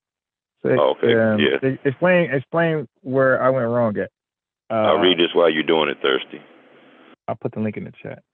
Go ahead. Right. Hoover directed his agent to prevent militant black nationalist groups and leaders from gaining respectability and discrediting them to the white community. This is a quote from J. Edgar Hoover. He says, "My favorite COINTELPRO operation is the one dealing with coloring books. The FBI created children's coloring books showing blacks murdering whites." All right. And this is using this is me saying this, using the age-old tactic, pitting black against white through subliminal messaging, psychoanalysis, propaganda, and by any means necessary. And then I have one more real quick. I've read this one to y'all before, but I just want to, end with this one real quick. It says, Reagan, before taking office in 1981, Lee Atwater, campaign strategist, was caught on tape explaining the Southern Strategy. I don't know if you're familiar with the Southern Strategy. I'm biased. You might want to look that one up too. The Southern Strategy. All right, brother. Now listen. In other words, you start out, and this is the guy speaking, Atwater, Steve Atwater speaking in 1981, okay? I mean, Lee Atwater, I'm sorry. Lee, L-E-E, Atwater. In other words, you start out, you don't quote me on this, that's what he said. You start out in 1954 by saying nigger, nigger, nigger. By 1968, you can't say nigger. That hurts you. It backfires. So you say stuff like forced busing, states' rights, and all that stuff. You're getting so abstract now. You are talking about cutting taxes, and all of those things you're talking about are totally economic things, and the byproduct of them is blacks get hurt worse than whites, and this is Lee Atwater. And who's Lee Atwater? He was the campaign manager for Reagan before he got into office. Here, send that link to my Facebook. Matter of fact, every time you read something, you should already send me a copy. It's kind of like court. You send a copy to the judge. I'll get you. I gotta find it, but I'll get you that speech. I have it written down on my paper, but I'll find where I got it from. Yeah. You might want to get used to. Now you sent me some stuff, but send me some stuff. Like, don't just pick and choose, especially when you do stuff like that. Like where you already know. Yeah. Write it down. You want to look at a 360-degree perspective. If you write it down, you can make a mistake. You can paraphrase. You had Biden out of context the other day, so it's like I don't know about it, man. Like, I said what he said. You did it wrong numerous times. I said exactly what the man said. I no, remember. At first I didn't, and then you did not. Okay. What part did I say wrong? Okay. Well, you didn't quote him correctly. Okay. Right. So, but for example, in the Nation of Islam, right? It's important to say the most honorable Elijah Muhammad. Okay. See? Now, if you came behind me, right, to another audience and say, yeah, the Nation of Islam called their leader, the one who started everything, Elijah Muhammad, and that's the title they go by. See, you quoted some of what's true, but you left out all of it. So the Nation of Islam will resent that. They go, no, we don't call him that. That's disrespectful. And just like Noble Drew Ali, they don't just call him Ali in his real name or Clan 13X. They say Father Allah. So like that wouldn't be the truth if you just said that. The Nation of Islam say, hell no, we call him the Lamb. The Christ. We call him, what's the other thing? They call him some other great title. God, it'll come back to come to mind. But yeah, so that's what you did. When you quoted Biden, you left out the beginning part, which is the most part, because he set it off. Like, once you hear how he started off, you knew everything else didn't make sense. And by leaving that out, it sounded like he said something else. It's very slick, and people be that deceptive. Well, I didn't leave out the video. Hold on, it wasn't me. But you used the video knowing it didn't start from the beginning of his sentence. Because this what happened with the Zoom thing. No, I didn't. Hold on. One second. I didn't. I just got something real quick. I wasn't done. Because look, because Biden, it was a Zoom conference. Once I seen the link, I'm like, hold up. So there's other folks talking. So people were so he started off, right? He started off talking. And then everybody chimed in and he'll chime in between here and there. That means at some point he had a starting position when he started talking. Why we couldn't hear that part? Why we just hear him in mid sentence? And again, once you sent that, dude, this is rhetorical. Once you sent that link and I seen him in mid sentence, I knew it was bullshit. And I don't know why you just can't see that. But you know, like what you accept is, you know, like you accept things like that. I don't. So like your standard, but that's just being thirsty. Like you want to hear that, and it didn't make sense for him to be talking to. He's talking to other black panelists and to a black audience, and and they're raising money. Yeah. So why would he disrespect black folks trying to raise money for from black folks to help black folks? I was all around just weird. I never see you're adding. What did you say he said? What did you say? I said that he said America is doomed, and not not just because of black people. No. Okay. Again. Yeah. He said stop. It. Okay. Look, you in your ignorant rant. No. Even that is goofy. He started again. If you hear him start off, you'll already drop that stupid ass position. Once you hear him start off, because he started off by not disrespecting anybody, giving black people credit, and then said doom in a whole different context. It had nothing to do with Black America is doomed by white America is doomed by black folks, but not just black folks, white folks too. It had nothing to do with that. Nothing. Matter of fact, I'm gonna pull it up. Yeah, please do, because you're adding words to it. You're adding words to it. I got you. But there's one thing I won't do though. There's one thing I never do, and y'all count on this. I'll never give y'all a video in mid sentence. Just the fact, yeah. I mean, I understand. You I would never do that. Now, hold on, real day quick. Today, like even with the Taharka stuff, when I play that stuff, I showed you the whole entire video and I timestamped things, and you heard. I didn't get to the point. I purposely timestamped where it led to her saying it herself. Another brother saying himself. I ain't never point you to her just saying it. The conversation led to her saying it, and that's called responsible, journalism or research. So wait, before you go, Thirsty, you said we dodged the abortion bullet. Are you in the blue state?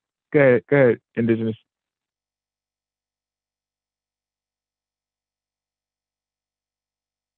And let me get that Biden thing for you. My bad, I was on mute.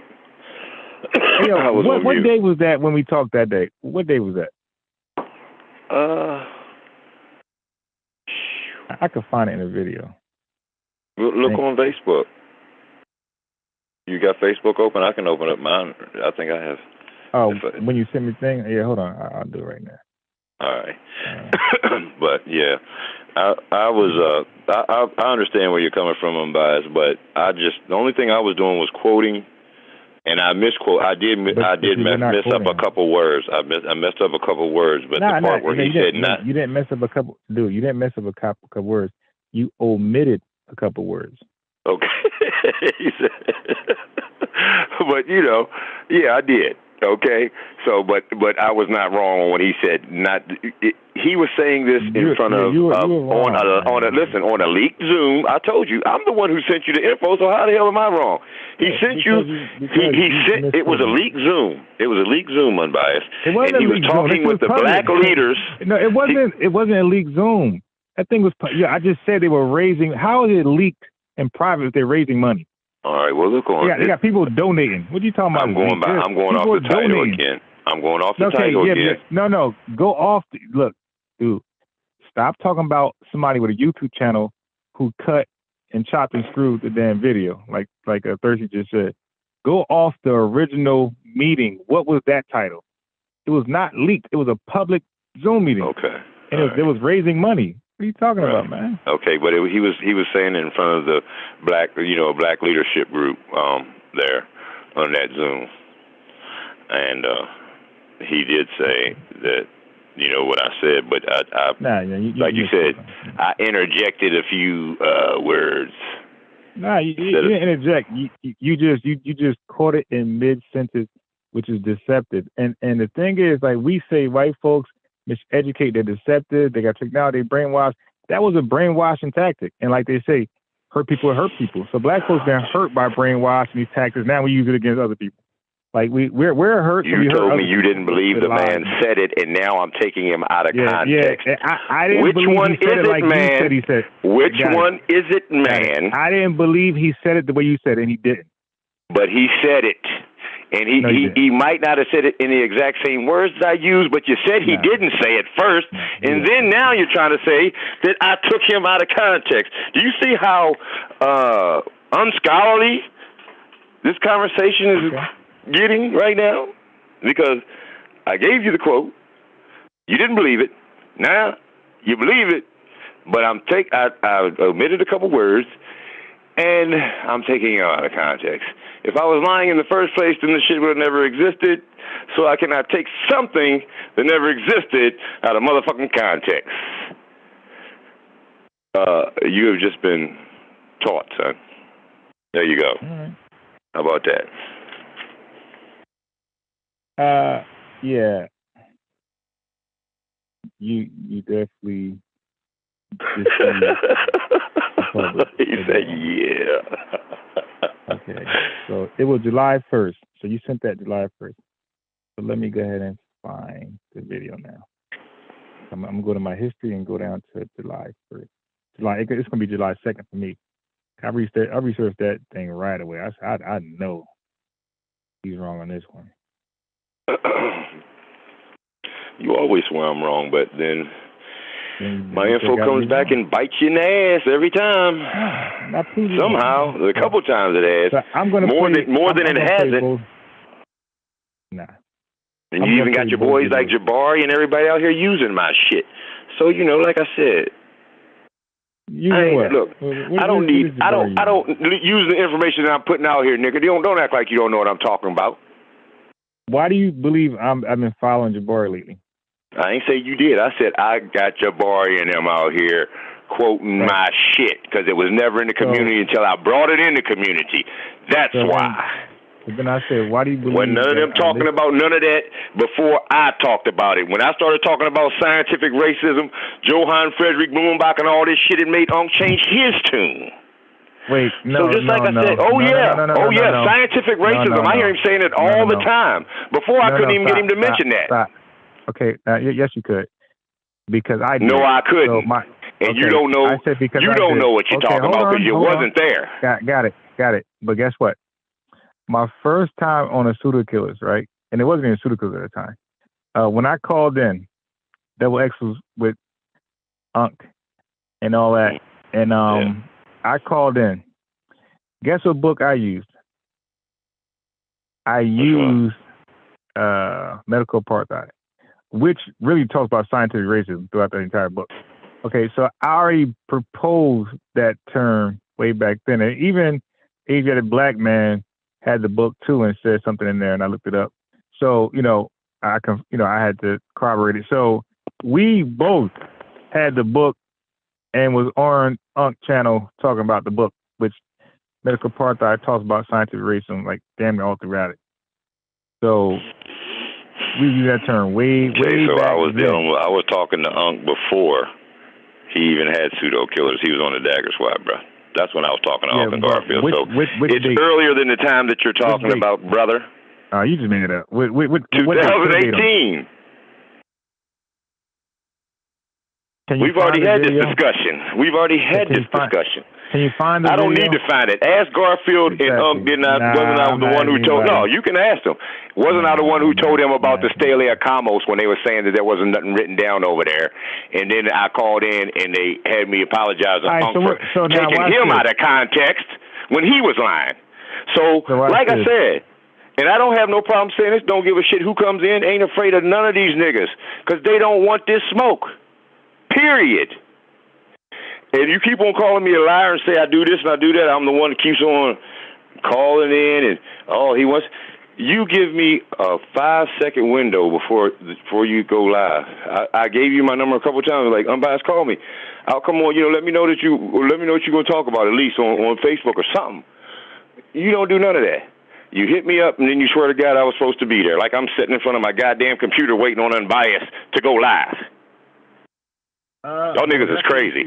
And like I said, the shit that I got, all this shit that I got here, y'all can talk all you want, and I've said it before. The only thing you got to do,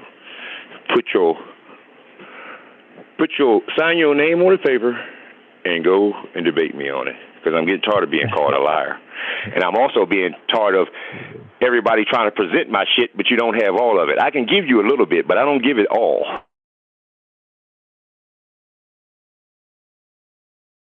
Y'all don't believe in it.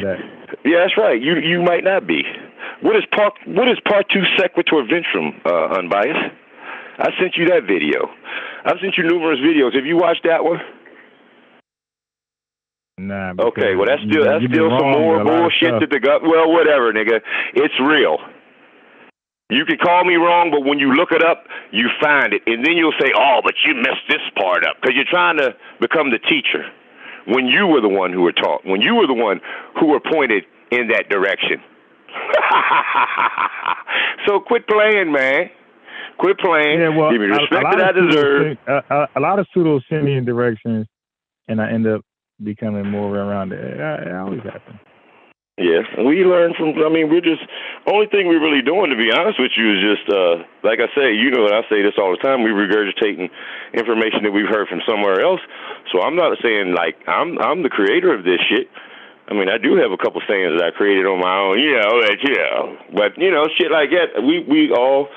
We're all just regurgitating stuff that we've learned from through our lives. Stuff that we were interested in, that we looked up and found somebody else who we deemed credible to tell us the story, and then we can keep on with the information.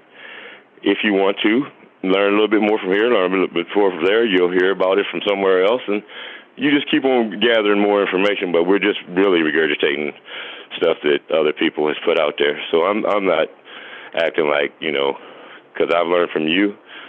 And I'll say that. And I learned from me. And there's a goddamn love. Nah, I don't learn from you. What you might do is you might misrepresent something, and then I go to corroborate it. So basically, you misrepresent something, and you indirectly point me to a direction. Then I go to that direction, and then I just yeah. Then you always find out some way to call me wrong for the source that I gave. Somehow. I don't find a way. I demonstrate. I actually demonstrate how the source is incorrect, like I'm gonna do right now.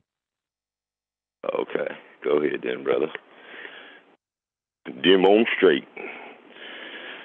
I mean, I just take some things more seriously than others. So when I get upset, it's not like I said. It's not at y'all. It's because of the bullshit that's been going on for the longest time. And ain't nobody really saying nothing about it. Nobody got time for it, Stuff that affects us all, not just, Oh, guess what? It's actually time stamped. But I time stamped it, so I only got to look. I ain't got to skim through it. Can you see my screen? Not yet. I still see the shoes in the ABC or CBS or whatever news there. All right, so let me know when you see the Zoom. Bye. You heard that, right? Okay. Did you hear it? Yeah, I heard that. Okay, so let me know when you I see think the I screen. heard it through your phone, though. Right, so that's even better. But was it clear? Yeah, yep. All right, so now let me know when you see the screen. It's loading up right now. Screen's loading right now. All right, there it is. Okay, so look on the right side of the video. How much money they raised? $13,720. I told you they were raising money. I just made I quoted Biden. That's all I did. Let's go to the. Wait. So now let me go to your. Let me go to your thing with the leaked phone call. So they're gonna hear it from your video first. And like I'm telling you, bro, you get mad when people don't, Oh, I watched the whole video you sent me. I did watch. I rewatched it. I watched that whole video because you sent it to me. You get mad when the other channels don't take you serious, and they won't let you present. And it's because No, I don't like ask this, them like, to present. They always ask like, me. I got people in the chat always you asking me to sent come up me- and get on. They always ask me to get on. Nigga, don't act like you know what I'm doing. Work is always They okay, love me so- out here, son. All right, so let me know when you see my new screen share. Is Okay, so let me know when you see my new screen share. Cause this is your link you sent me. What up, Thirsty? And then I'm going to play the real one. All right. So let me know when you can see the new screen share. It's gonna be your link. The link is on pause. This is live.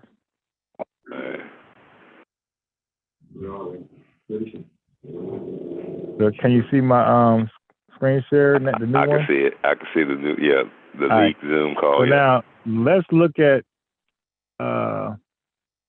IBM's credibility right here, because he said this was a leaked Zoom call. He stood behind it. He sent me a link, and he was standing on this. This was his square. Listen to this.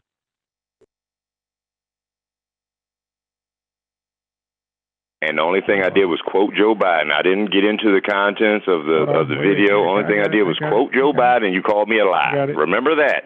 Got it. Need a damn thing to play. What just happened? All right, my internet. Man, what you doing to my internet? I can't play this video. It just played now. It ain't rocking with me. Can't hear the volume. It's It just really playing. ain't playing. Oh. Yeah, where the volume go? That was really, really weird. But it's probably the internet. It's the internet. Let me refresh. It's definitely the internet. Yeah. Wow. You got a lot of tabs up there, too. Yeah. You think But I that's have not anything to do with it? It's because I'm outside. It's like nice weather. And Oh, I'm okay. outside. Because it's nice little breeze. Oh boy, this thing really played out without any. Will make up a larger portion. Really. There it is. The ending of it, please. Yeah, that is interesting. Yeah. Wow. All right, so let me try it on the other. Let me try it on the Safari. On your that Joe. was Chrome. The full video, No. I'm gonna do the same one, but I'm gonna play it on Safari. Let's see if I get a better result. All right. 'Cause Safari don't play that. I think. Yeah, it's definitely the internet because I got an error message. Yeah. All right, so we'll wait till the connection gets stronger. Yeah, just keep it up there. Not unless you can use another one, but yeah, that's where I got it from. I was just, and. But he started off by saying, so now, where you were wrong at, like you misquoted your own video, because he starts off by saying is doomed. He don't say America, he don't say black people, he don't say frogs. He started off just saying is doomed. So we don't even know what the hell he's talking about. He says is doomed. Yeah. No, but you know that, right? He started off by just saying is doomed. That's it. Yeah, I remember. Yeah, I remember. Right. Yeah. So that could be frogs, that could be iced tea, that could be sneakers, that could be anything. Is doomed. So your own video don't even tell you who's doomed. Yeah. Right. But I told you what he said, then I sent you that video, and you said he didn't but he say didn't say it. that though, because he says is. Dude, you just like unbiased. I'm telling you, he only said is doomed and continue from there. You said America is doomed. He said is doomed. Okay. Right. So how do you get so the link you he sent said me, America. They left those America. They left the word out. So but hold on. The screen I'm sharing, so it says Joe Biden leaked the Zoom call. So this is supposed to show us the leaked Zoom call in context, like the stuff that they don't want us to hear. Okay? And he said is doomed. That's it. Ain't no America, you know, black folks, right, white folks. But he did say black. He said America is doomed. Okay, so not just because of black folks. It is doomed. Okay, yep. I heard it. Clear. Is doomed. Why do you think he? why do you think? Now, did you hear black folks in America, or you just hear is doomed? Would you please play the video? No, I'm asking you a question before I play it. Are you hearing America's doomed, or are you just hearing is doomed? Is doomed. Okay, cool. Yeah, I don't want to be disingenuous on a damn call, man. Just be honest. Right, like, you're it's right, a video. you're right. You know, it's no need to do that. All right, so let me turn that off. All right, so here we go. I had to make sure. Here we go. Is doomed. It is doomed, not just because of African Americans, but because by 2040. So far we don't know what's doomed. All we know is something is doomed, and it's not because of black African Americans, but what else? This country is going to be minority white European. Hear me? Minority white European. And you guys are going to have to start working more with Hispanics, who make up a larger portion of. Who is he talking to now when he said you guys got to work with the Hispanics? Black people. Okay. Black people. Why is he? If this about population, right, birth rate, why is he telling black folks to work with Hispanics? He's talking about having sex, having babies? Who the hell said anything about population and birth rate? Okay, so what is he saying in this video? He said is doomed. Why? You want me to repeat it, what he said? Yeah. So America is doomed. No. He is doomed, and not just because of black people. Now, that part right there, not just because of black people, unbiased. That's what's giving me. And then he said you're gonna have to start working with the Mexicans who outnumber you in America right now. Wait, now to do what? Okay, so something is doomed because whites. Because whites are going to be the minority. That's what he said, brother. Okay, so you just said it wasn't about birth rates and population control, and you just said it. I didn't. You brought that shit up. I never said a damn thing about birth rate or population control. So what do you mean by the minority? Why would they be the minority? The minority in what? I said that there's more Spanish people than there are blacks. Now that's what he said at the end. Are you talking about population? Would you play the video again so you can hear? No. You just caught yourself. Not just because of black people. Okay. When somebody starts off, America is doomed. I got a question first for you. No, we ain't read America. We heard is doomed. So now you just said it's not about birth rate or population control, and you just said a population just now, and you used the word minority. So are we talking about less white people than black people and Hispanics? Are we talking about that? No. So what do you mean by the minority? You're trying to break down the video. You're not even asking listening. you. I'm not breaking down no video. I'm going by what you actually said. No, you need to be going by what he said, what you called me a lie on, and it's proven that he said it. We're not even doing that. We're talking about what you just said just now. Your interpretation of what was said. So something is doomed. Something is doing not just because of black people, right? But because whites are going to be the minority in America very soon, and you guys are going to have to start working with the Spanish. So slow down. So white people be the minority in what? In America. No. Okay, dude. So therefore you're talking about birth control. You're talking about a population, right? I'm quoting this man. Okay. I am not adding I'm quoting him. No, I'm not. I'm asking You're trying to ask me to what he's talking about. No, I'm not. I'm not trying to do that. I'm asking your understanding of what we're hearing. I'm getting your interpretation of what's being said, and then you give it to me, and then when I question the interpretation, you deflect. Okay. But then you think people are gonna take you serious, bruh. I really don't care whether. To be honest with you, like I said, I got the information, so I don't have to pass it on to you. I don't have to give you shit. Okay, I got it. So I'll be fine by myself. Okay. So let me just play it. Let's play the full context now. 2040. Okay, cool. This country. Watch this. I'm gonna back up first. Okay, that's a spoiler. Okay. About right. It's like every time one of these. Okay, can we just be silent while I play the video? Let's talk after. Okay. All right. Okay, we're not gonna do that. White women.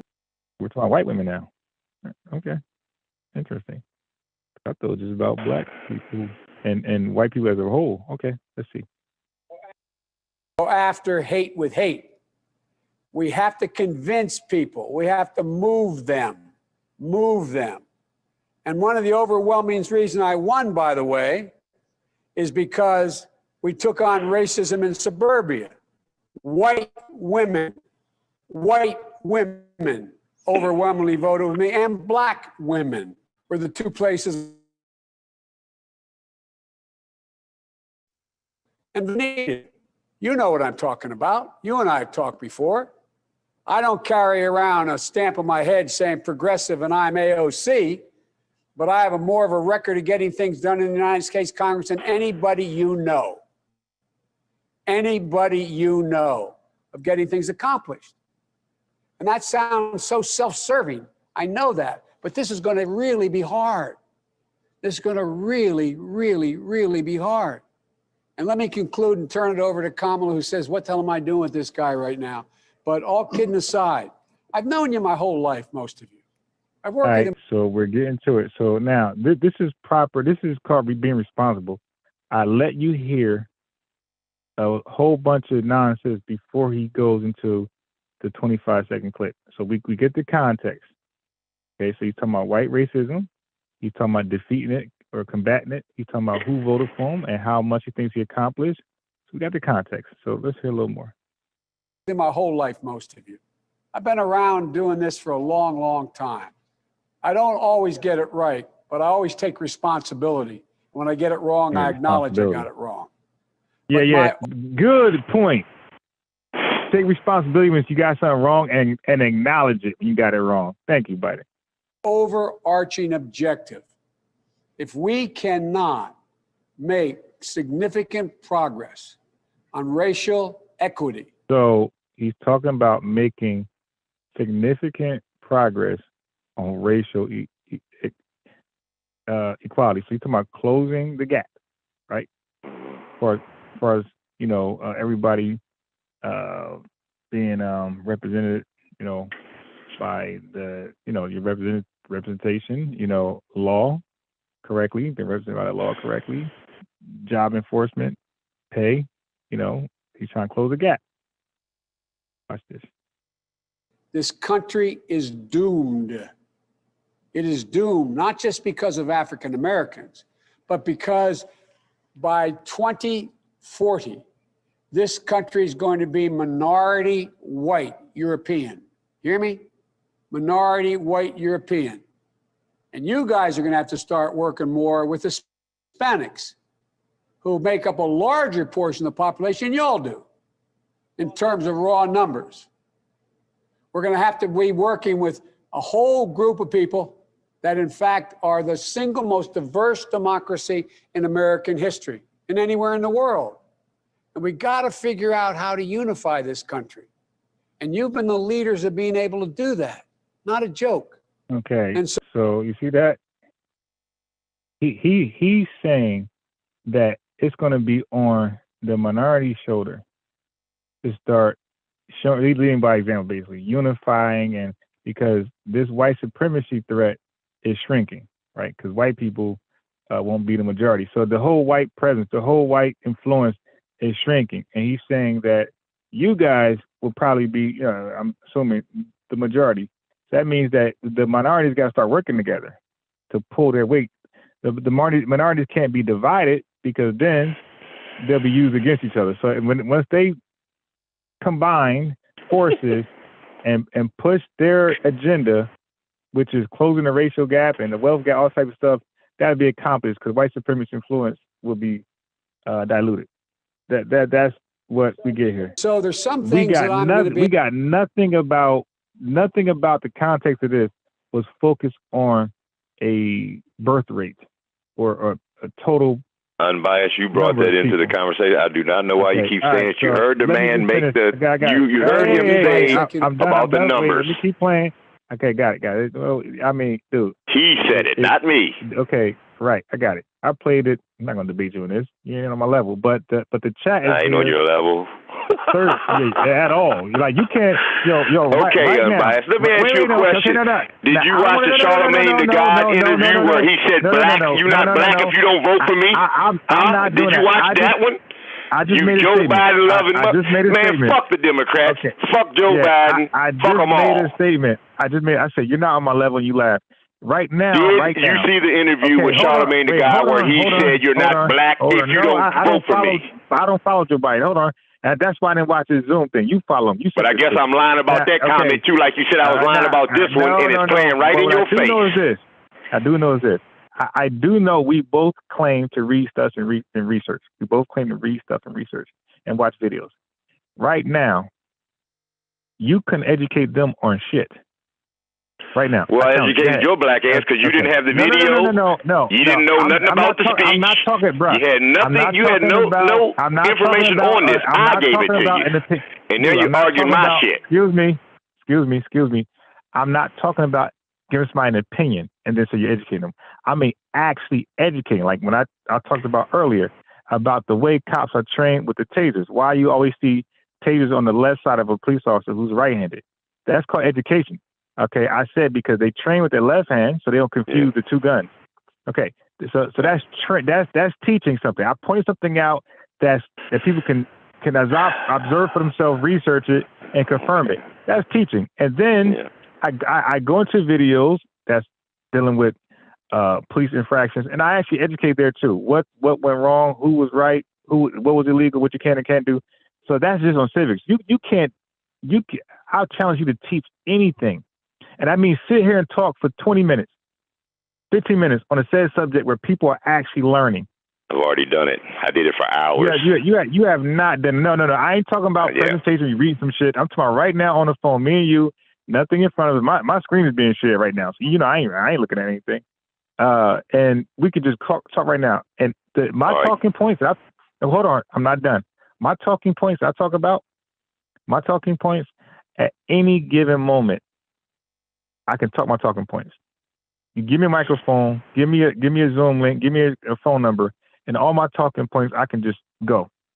Whether it's vaccines, whether it's civics, Constitution, the amendments, police interactions, the do's and don'ts, all those things, and the 94 crime bill, stop and frisk, all my talking points at any given time, I can just flow.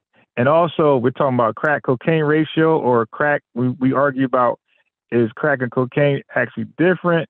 Are the laws justified and punish one another? Like all these talking points that I do on my channel, at any given moment, I can go. George Floyd case, Zimmerman case, I can go. Anything I ever researched in Partus sequitur ventrum. Okay, cool. Wait, so now, but you can't do that. All your talking points, if I say, okay, I'm just asking. And I say, go teach us about your talking point. You can't do Well, that. anyway, I want to comment. Can I comment on the video? LLC. Can we go back to the video? Can we go back to the video? Let me. So now I can skip the council community talk jargon altogether. I can talk about business. I can show you about LLCs, how to start one, the cons, the pros and cons. I can show you the difference in that and sole proprietorship, single membership, multi-membership, escort, secret. I can go into how they different and how do you pay yourself and how is it different from an LLC paying yourself from a C Corp? I can go into all that. I got nothing to do with, again, these are talking points at any given moment. Yo, I'm biased, yo. What's up, Indigenous? Yeah, I'm on a Zoom link and I'm trying to explain something. If I heard you talk about it, can you hop on the thread right now or hop on the Zoom link and talk about it? Yep. I don't need any preparation. Yep, I got it. I do it all the time. You don't teach it. What do you teach? Man, whatever, man. The people in the chat, just like I said, after I finished giving my explanation on what I thought was said, because the only thing we're doing is going off opinion. He's saying what Biden, he's trying to tell us what Biden said. And any man that tries to speak for another man is a fool. I already asked you your opinion, bro. You cannot speak for another man, brother. No, I'm not going in circles on that one. I already asked you. You called me a liar, said the video didn't exist. The video exists. Now you're debating me on that bullshit, man.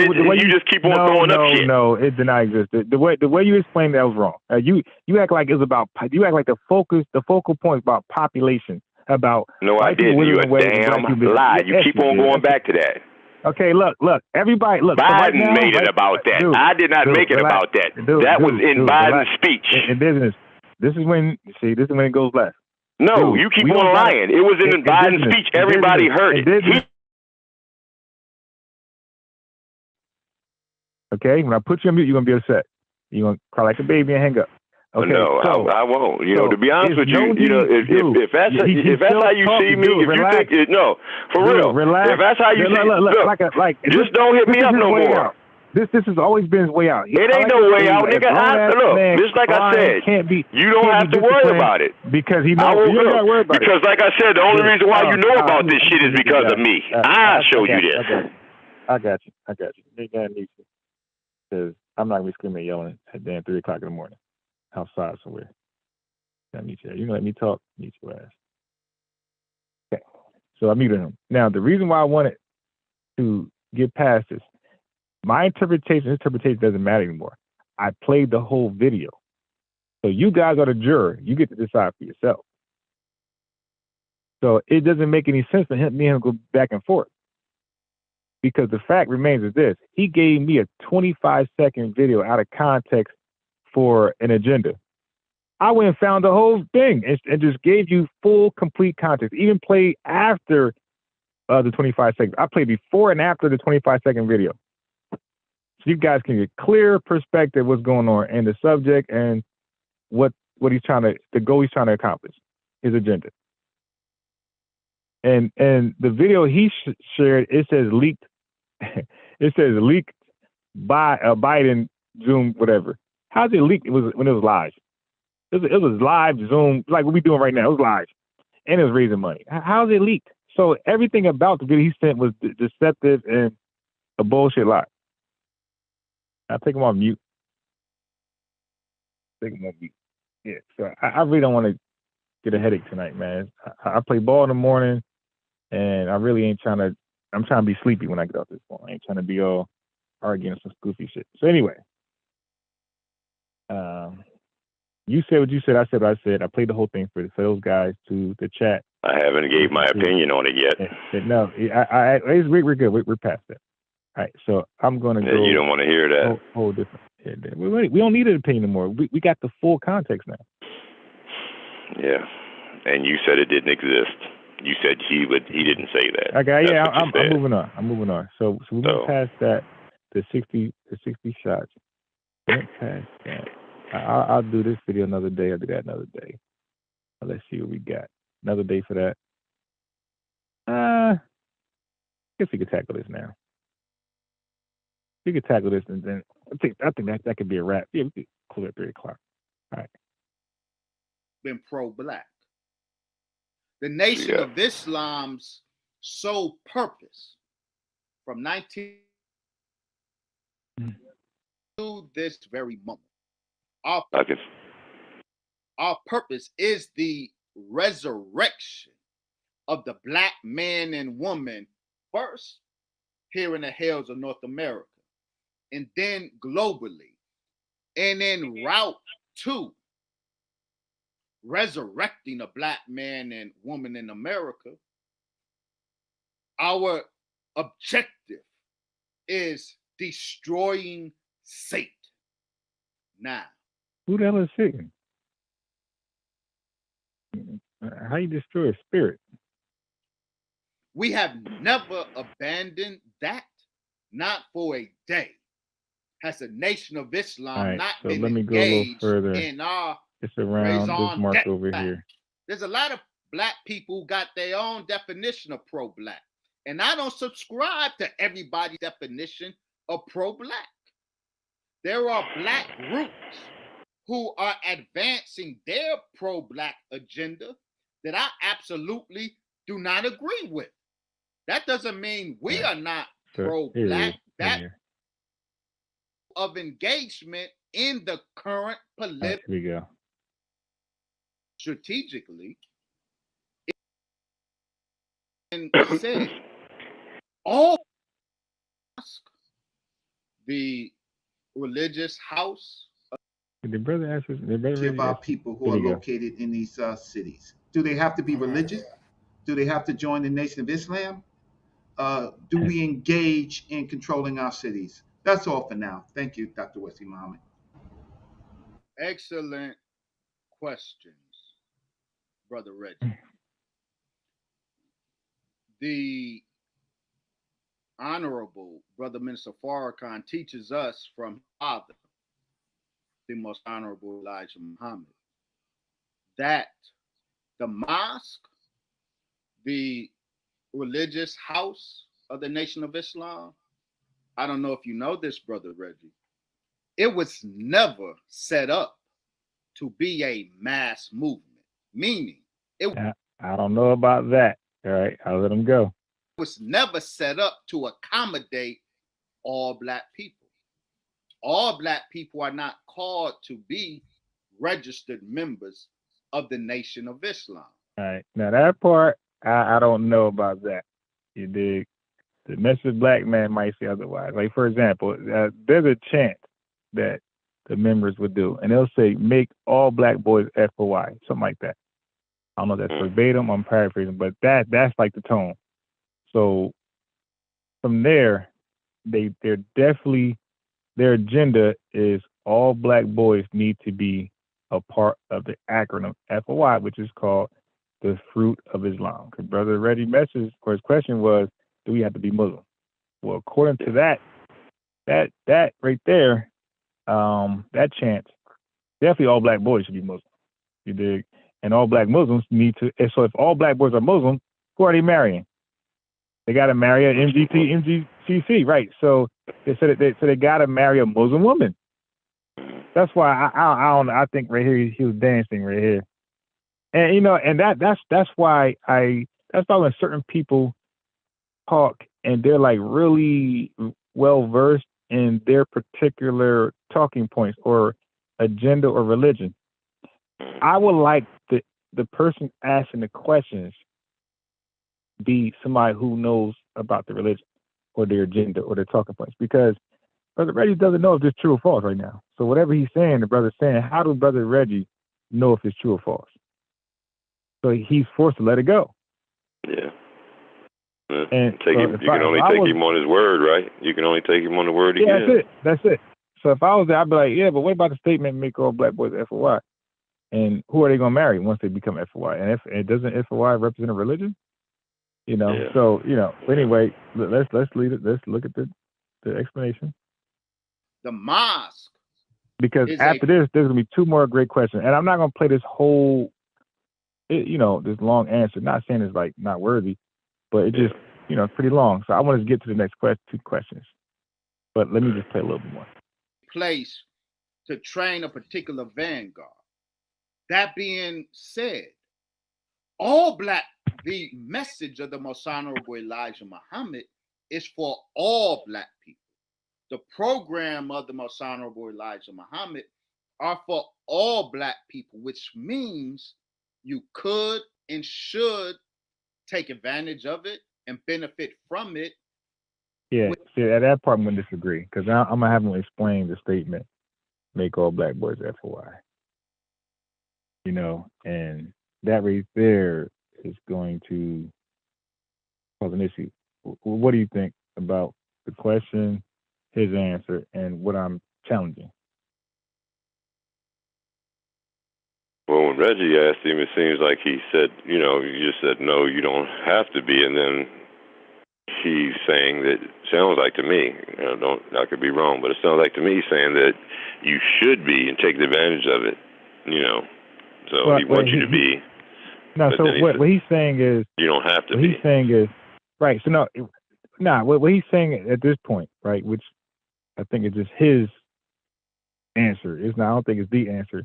He's saying that you could go to a Catholic school and not have to be Catholic, Now you might partake in the Catholic ritual, thing like that, but you don't have to change your faith and be a Catholic. That's kind of what he's saying. He's saying you could use our Islamic resources or influences and things like that in our mosque itself, but you don't have to be Muslim. So that's what his answer is pretty much implying. But I find that false, because the message of Black man, Elijah Muhammad, in the section which is called Islam. Islam is the black man's true religion. Like, so things like that.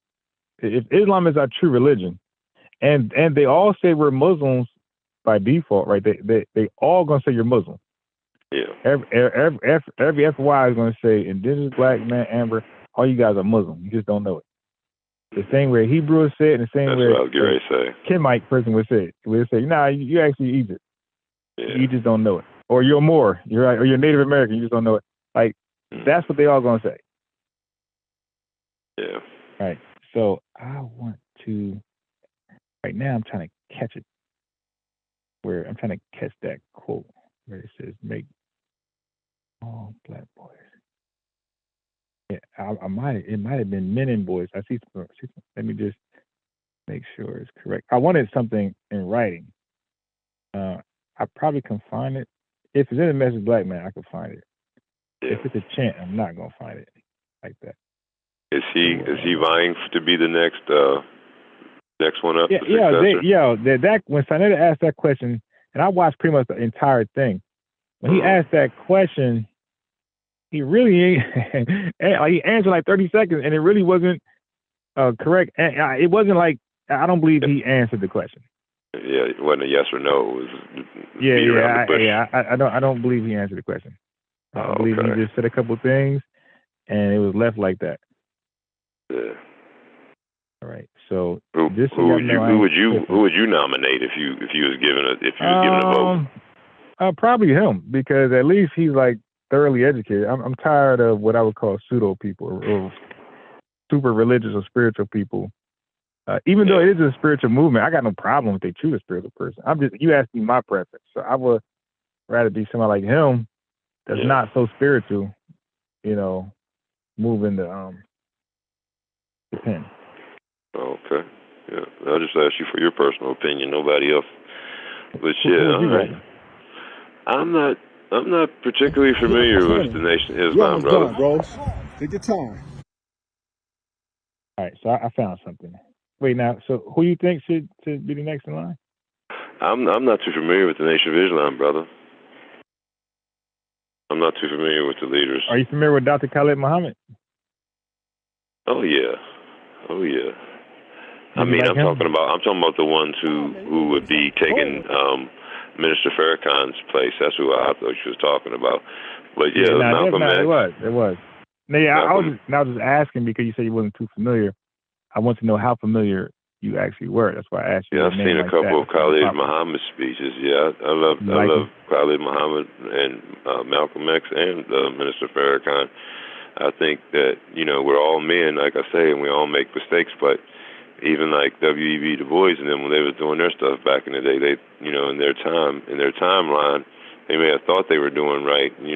Even though some of the things in the future we might find out. We are going to find out that they were wrong in. Like I said, we're just dealing with men, and they're trying to help and create change.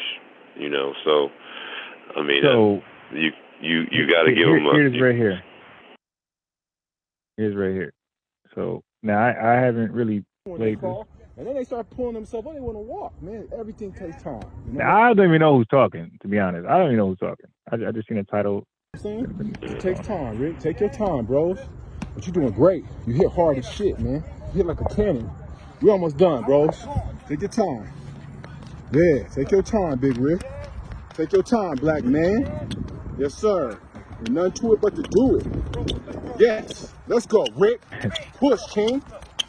Black allergy, what's that called? Motivation. I'm talking about hitting like a damn cannon. Good work. Good work, bros. We're going to get you over with Brother LeRae. I want them to say it. If the title say they're gonna say it. Oh, okay. All right. He's working out. Black man. Love this brother. He's such a beautiful spirit, man. He works with me. We've been talking to him, man. It's just a title. He's not gonna say it. Man, that's my big brother Rick. This brother hit like a cannon. We about to get him into Dodge status, man. Jab. Yes, sir. Jab. Yup. Jab. Relax, Rick. Relax, big dog. Yeah.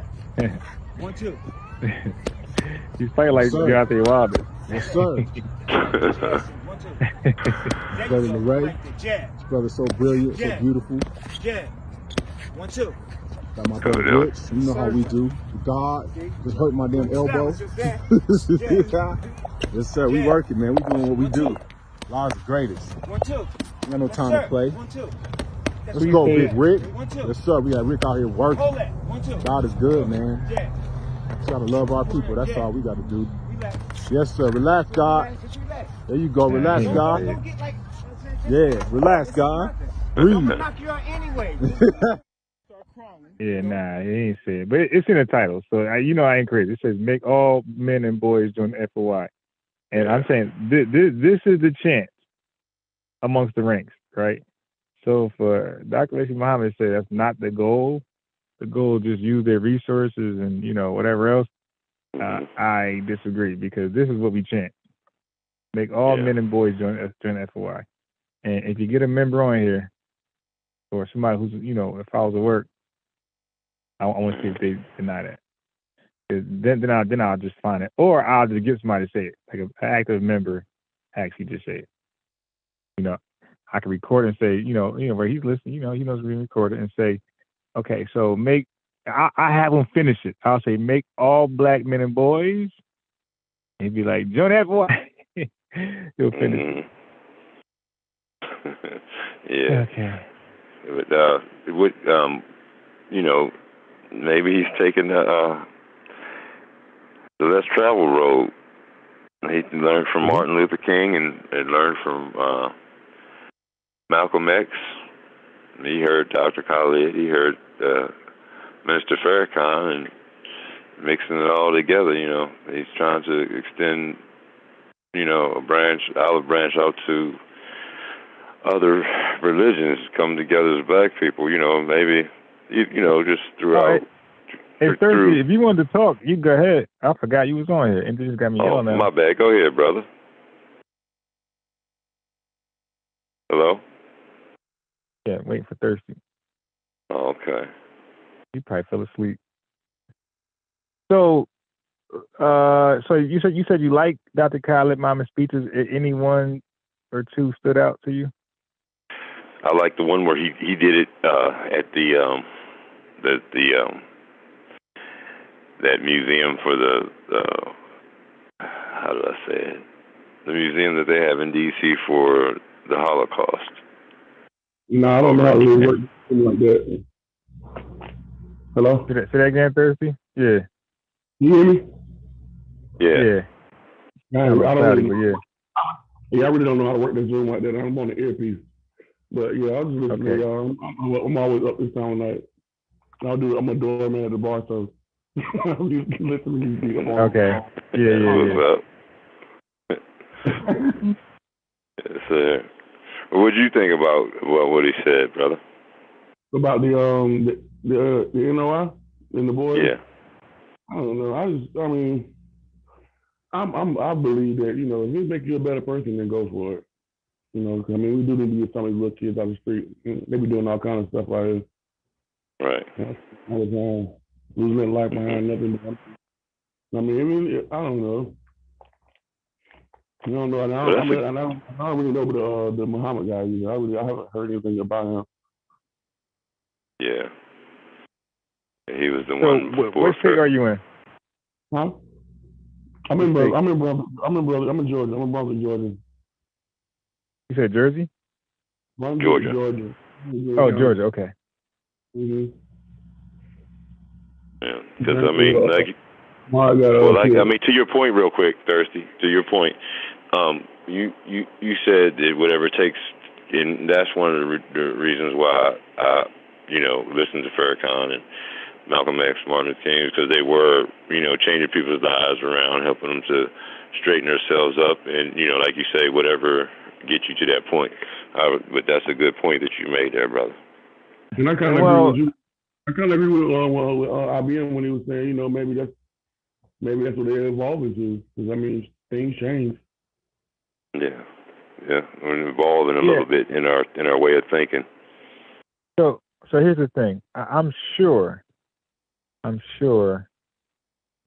these white radical extreme groups change lives. And like, I'm sure they came across some white young men who were troubled, uneducated. I'm sure they cleaned them up and put them on a path of, where they could be self-sufficient, right? I'm sure that happens with them as well. But what makes people overlook that is their doctrine, right? How they view other people. So right. So they don't really care. So at that point, they'll dismiss the whole you clean them up stuff, because you clean them up for him to think like what and spew what and act on what, So that will be the thing that people will have with the Nation of Islam. They say, okay, yeah, you might have got small drugs, clean them up, but look what you put in his head. Yeah. And now look what he's doing with his society. Assuming like they're using that to discriminate or things like that. Then it's like, nah, like that wasn't the move right there. It's better off. I kind of agree with you on that too, yeah. But like if you evolving, stuff like that's gonna happen. You gotta work all the kinks out. If we talking about it evolving into something else. But you're right though. You're absolutely right. Yeah. And then when I said he was taking the Malcolm X, when I said Malcolm X, I'm not just talking about the Malcolm X who was just, against all the white people and all that. I'm talking about the Malcolm X that came back. And he also said in one of his speeches, he said you come, it was a meeting or something that he was having, and he said, when you come to this meeting, religion and all that stuff gets left at the door. We're coming here for solutions. Remember that? So that sounds like something that this brother is saying, which makes a lot of sense. We need to come together. We need unity, and also we need to teach. So if when you find your opportunity in there to talk, whether you're a Christian or a Nation of Islam, if they give you a chance to get up on the floor and speak, a little bit about how you feel about your religion, then that's different. But the way it seems is that he's trying to get everybody to come together, under the black banner. And then, we can work things out from there. We don't have to have the same, because we all are fighting for pretty much the same things as poor people around the world, not just black people, but just poor people around the world in general, period. So I'm going to play the second part of the question, but Blue Devil says something. Hey, Edition, do you eat pork? Yeah.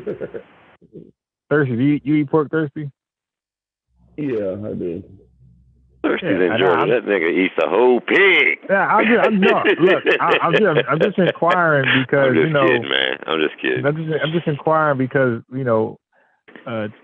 some states, depending you live at, pork is seen as like the worst thing possible, but other states they don't see it like that. And so I was just curious because like where I live at, if they did eat it, they'll deny it. But so it's like it's interesting to see people say yeah. It's funny. So I actually work at a barbecue spot. I'm a pit master too, and I'm doing the daytime. Huh? So yeah, I said I'm a pit master in the daytime too. All right. Wait, I can't even hear you. What do you say, Indigenous? I work at the barbecue spot down here. Oh, okay, got it. It's a real big one down here. But y'all work there, and I can't help it. It's right there. I got you. Yeah. No, I once I left the religion, like I don't eat it, but I don't look at it the same I did before. Like it was like I looked at it like as it's the worst meat. I don't all that pseudoisms that I had. I don't adopt that anymore. I look at it as just a food choice that some people choose and some people don't. It's real simple for me. If you eat enough of it, you don't feel it though. So let me get to the second question because this is where's that video? Okay. All right, so he answered that one. Now this who's this right here? Okay. For us to be pedestrians or in our cars or doing whatever, can we post those things? So now with those words being posted, nobody has a chance to scheme or plot about that same safety that you said we can control. So I just wanted to tap in with that. Thank you. I believe. Thank you, brother. So I think he asked a question that he agrees with. So let me get to the controversial questions. To the extent they allow So us this to gonna connect, be right here. they were physically This question.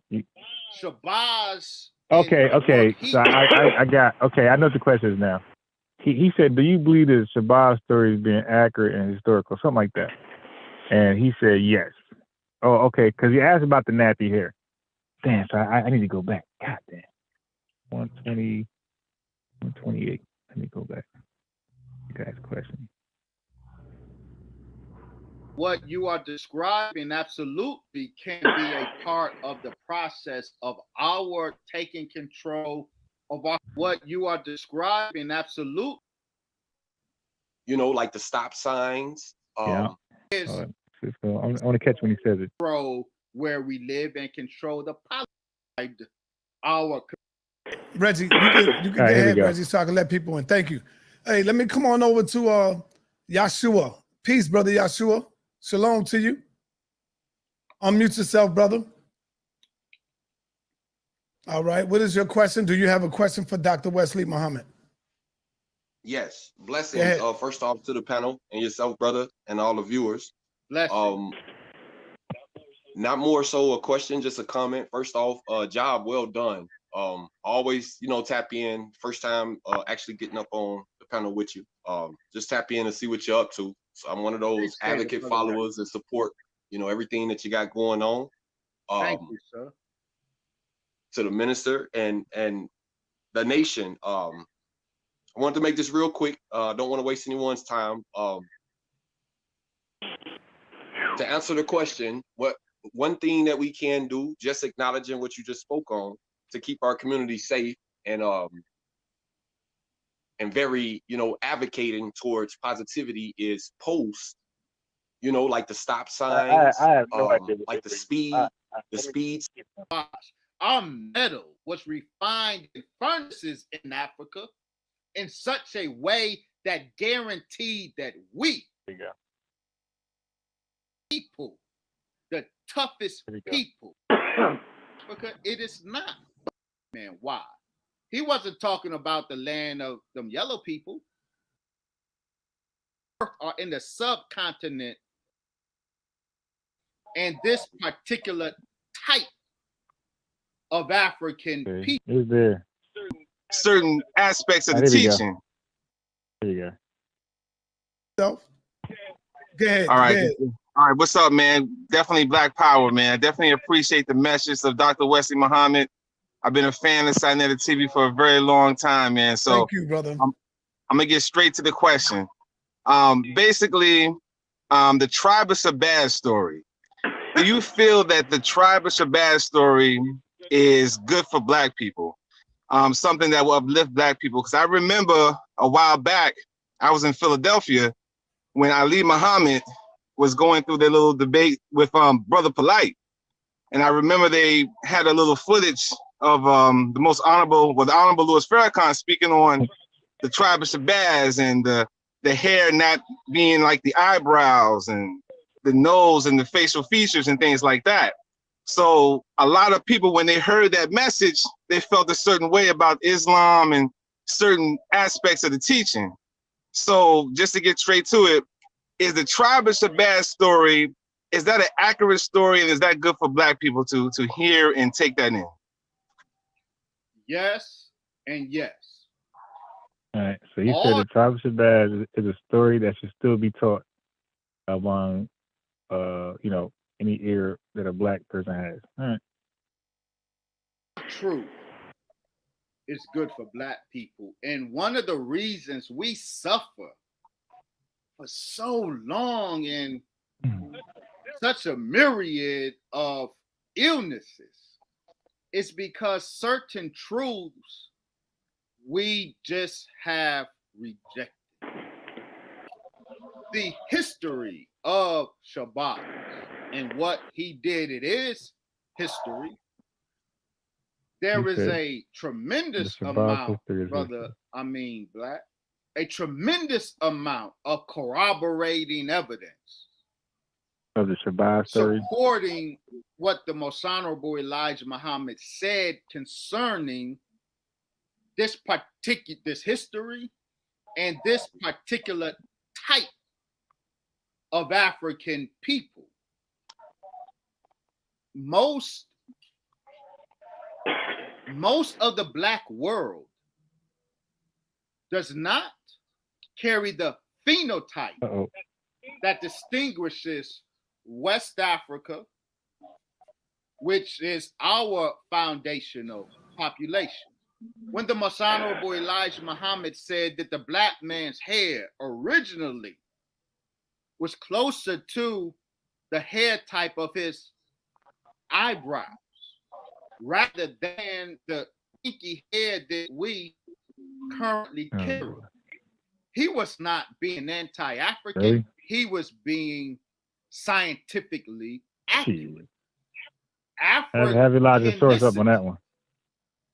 Expands well beyond that location currently circumscribed and described as Africa. The blackest people on earth are in the subcontinent of India, blackest, and their hair is not like the hair of the West African. That really wasn't the question. So now he's going to like just dark people. The guy was speaking about black people, right? Not just dark people, because you got people who are dark who are not black.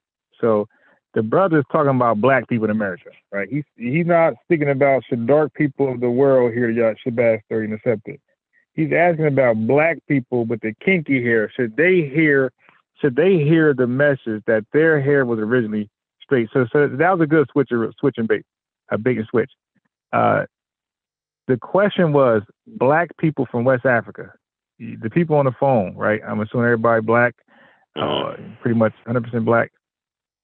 Well, you get what I'm saying, majority black, and your hair has the token black texture, right? You're not really mixed like that. Is there?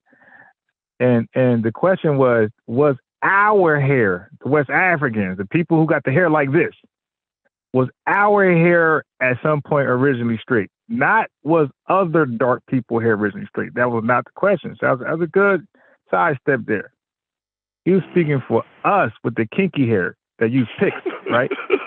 and blow dryers and hot press, it was our hair at some point like our eyebrows. So that was a good little switch he did right there. I caught that. No. And so now we want to know that. Like, what evidence do you have, or Elijah Muhammad have, that our black people in America, because the message to the black man was for people in America, black people, and we ain't come with straight hair, okay, naturally. So where was our hair ever originally straight, like our eyebrows? That was the question, and he talked about somebody totally different. So, that wasn't cool. So that was that. You don't think our hair could have been straight unbiased? The question was, the person who say it is we need to know how he knows that. Right. And what evidence and proof you have that our hair was straight like our damn eyebrows, and that's the problem. Yeah. So, I think. And don't forget, we're talking about West Africa. We're not talking about somebody else in Africa. Well, when we say Ethiopia, most people generally think go directly to West Africa, right? Nah, I think Ethiopia is like East Africa. No, it's over there, around Egypt, man. Yeah. So yeah, but that's not West Africa. That's north then. So actually, you reminded me. I think that's Northeast Africa. I think that's called Northeast Africa, something like that. It's called something like that. The Sahara. Well, I mean, see, I've had these talks with different people, and Garfield, I said something to him one time about it, but I was just in the chat. Because don't. I'm not saying that I know these people personally or none of that, because I don't know none of these people on here. So I'm not trying to name drop or none of that. It's just in the chat I wrote about Negro land, And I was wondering how much they knew about that, because see, that's one of the things that I'm strong in history as far as, you know, the maps and the things that they drew. You got to look at the time. That's why I always say you got to look at the time period that they're talking about, because at one time Ethiopia stretched from East Africa all the way to West Africa, and then they turned it into Negro land, and then they broke it down and shortened it up and all this stuff and did all that. Well, I mean, you shouldn't get lost. I'm telling you. I'm telling you how it was split up at one time. We are getting lost. But we are getting lost because we're talking about West Africans, right? I don't care what land you're talking about. I know. Okay. I don't even care about none of that. The fact is that Ethiopians today. That's what I was saying. I got it, but we're going off though, because the fact is that Ethiopians today are totally different than West Africans today, right? So whatever landmass they could possibly share at some point doesn't matter. We are totally two different people, and like phenotypically, everything about us is totally different. So we're not doing that. We're talking about West Africans today, how we look today. At some point, was it altered, and we had this nappy here. And don't forget, Elijah Muhammad said we live in the jungle. So we had straight hair like our eyebrows. We live in the jungle to make us tough, and through living through those rough conditions, our hair somehow is kinked up. And it's kind of similar to like white supremacist views on us. Like we lived in the jungle. They're not going to say our hair started from that, but they're definitely going to say we lived in the jungle with our hair like that. Yeah. They both going to agree that we live in the jungle and our hair is kinky.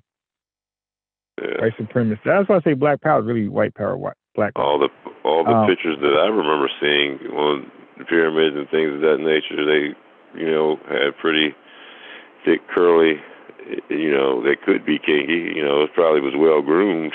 They probably made it look well groomed. If you're doing a pyramid thing, I don't want to do that. But I'm not one of those that believe that the Egyptians were West Africans or black people like us.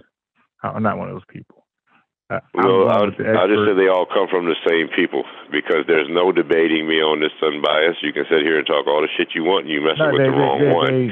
You're dealing with amateurs. Let me finish saying what I'm saying, please. No. I don't want to do that. I'm gonna mute you. I said I want to stick to what I'm playing. I don't want to go to another something. You're doing that, man. I'm sticking to Dr. Wesley Muhammad answers to the questions. That's it. I don't want to go somewhere else right now. I'm not going anywhere else. Right, because I was privy to be on a. I got you. But I was privy to be on the phone with Dr. Mayat, Double X, or ex-architect, sometimes Concrete Corey, sometimes Chef. Be on the phone with them, and for hours and hours. So I know the arguments. I was a mediator. So it's and I also watch a lot of Chief X stuff. There's a lot of stuff like you possibly wouldn't even know what they're even debating. I don't have to. I know what I know, and I didn't get any of my information from any of them. All right. That's it. Okay, I got you. So I mean, you're name dropping, but it doesn't. You can have your shot. Yeah, you can. Yeah, I got you. Can I say something? No, I'm not. I'm dealing with Dr. West Muhammad answers, and then I'm getting off the phone because it's late. So I got to wake up I got to be at the park at 9:00. So hold on, it's the last one. Then we out there. Then next live, you can talk your pseudo shit.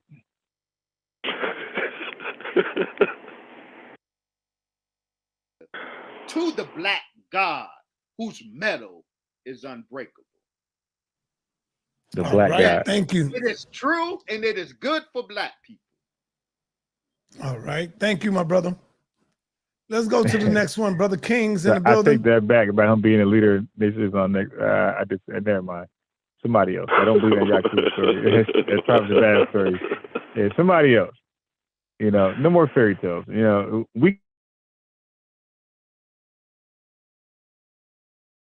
average black person that does not observe Christmas, Easter, Thanksgiving, all things like that, because they say they're fairy tales and they're wrong, and they're just wrong. They're not accurate.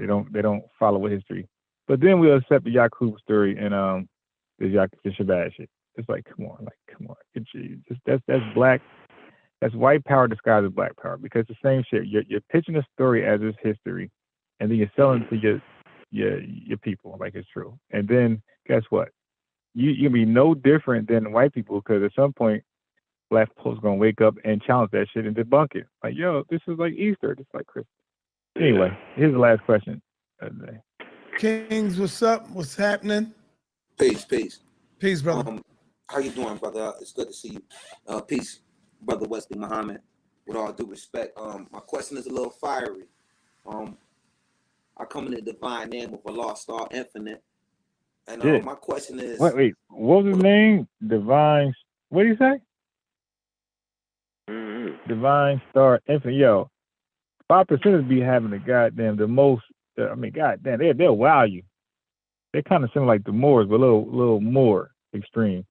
Yeah, their names be Divine God Allah, All True Righteousness. Never made a mistake in my life. They be having names like that. Yeah. Everything I do is accurate and precise, and I can solve and answer any equation, any I can answer any question. Like, that's really like, God, you can do all that shit. All right, here we go. with all the current events that's going on in the world today, and all our previous fallen civilizations that have fell under the guise of religion, why, or let me reframe it like this: how do you see religion moving us forward during a recession in these times? How is religion still something that will take us to the next much needed step to freedom? I believe that financial freedom, economical freedom is our best way to get free. So I would like to know what your example of what would be the best method of proceeding towards freedom. Thank you. Peace, God. Peace, Allah. I do not at all see religion as advancing Black people to where we should be. I don't see that at all. It's the way religion is constructed, the way Black folks in particular do religion. It has been, as Karl Marx said, an opiate. So I am not one who believes religion is what will advance us. In fact, in order for Black people to advance, we have to free ourselves from so many of the religious hang-ups that hinder us. Now, So free us from the religious hang-ups that hinder us, right? So that means, that Commission stuff, of course, talking about the Bible and Orthodox Islam practices, everything but their religion. I'm trying to tell you, like, that was a cold way of saying, that's a slick code way of saying, yeah, get rid of everything but the Nation of Islam version of Islam. You dig? And that's pretty much it. Yeah. No, that's what you think he's saying. So it comes back to what Reggie said earlier. Do we got to be Muslim in the way you see Black people as Muslims? And the answer is yes. I don't know how we keep tiptoeing around this. But Brother Wesley, aren't you a Muslim, and don't you advocate Islam as the solution to the problems of Black people? Absolutely, I am. But as I'm sure you know, Lord, the Most Honorable Elijah Muhammad was very clear and correct. Islam is not a religion. All right, stop. Now you heard him right. What did he say about Islam? He said, Elijah Muhammad said, what about Islam? Huh? You gotta fill me in on that one. No. Just I heard now. you say Islam is not a religion.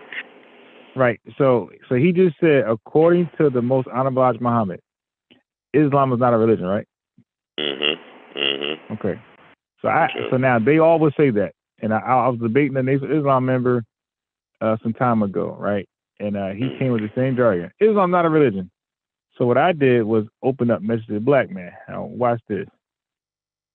And we were live debating. We were live debating. He said what he said. Islam is not a religion. Okay. So let's go to the Divine Leader book. Okay, so let's go right to this. Here is the table of contents, right? Go down. What does it say right here? What does that say? What does it say right here? I seen it. I ain't gonna say nothing. I already knew what you was gonna say. No, when just you read said that. Because you read other stuff. What does it say? All right. Hold on. It says Allah is God. What is the mystery of God? No. It don't say Allah. No. Okay, well, hold on. You probably can't see it. So I highlighted it. Do you see anything highlighted just now? Islam, the only religion of God. Okay. So now, but what he just say? It's not a religion. Okay. But what the most honorable Elijah Muhammad say about it? Not only is it a religion, it's the only true religion of God. You see what I'm saying? So he said, let's hang up these hiccups, these religious hiccups, and let's go with the only true religion of God, which is his version of Islam. So it's like they double talk. And again, it only works against people who don't know their doctrine. He just said Islam, according to the most honorable Elijah Muhammad, is not a religion. But then we look at what Elijah Muhammad says himself. He says not only is it religion, it's the only true religion of God. So it's the only religion. Right. You know, the double talk just killed me. So let me play that back so you guys can hear it. I ain't gonna do what they just do. I ain't gonna send a 25-second clip. You're gonna hear it. There you go. There you go. 133. It's always indigenous' fault. I'll play the whole thing. Look. It's not a religion. Wait, no. Let me go back because kind of like what you did. Let's go back. 133. Right here. You know, Lord. The most honorable Elijah Muhammad was very clear and correct. Islam is not a religion. It was given to black people. So Islam not a religion. Elijah Muhammad says Islam is the only true religion. All right. People make shit up as they go. People at the time as a religion because black people felt they needed a religion. But this Islam is not a religion. So wait, he doubled down. Wait, let's go back. What'd that say? It says, okay, now look, that's chapter 40. That's chapter 40. What does chapter 41 says? Islam, the true religion of God, part 1. About 42. Islam, the true religion of God, part 2. Man, why you on this man? Religion? Why you on this man like that? And you know, no. Hold on, I see Asiatic Lion's name going up and down the chat over there on side netters. Me and him's friends, you know, and I be messing with him because he's a Muslim. And I told him, I said, how many times does it say Jesus in your book, brother? I said, so now, hey, look here. What come first, the chicken or the egg? You know what I'm saying? But like I said, how can it not be a religion when you got Jesus all up in your Quran?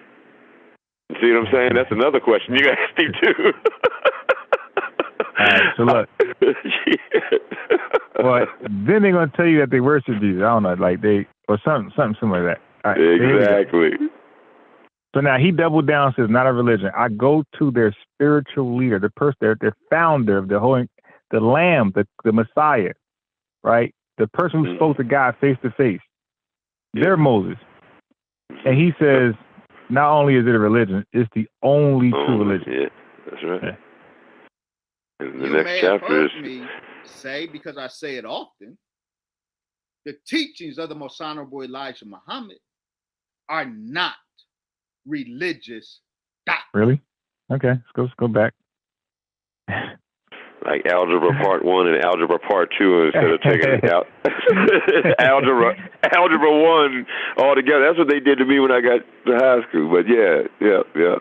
I want to take algebra 1. They gave me algebra part 1. All of a sudden, this is not a religious doctrine, right? Okay, come on. Okay, so that's chapter 40. Look, the principles of Islam. Everything is like Islam. Yeah. The meaning of Islam. God damn, but he says not a religious doctrine. Holy Quran, Thessalonians, you dig? Everything, Psalms, everything is religious in here. Quran 2:12. What are you talking about? All the references are religious texts. Look, Quran, Allah, God says, but this is not a religious text. Abraham, the belief in one God, From Noah to Muhammad, right here, from Noah to Muhammad, and the last. That means the prophet, peace be upon him, Muhammad. He's talking about him. Okay, and Moses, everything about this is religious. And he's trying to, look, what is Islam? But he's trying to convince you that nothing about this book is religious. Yeah. Okay, yeah. Everything about the book is religious. And, all right, so let's go back. And just imagine how many people he could fool with that message, and how dangerous it is. Yeah, they all gonna repeat this. Just talk to any member and say, "Yo, do you have a religion or it's a way of life?" They gonna say, Islam not a religion. And all you gotta say is, "Okay, you got the Message Black Man book on you, my brother? Hey, can you get to chapter 40 real quick?" Then they gonna be quiet. Like, yeah, I don't know, man. It's weird. I have spent 30 years academically scrutinizing and then tossing the fire of critical inquiry. No, we don't believe you. No. That's not how that works. The vetting process, the peer reviews are people who are not into your shit like that. That has no interest, right? You yourself can't be like, for example, I love bowling, right? Or let's even do it better. Thirsty say he eat pork. He's already around pork. So why would we trust him to believe pork is the best meat, right? As opposed to people saying it's the worst meat. Right. Like his testimony wouldn't be the one. It would be somebody who, like, maybe don't eat it or don't eat it as much or don't care for it as much. It wouldn't be, or it'd be a mixture of people. Follow the laws, because where's those laws come from, brother? Where do those laws come from? He is because I also hear my boy. Hold on, you overskipping something. Where do those laws come from, brother? Oh yeah, they come from the Leviticus. The Bible. Yeah. So now I also hear my boy Lord Abba, he'll say the same thing about himself. He'll say about his teachings or his doctrine. That's my boy, and I believe that he does good work sometimes, research. But he'll say he criticizes himself and critiques it. No, that's not how it works, man.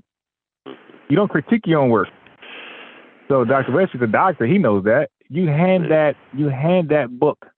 You don't do it, Dr. West. You hand that same book to those fellow scholars, those fellow PhD people, and ask them, is this book accurate? Yeah. They on football punt that book somewhere, bruh. So I don't like when people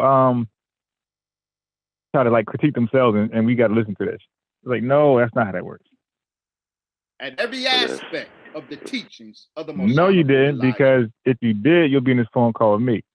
Every last supporter of this book, y'all seen I did a 2-week interview, binge with these members. I had them all stumped. And I talked about different things to different people. It didn't matter where I went with the doctrine. I had them all stumped. They can't even, Elijah Muhammad was confused on if Adam was the father of the white race or if he was the first prophet of Allah. He was confused because he'll say both. So I don't believe you on this one, Dr. Bashir Muhammad.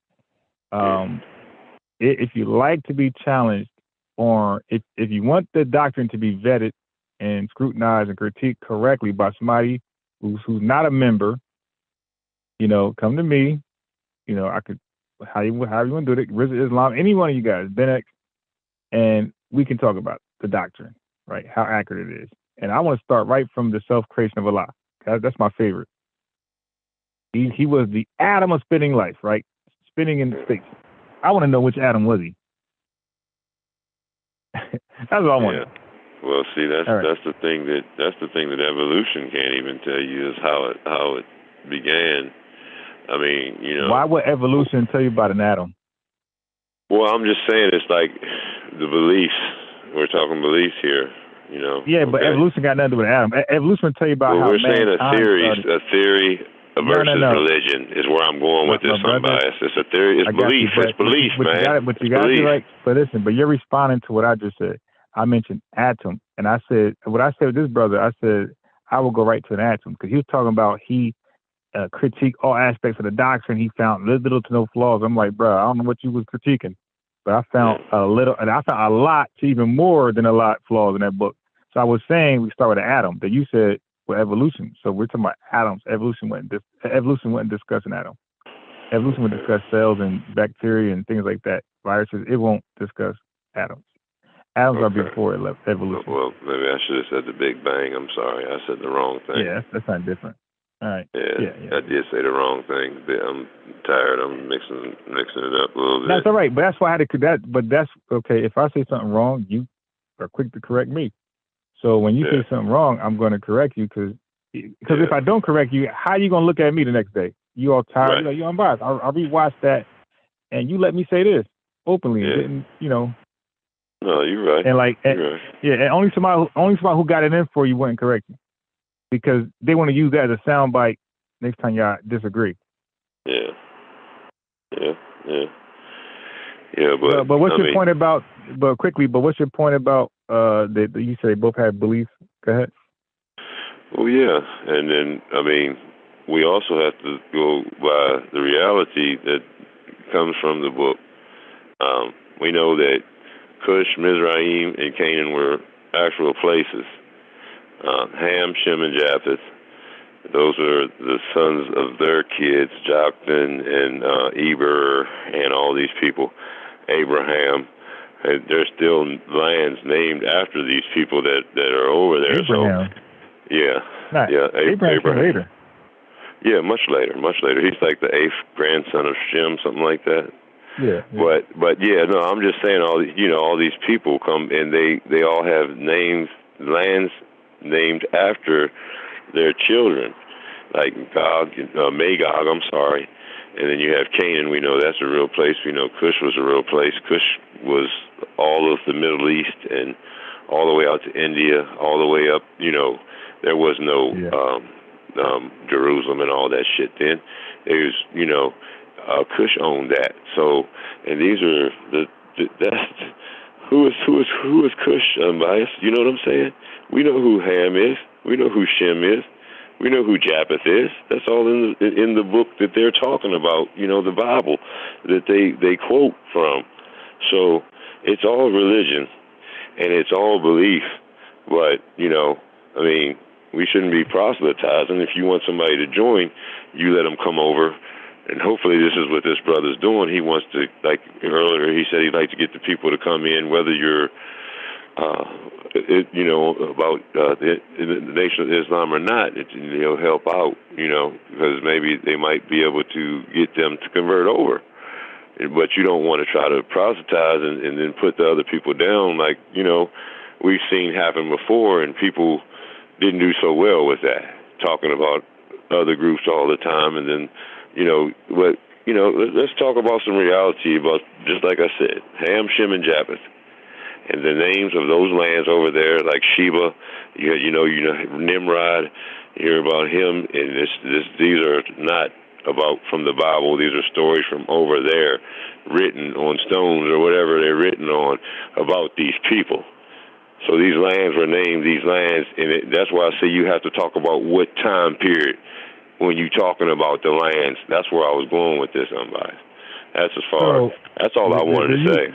Do you believe that the Bible and the book of Daniel and Revelation, do you believe Daniel, I don't know, I forgot what chapter 10, I don't know, but Revelation chapter 1 and 2, do you believe that they're describing Jesus as like his when I say describing him, like, of course they're describing him, but do you believe they're describing his skin tone, his features, like they're trying to tell you he's a black man in those two books?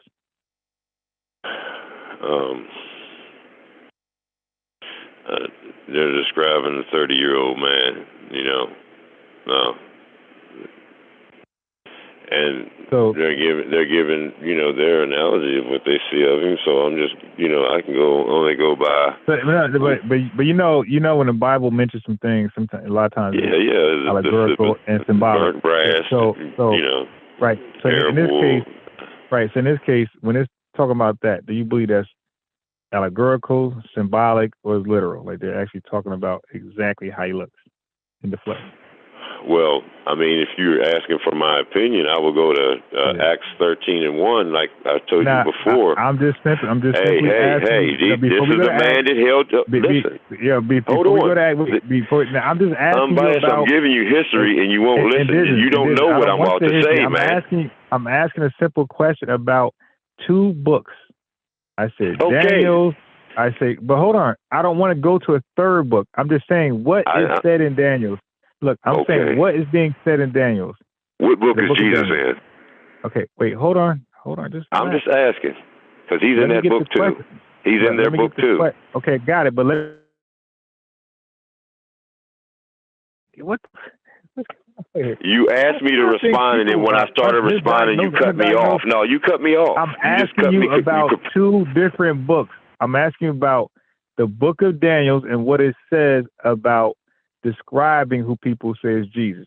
And then the book of Revelation, chapter 1 and chapter 2. That's definitely talking about Jesus, right? And I'm asking you, when they describe this man, real simple, A, B, or C, or none, or all of the above, right? So are they describing Jesus literally, symbolically, or allegorically? Well, I have to read the scripture you're talking about because I don't want to, Have you ever read the book of Daniel where it describes what they say Jesus? Yes, I've read. I haven't read the whole. Now, no. I'm getting close. I didn't ask you about the whole book. I asked you about a particular chapter and verse or verses, maybe 2 or 3, where it's describing a man that's said to be Jesus. And I'm asking you in that description, the way you read it, the way you took it. I think he's black. No, I'm asking you this: the way you read it, and where you took it. Do you believe they're describing him literally as he actually looks in the flesh, or symbolically, like those things represent something else, or allegorically? Like, which one are you going with?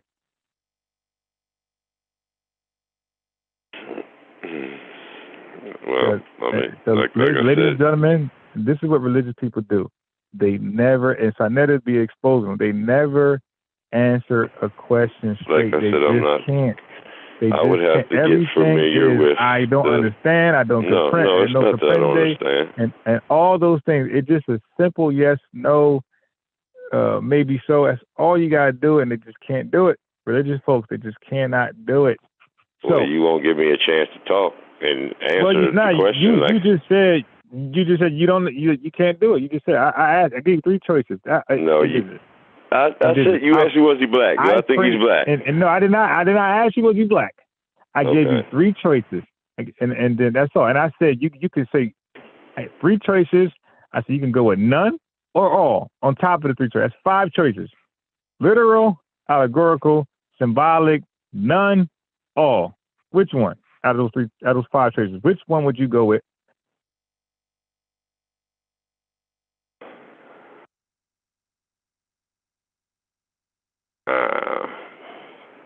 God damn, it's so hard for people. It is because I haven't read, so I don't want to give an opinion on something that I'm not. Yeah. Oh, it is. Yeah. But that's a question. That's a question placed by you. I'm sure that I could stump you on questions also. No. It's not. No, I'm just saying. Like I said, this guy. The only thing that you got to do. How I stump you on a question that you. Yeah. Okay.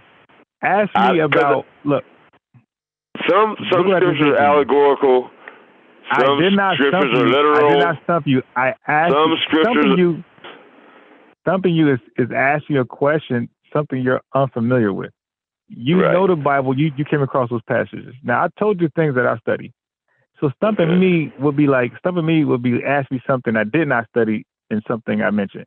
But if you're just repeating something I read in those things I mentioned, that I mentioned, you won't stump me. It's either like if you ask me something about an atom, electron, electric shell. If you ask me these things and you give me an A, B, or C, you're not stumping me. I'm gonna answer the damn question. Something about vaccine, something about Margaret Sanger, anything like that. You know I'm gonna be straight on my square. I'm not gonna say, well, repeat that, rephrase that, spell it out. It's like, yo, A, B, or C, cool. A or B or C or none of the above or all. You know, it's gonna be real simple for me. You're not gonna stump me on my own information. Okay. I'm not trying to stump you. I was just trying to give you. I know you're not, but no. You just said you are. You said I'm going to try to stump you, but I didn't stump you. I mentioned something in the Bible that's openly known and commonly believed, and I just asked you on where you stand on it. That's all. That's like saying, do you believe God is a man or a spirit? Because people debate that. According to the Bible, they say God is a man. And some people say, no, God's a spirit, according to the Bible. So if I ask you that, that's something widely known, and there's only two beliefs on that, either yes or no. Yeah. You can't say I stumped you. It's like, no, you already believed one way before the question was asked. So the same thing with the book of Daniel and the book of Revelations. You already believed one way before I proposed that question. I'm just trying to get you on record, and you know that, and you're embarrassed about your own faith. I'm not embarrassed at all. I mean, you wouldn't let me answer. I still haven't answered yet, and you still won't let me answer. So, oh well. You know, have at it. Have fun with that. Out of that 30-year process is that I know, and I can show and prove that the teachings of the Most Honorable Elijah Muhammad are not religious doctrine, but are a verifiable body of knowledge. All right. So with that being said, I would love to talk about the Yakub story with this guy. I would love to talk about the mother playing with this guy. And I would love with the doctor. And I would love to talk about, more than anything, the self-creation of Allah with this brother. Yeah. And then I got other areas to go. You know, was Allah before Abraham or Abraham, so they call it? I said, was Allah way before Ibrahim or Abraham? I'm not sure. His Allah? Yeah. Well, according to the Quran, yeah. Oh, okay. So he was the creator. All right. Yeah. All right. Yeah, so he's just right now pumping his chest, and it's easy to do when nobody is there to challenge you. And Black folks need verifiable truth to advance ourselves. Now, you said, so also what this Islam is, which is what Black folks need. This Islam is not just a verifiable body of knowledge. It's also a prescription for a. Somebody put Malcolm Flex TV said, I don't know why y'all want to debate Dr. Wesley so bad when he mopped the floor with y'all best in the community. Yeah, he was supposed to debate Sarah Suman-Seti, right? Sarah Suman-Seti must do some research on and copped out. So Natural Taihudi took his spot to debate him, right? And which I think he did a good job. Now, not on the subject. He didn't do a good job on the subject. He did a good job in his own agenda, what he wanted to do. I think he did an excellent job in his own agenda during the debate. It was very great. You know what I mean? Classic. So Jackson said he showed up anyway. And he was supposed to debate him. And then during the question and answer period, this guy actually got the mic to ask a question. So, of course, he's not going to respect this question. So Dr. Lake said, "Ho, you can't ask me anything because you're supposed to be on the stage debating me. You punked out." And Saracen he wanted to fight. He was so tight, he wanted to fight. It's like, how you want to fight that? You had your moment. You copped out. You left. You didn't want to debate the guy. But then you want to sit there and ask questions and try to cheap shot him. Yeah.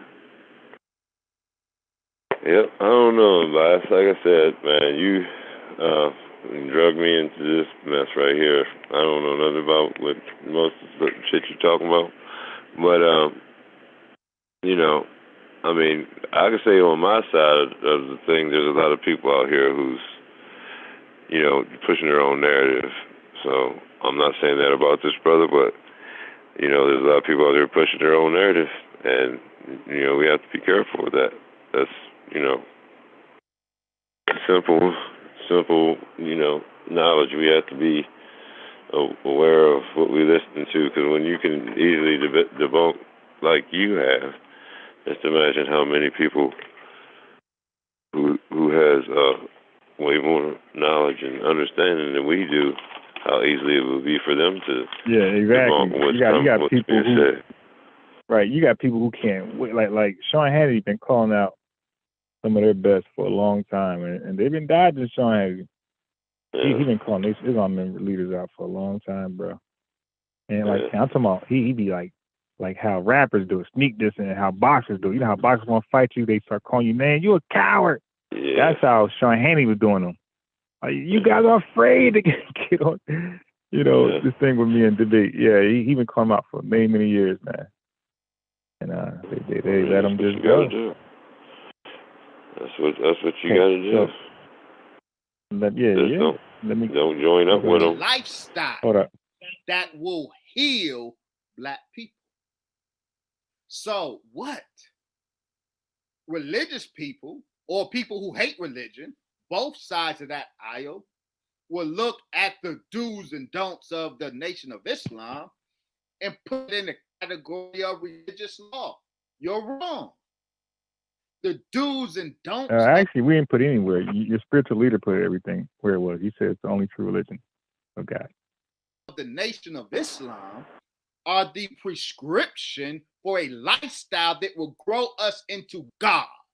Because, Lord, it's not enough to teach or recite that the Black man is God. At some point, God has to be a reality in our Black life. And coming Black God, into Black Islam, life, Black matter, Black lives matter. It's black. From atheism to 5% true Islam, God Allah. Then as an FOI, the military training of men who belong I don't to think he's really in North America. The Black man as God runs through my blood. I wrote an encyclopedia of proof that the Black man is God. But that truth, I got pictures of that book inside that book. Those of us who really know it and believe it, we aren't long satisfied with having that truth sitting up in our head. All right. We pretty much got the gist of that. So now go ahead what you were saying before we go ahead and close it out. You can finish with a thought and then close it out. Well, I mean, he says it's not about religion, but no, we need God. He's all over the place with that. I could cut off right there, but like I said, man, we just got to be careful about and then double check on the people that you're listening to. If they tell you that this scripture says this, then go to the book and look up the scripture for yourself. Write it down if it interests you. Because I mean, you got a lot of people out here who's pushing their own narrative these days. And we got to be, because if you tell a lie enough, then people start believing it. We know that's an old saying, but it's true. And, we got to start putting some truths out here instead of, just allowing people to just go willy-nilly with history and everything else and put their self first. Everybody wants their race or their race to be first and everything, and we were here first and they did this first, and then they'll change the narrative, and the narrative goes to whoever is in control at the time. So that's what we're dealing with right now. So I mean, like I said, we just take it back to the old days where, the places and the lands where they come from, and how Egypt and Ethiopia that we know how all that came to be, and we know about the history of that. So, you're supposed to be if you're in America, you're supposed, it's supposed to be a Christian land. Everybody forgot about Adam and Eve, and I don't know, man. It's just a whole bunch of craziness going on. So, like I said, just be mindful of what you're listening to, and also double check. That's all I got to say. And I appreciate y'all. So, can you see my screen? Can you see my screen? It says IBM. No. Give it like 10 seconds. All right. Like I said, I appreciate y'all. Love y'all. And them baskets on my damn nerves. But you know what I'm saying? We putting out some things, getting some things out there. Hopefully it's helping y'all. All right, shit. Somebody hopping on. We're gonna be here for a long time. Can you see my screen? Yeah, I can see it now. Yep. All right. So at the very top, below paid passive resources, all that stuff. What it says. Daniel's vision of a man. All right. So are you the brother that hopped on? How you pronounce your name?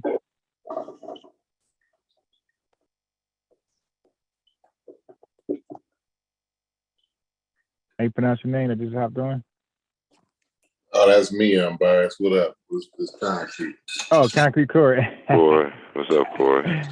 Jeez. What up, Corey? Oot That's how you pronounce it. Mediterranean. Now we got Concrete Corey here. So now you can do your little, not now, the next live you can do your little, because he was trying to teach me about Egypt a minute ago. Now I said, no, we ain't gonna do that right now. All right. So now you got the chance. But it doesn't read verse 6. No. Yes, read verse 6.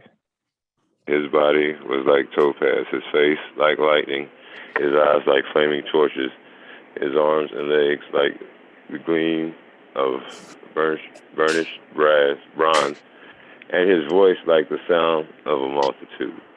Okay, so the multiple choice again. That's allegorical, literal, yeah, that's symbolic. I said some's allegorical, some's so why do people real, use this to say literal? Why do black Hebrews like use this to say that they're describing Jesus as a black man? Oh yeah, now I see what you're saying. Man, you be asking me crazy ass questions. You wording it, like they do on the SOL test for the black people. You be wording it so I don't understand the damn question. See, now I understand what the hell you talking about. But yeah, okay, I see what you're saying. That's the scripture you're talking. Okay, yeah. So yeah, that's allegorical, definitely. Based off this, are they saying this man black? No, no. I mean, sounds like he's ready to whoop some ass, and he's just turned into Super Saiyan. The Dragon Ball Z shit. He about to turn Super Saiyan on them niggas and whoop some ass. Concrete Corey, what you got, my brother? Yeah, so I heard my man before I came on. I heard him say that this was a Christian. The United States was a Christian nation, and people done forgot about Adam and Eve and all the rest of it.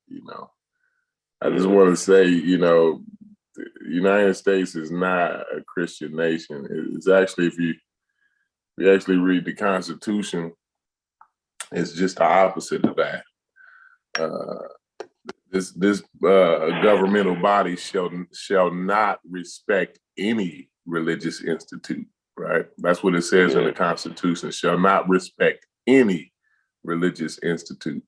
So we have to remember that we have a constitution that helps us stay separate. It separates the church from the state.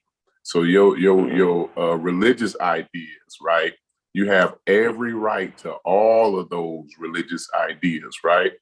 But within the confines of your religious facility, i.e. church or your home or your bedroom or your closet or under your bed or wherever you want to do your religious thing at, right? But in the public square, right, as far as decisions getting made, as far as legislation, public policy, and all of those types of things, religion is supposed to be outside of that, right? Outside of states decisions and such things like that. So that's what the United States is all about right there.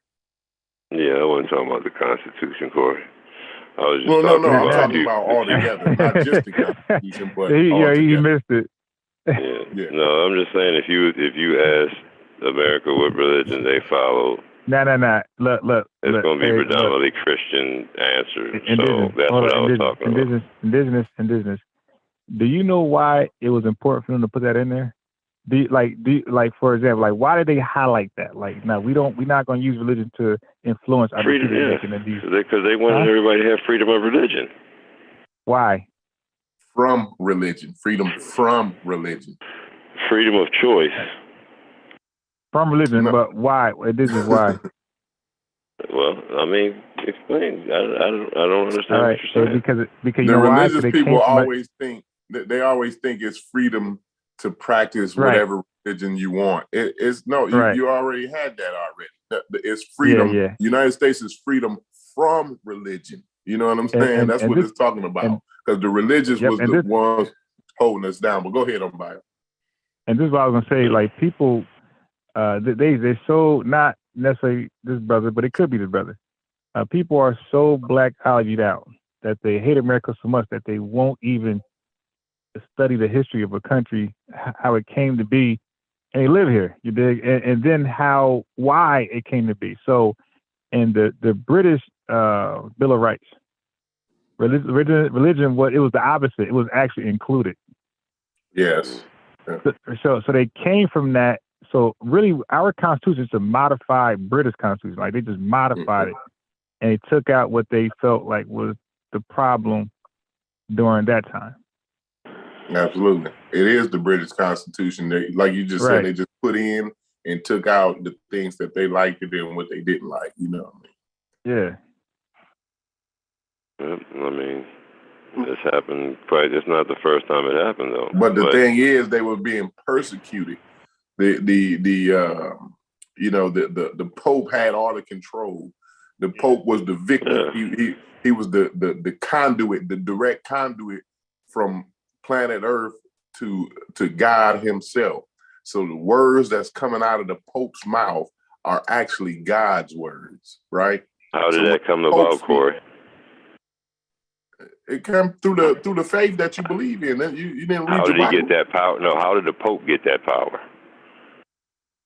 Because he's part of the first Church of Christ. They made the shit up.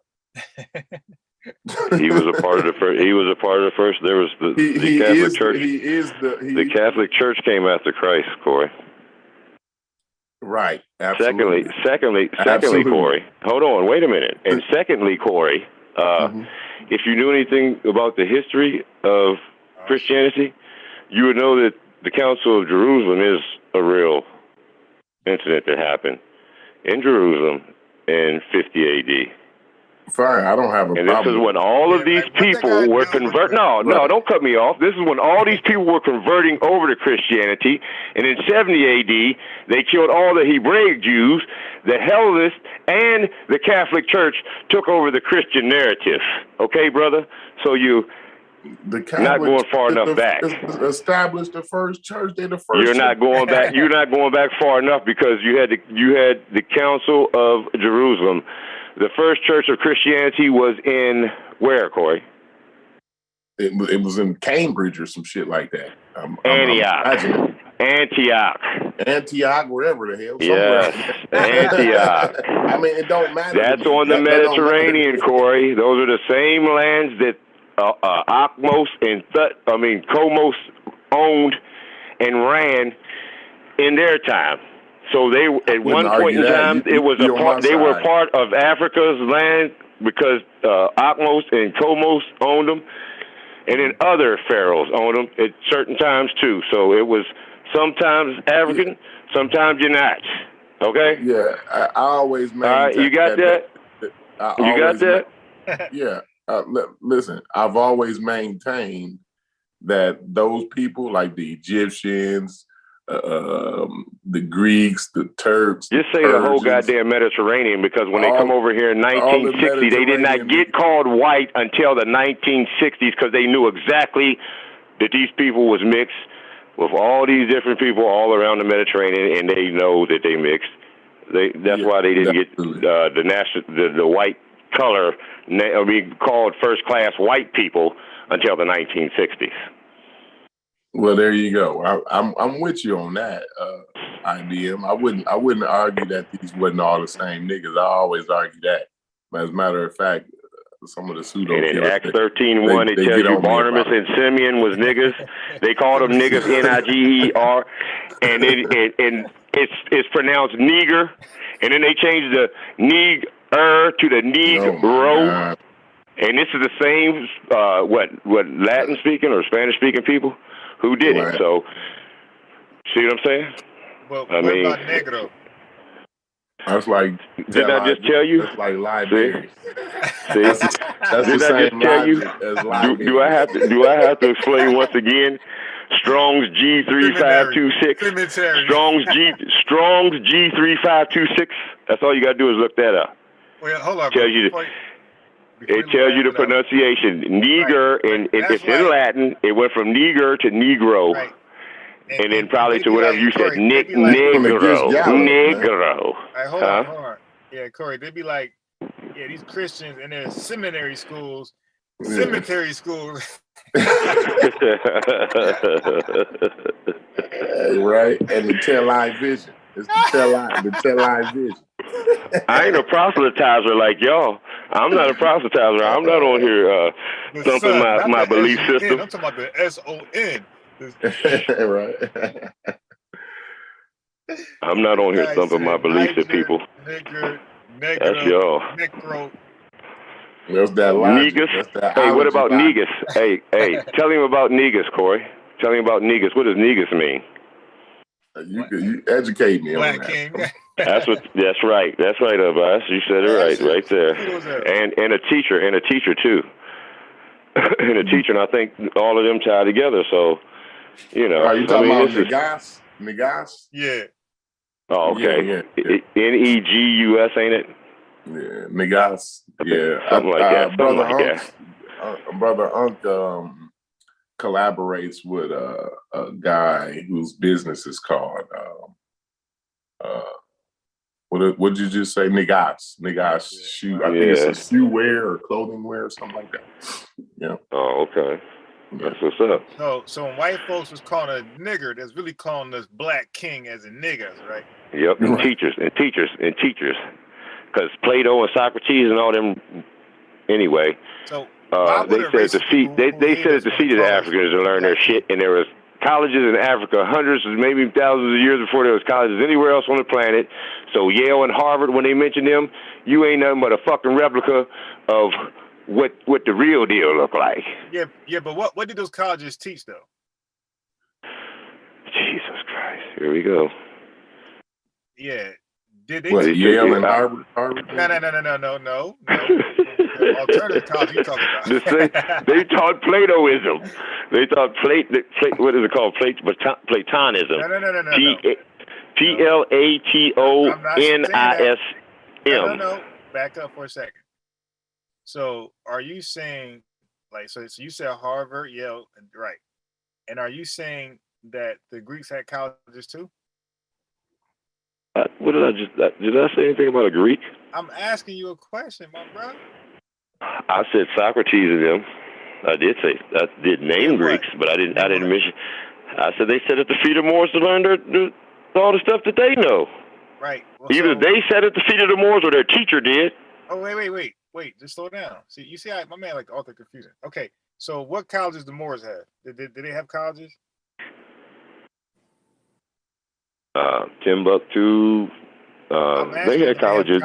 I don't know the name of the goddamn colleges, but I know they had colleges way before they had colleges in Yale and Harvard. No, I didn't. He didn't ask for a name. He just asked yes or no. I asked you, did they have universities and colleges? That's all I asked.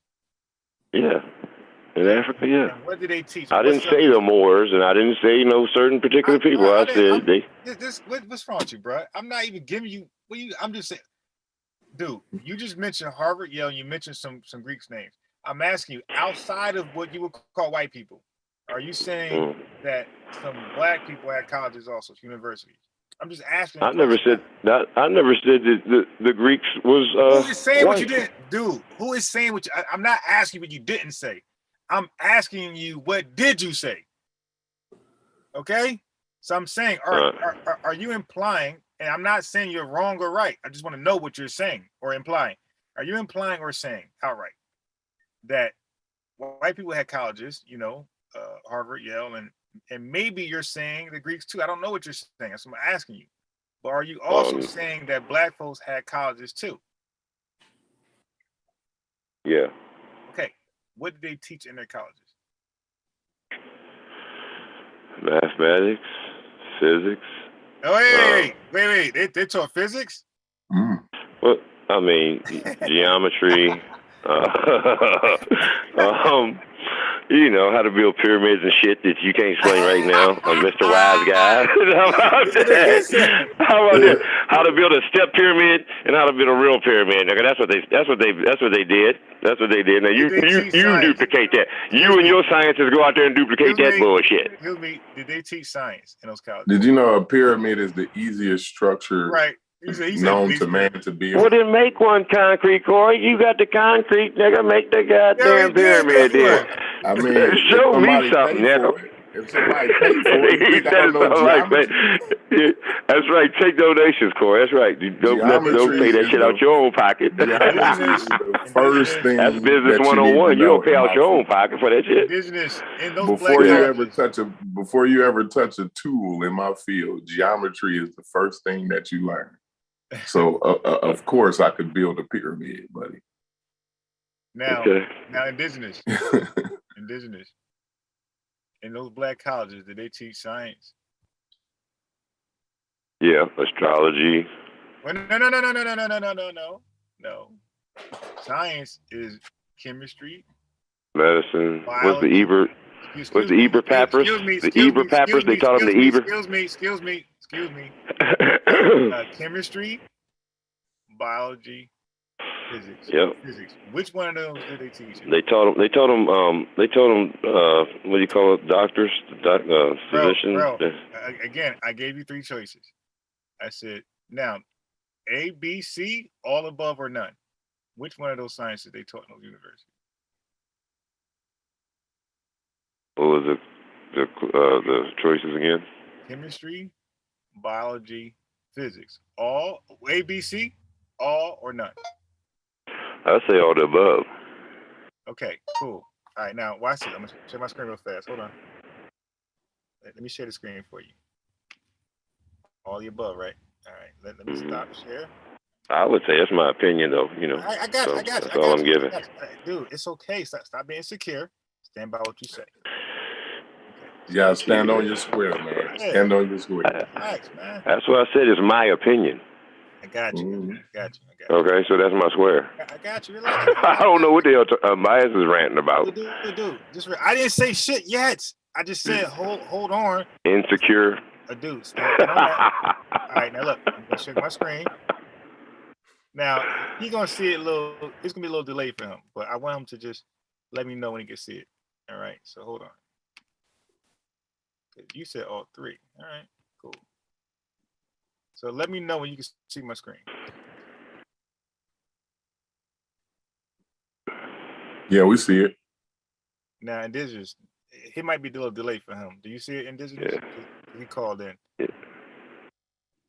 Oh, he looking at YouTube. Not yet. You know, you can catch it. You can catch the YouTube up too if you hit that low. Really? How? Yeah. No, I'm saying he can catch it. Okay. Mm-hmm. Sometimes it lags or delays and My shit. screen, right? Yeah, and Adam is the smallest constituent unit. No, don't read.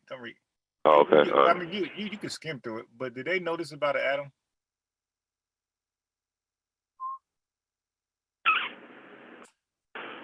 I can't speak for the people unbiased. I'm not exactly sure what they knew about. Wait, hold on. You said all three. Is it possible to teach chemistry and not talk about an atom?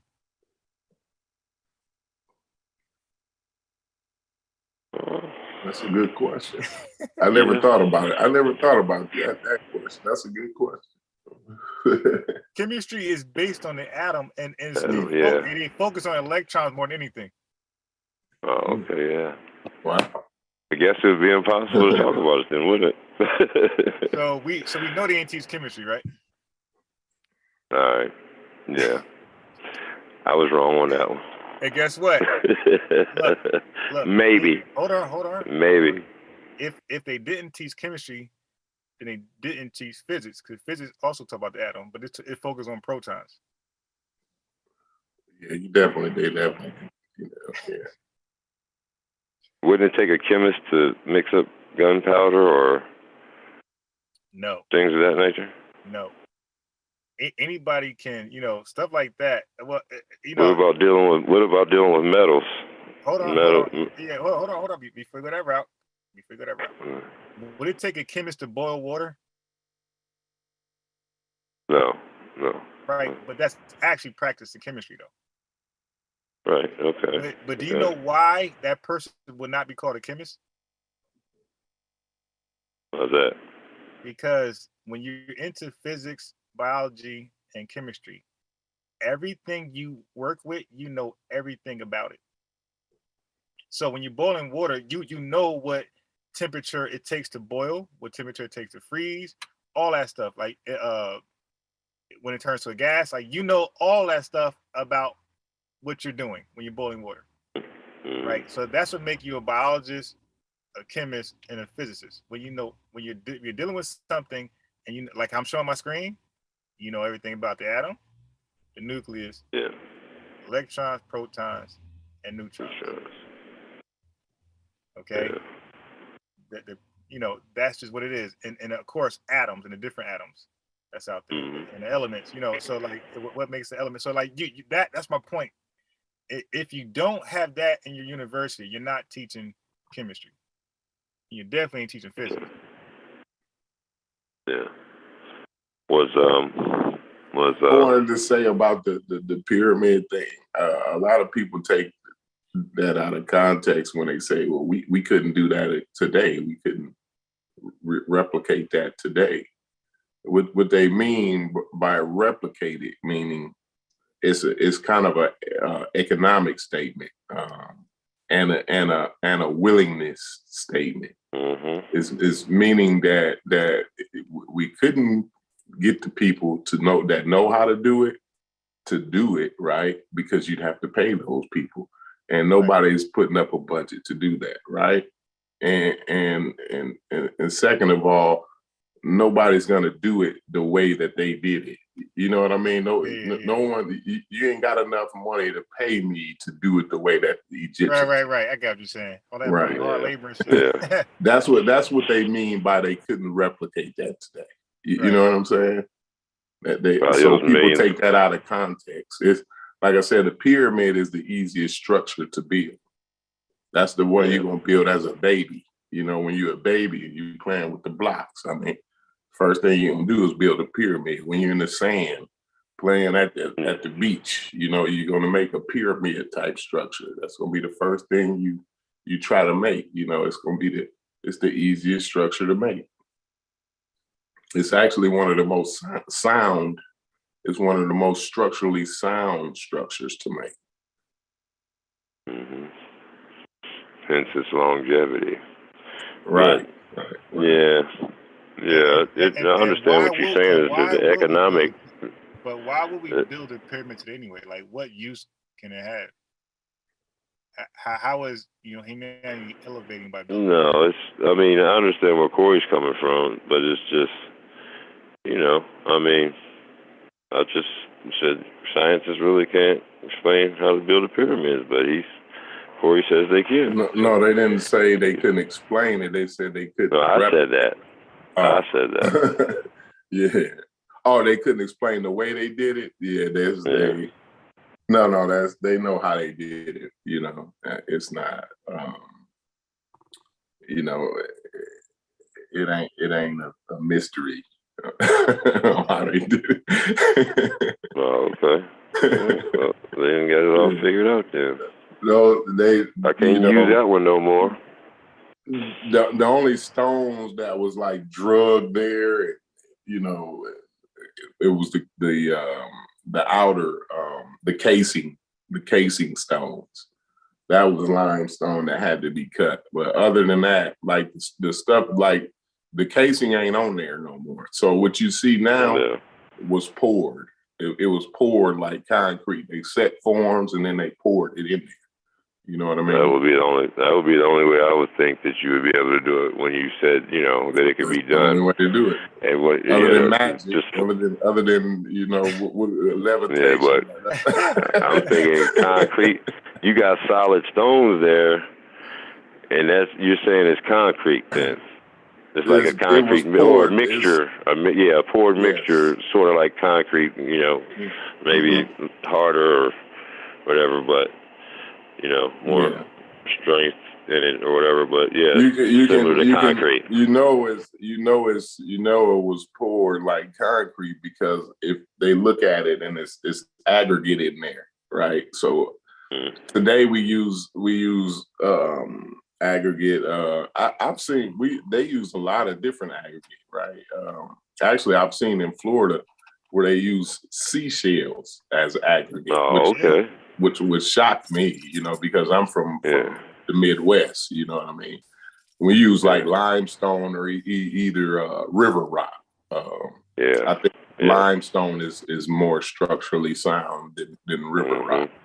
But they actually, if you look it up, the aggregate in there, they have some seashells and shit like that, and they aggregate, but they also got limestone and river rock too in there, you know. Yeah. But you can tell they dredged the aggregate right off the bottom of either a riverbed or the ocean, because you see these seashells and these little small sea life in there that's been fossilized. You know what I mean? Yeah.